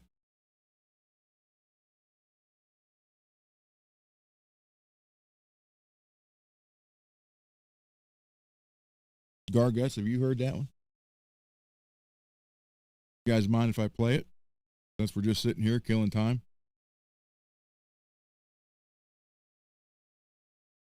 So this is an actual true story.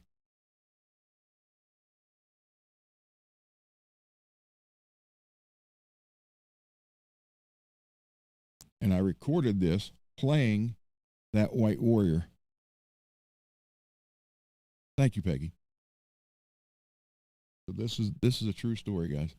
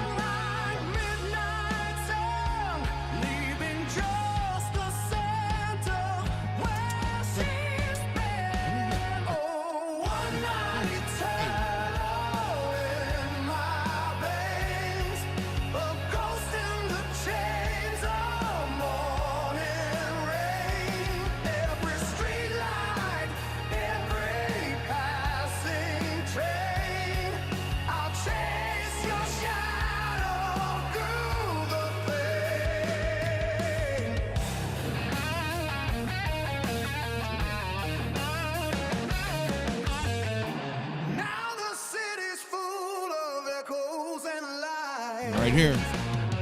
Every dark-haired girl catches my eyes. Beggars and kings all look the same when you're drowning in a missing name. Footsteps fade on the avenue, but none of them ever sound like you. The bartender pours another wound while the jukebox plays a forgotten tune. Oh, one night eternal in my veins, a ghost in the chains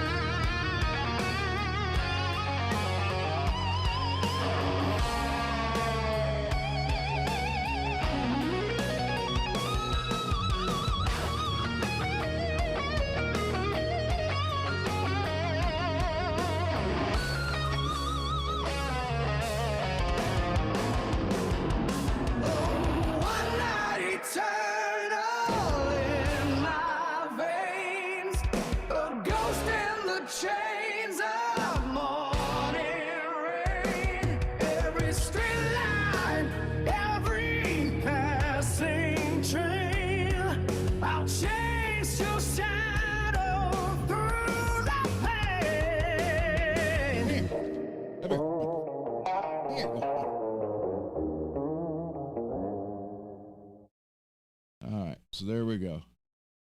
Billy, you be careful, man.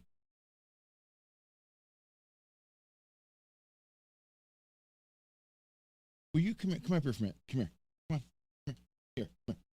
Come up here. Come on. Come up here. She doesn't like the headphones.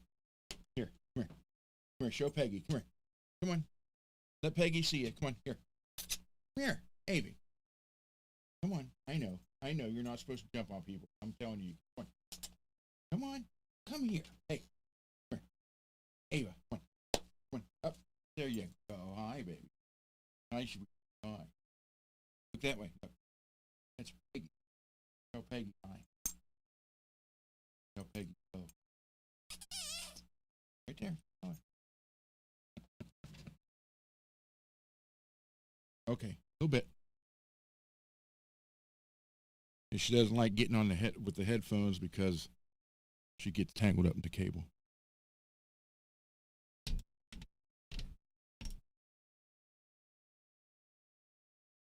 Have any frets below? Frets about it? No, absolutely none.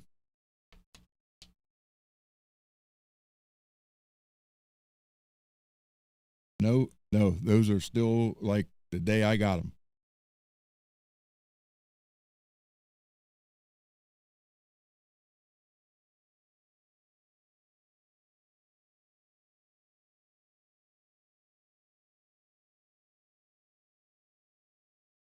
I've never had.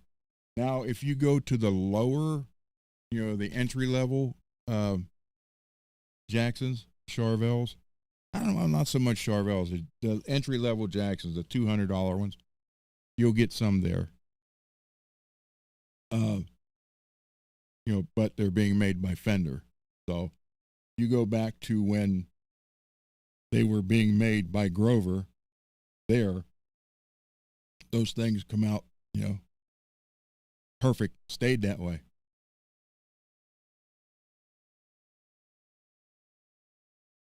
I haven't tried any, Derek, the 85s, but I want to. But I'm more into the Model 2 style, one pickup, one knob, and the Floyd Rose. But I don't think they're floating. So I'd have to do that, fix it. Because my first Model 2s, and they weren't floating.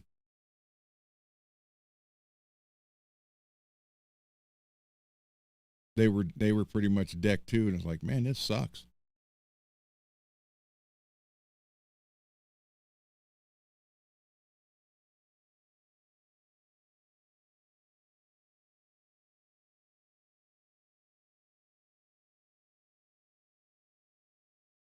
There you go. Yeah, I mean, there's a big difference between, being built in the 80s to being mass produced now by Fender in Indonesia, China. And here's a hint for you guys. Every one of these crackles I have, everybody's like, oh, they're made in China, they're made in China. No, they're not. If you look on the back of any crackle, it says made in China. They're actually made at the Court factory in Indonesia, but they are sent to China for the crackle finish. Why they do that, I have no idea. I can't see how that's cost savings. So the guitar is basically, machined out, because they do it CNC now, they don't do them by hand. So the guitar's done, the fretboard's on it, everything's there, the frets are on it, just the electronics aren't in it, and it's not painted. Then it gets shipped to China. China paints it, puts the electronics in it. But because China is the last one to touch it, it says made in China.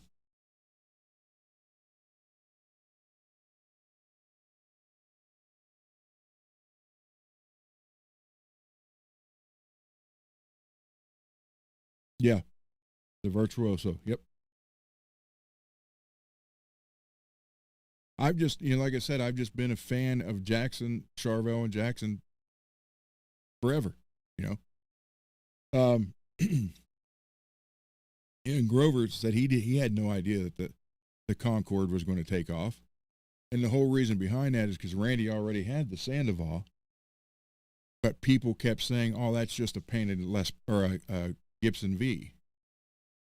And he had flew home on the Concorde, and something about the shape, he sketched it on a napkin, and that's why the white one. And he played it the most because it was the first one, but he didn't. If you look at the way the neck goes up on the bottom where you'll be playing right here, the bottom wing goes up farther on the fretboard. So he really had to get down to the lower register, well, higher register. He had to do a lot of stretching. So that's why the black one, which was the second one, was more like what you get today. It was actually cut back farther so you can get down there easier.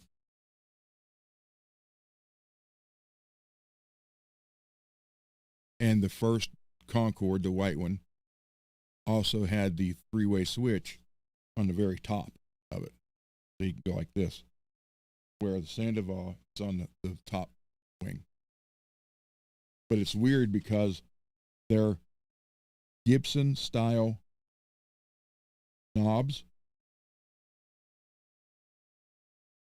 2 humbuckers, and Fender tuners and tremolo. So it was like a combination. Same way, same way with the Concorde. But Grover had no idea that they were going to grow into what they have been. And, here they are now, 45 years later, still selling like crazy. So.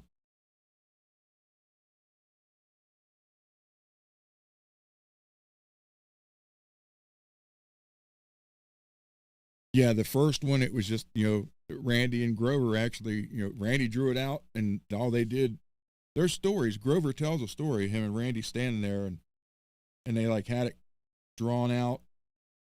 And then I think it was the next day or a couple of days later, they're like, well, wait a minute.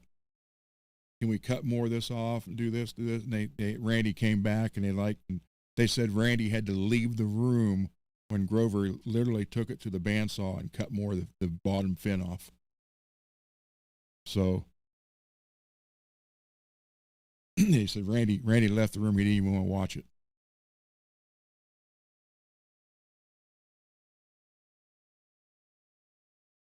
Oh, 80s metal. I'm not just metal. I think 80s music in general was the best music out there. I mean, not only did you have metal, hair metal, but the jazz out back then was great.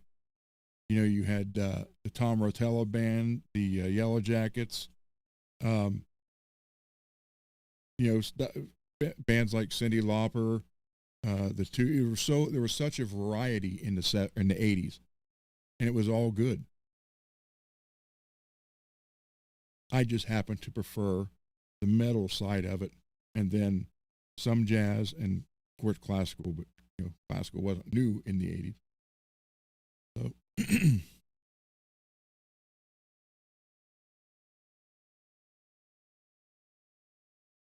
anything else? So I still have the Buck Owens Telecaster. And I still have the blue tees.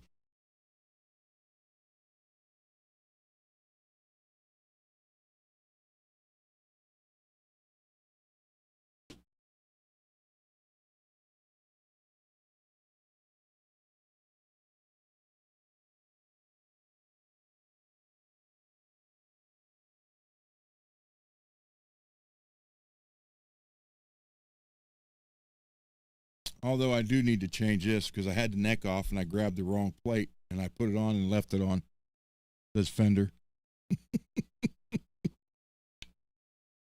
So I do need to change this, but hey.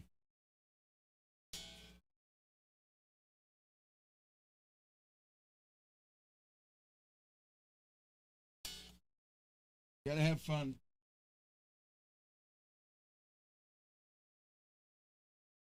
Oh, I did find my bow, by the way.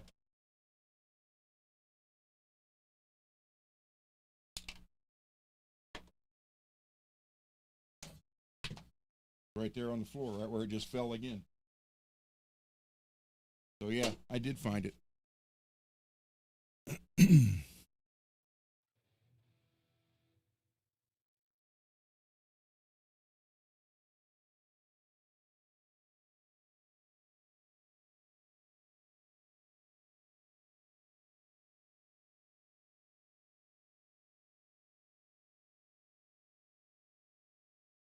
So, anything else before we close it out?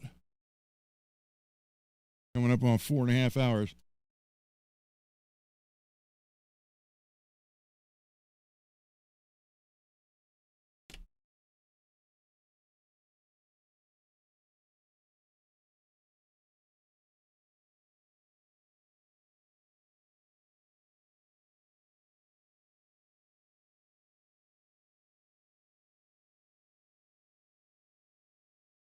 Mullet, no, sorry, I don't care for Marshall.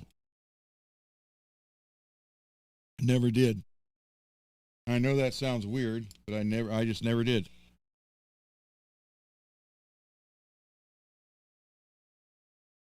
I had one, well, I didn't own it, but I used one a friend of mine had, because, in the 80s, you saw stacks of Marshalls everywhere. And, that's what,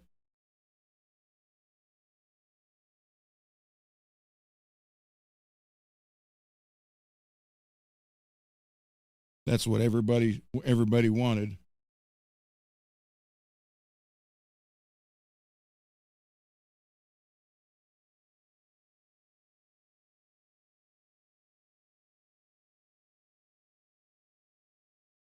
So,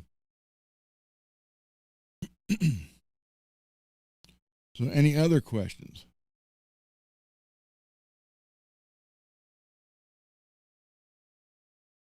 I would like to get a Sedano.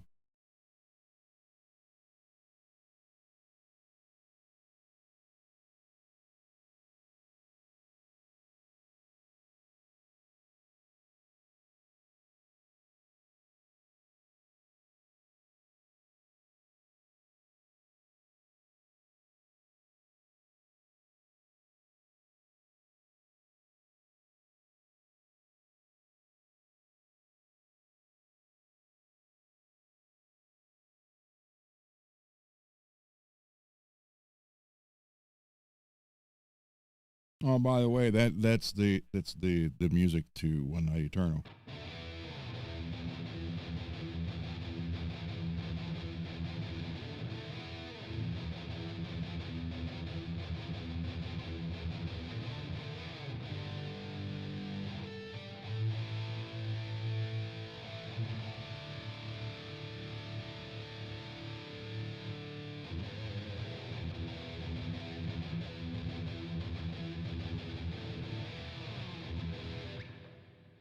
So,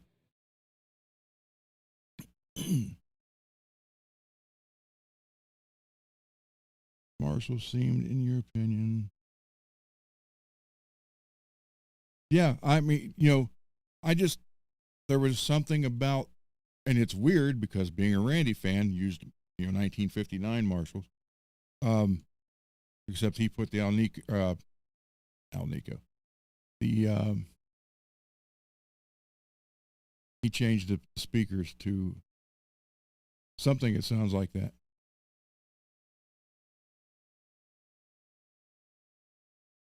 And I never, when of course, listening to the records, that's one thing that's mixed and the live in '87. But when I borrowed a friend's to use it, and I could not, and it could have been the guitar even for all I know, but I could not get a sound out of it that I actually liked. So in my mind, that was, well, that's the Marshall sound, and I just never went with it.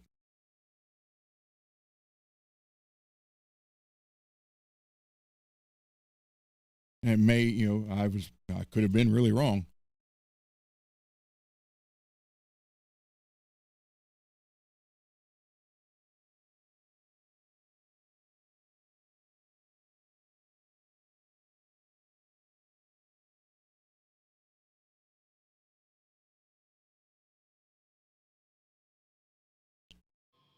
That's anybody know this song?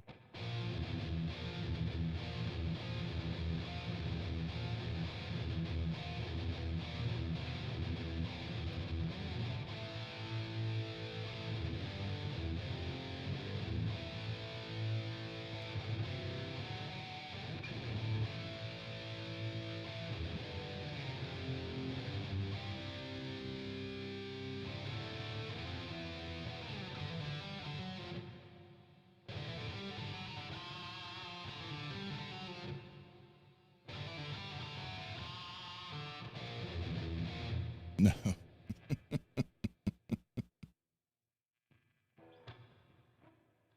It's from Bruce Dickinson from 1995 called 1000 Points of Light, which is really weird why I like that song because it's against guns in America. My wife even pointed out. She's like, that's anti-gun song. I said, yeah, but the music, the way it's done is really cool.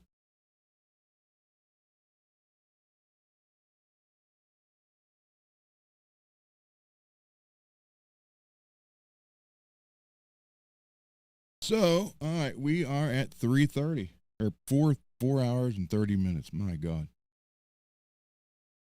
So we did get questions answered today. We had one guitar finished and one started on and talked about nice stuff. So with that,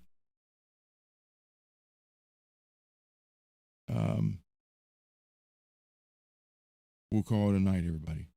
Thank you all, especially for hanging out this late into this. I appreciate it so much. And it's 1:30. That's why she was down here. So thank you, everybody. And I appreciate I appreciate you guys hanging out and watching what's going on and participating in the chat. It's great. So thank you.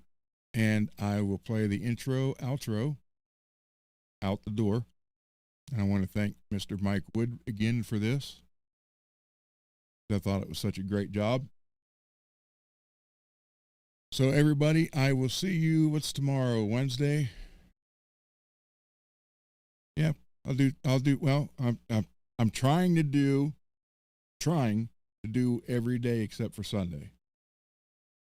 So, but like I said, I've done a lot of work on all these already, so I'm kind of stalled now to do anything to them. And I'm kind of like an in-between period between now and waiting for the weather to turn completely so I can get the painting going, because after that starts, then I'll have a bunch of wait a minute. There will be a bunch of content once the painting starts. So I'm kind of like at a point right now. It's like, well, I don't want to be just a show that changes strings.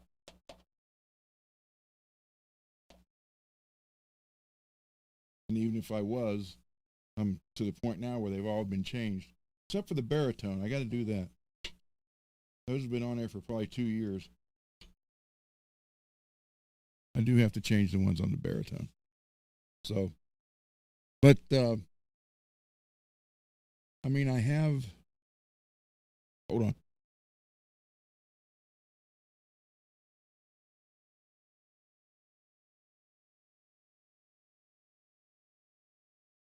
I have a couple over there.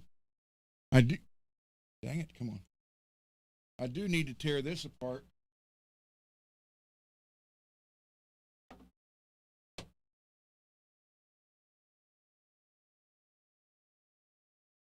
I wanted to put the purple into this too. But this is one I'm probably going to end up giving to some kid. Because I actually bought this one from a pawn shop. Then I did put a Duncan Design pickup in it. And I put stainless. I got rid of the Jackson tremolo. And it's got a Floyd special with upgrades on it. So I'm probably going to end up giving this to a kid, but I wanted to do something else to it. I just don't know what. Filthy. So then I thought about putting the purple, getting a purple kit on here. And I thought, well, kid's not going to care about that. So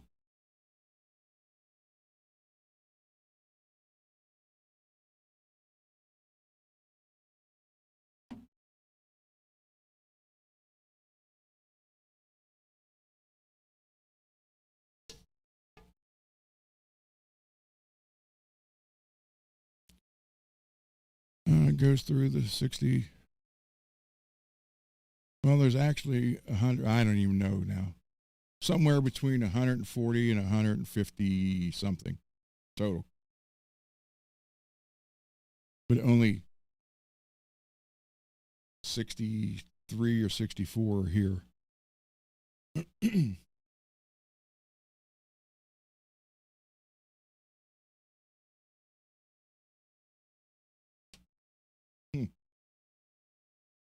I don't know. I can find something.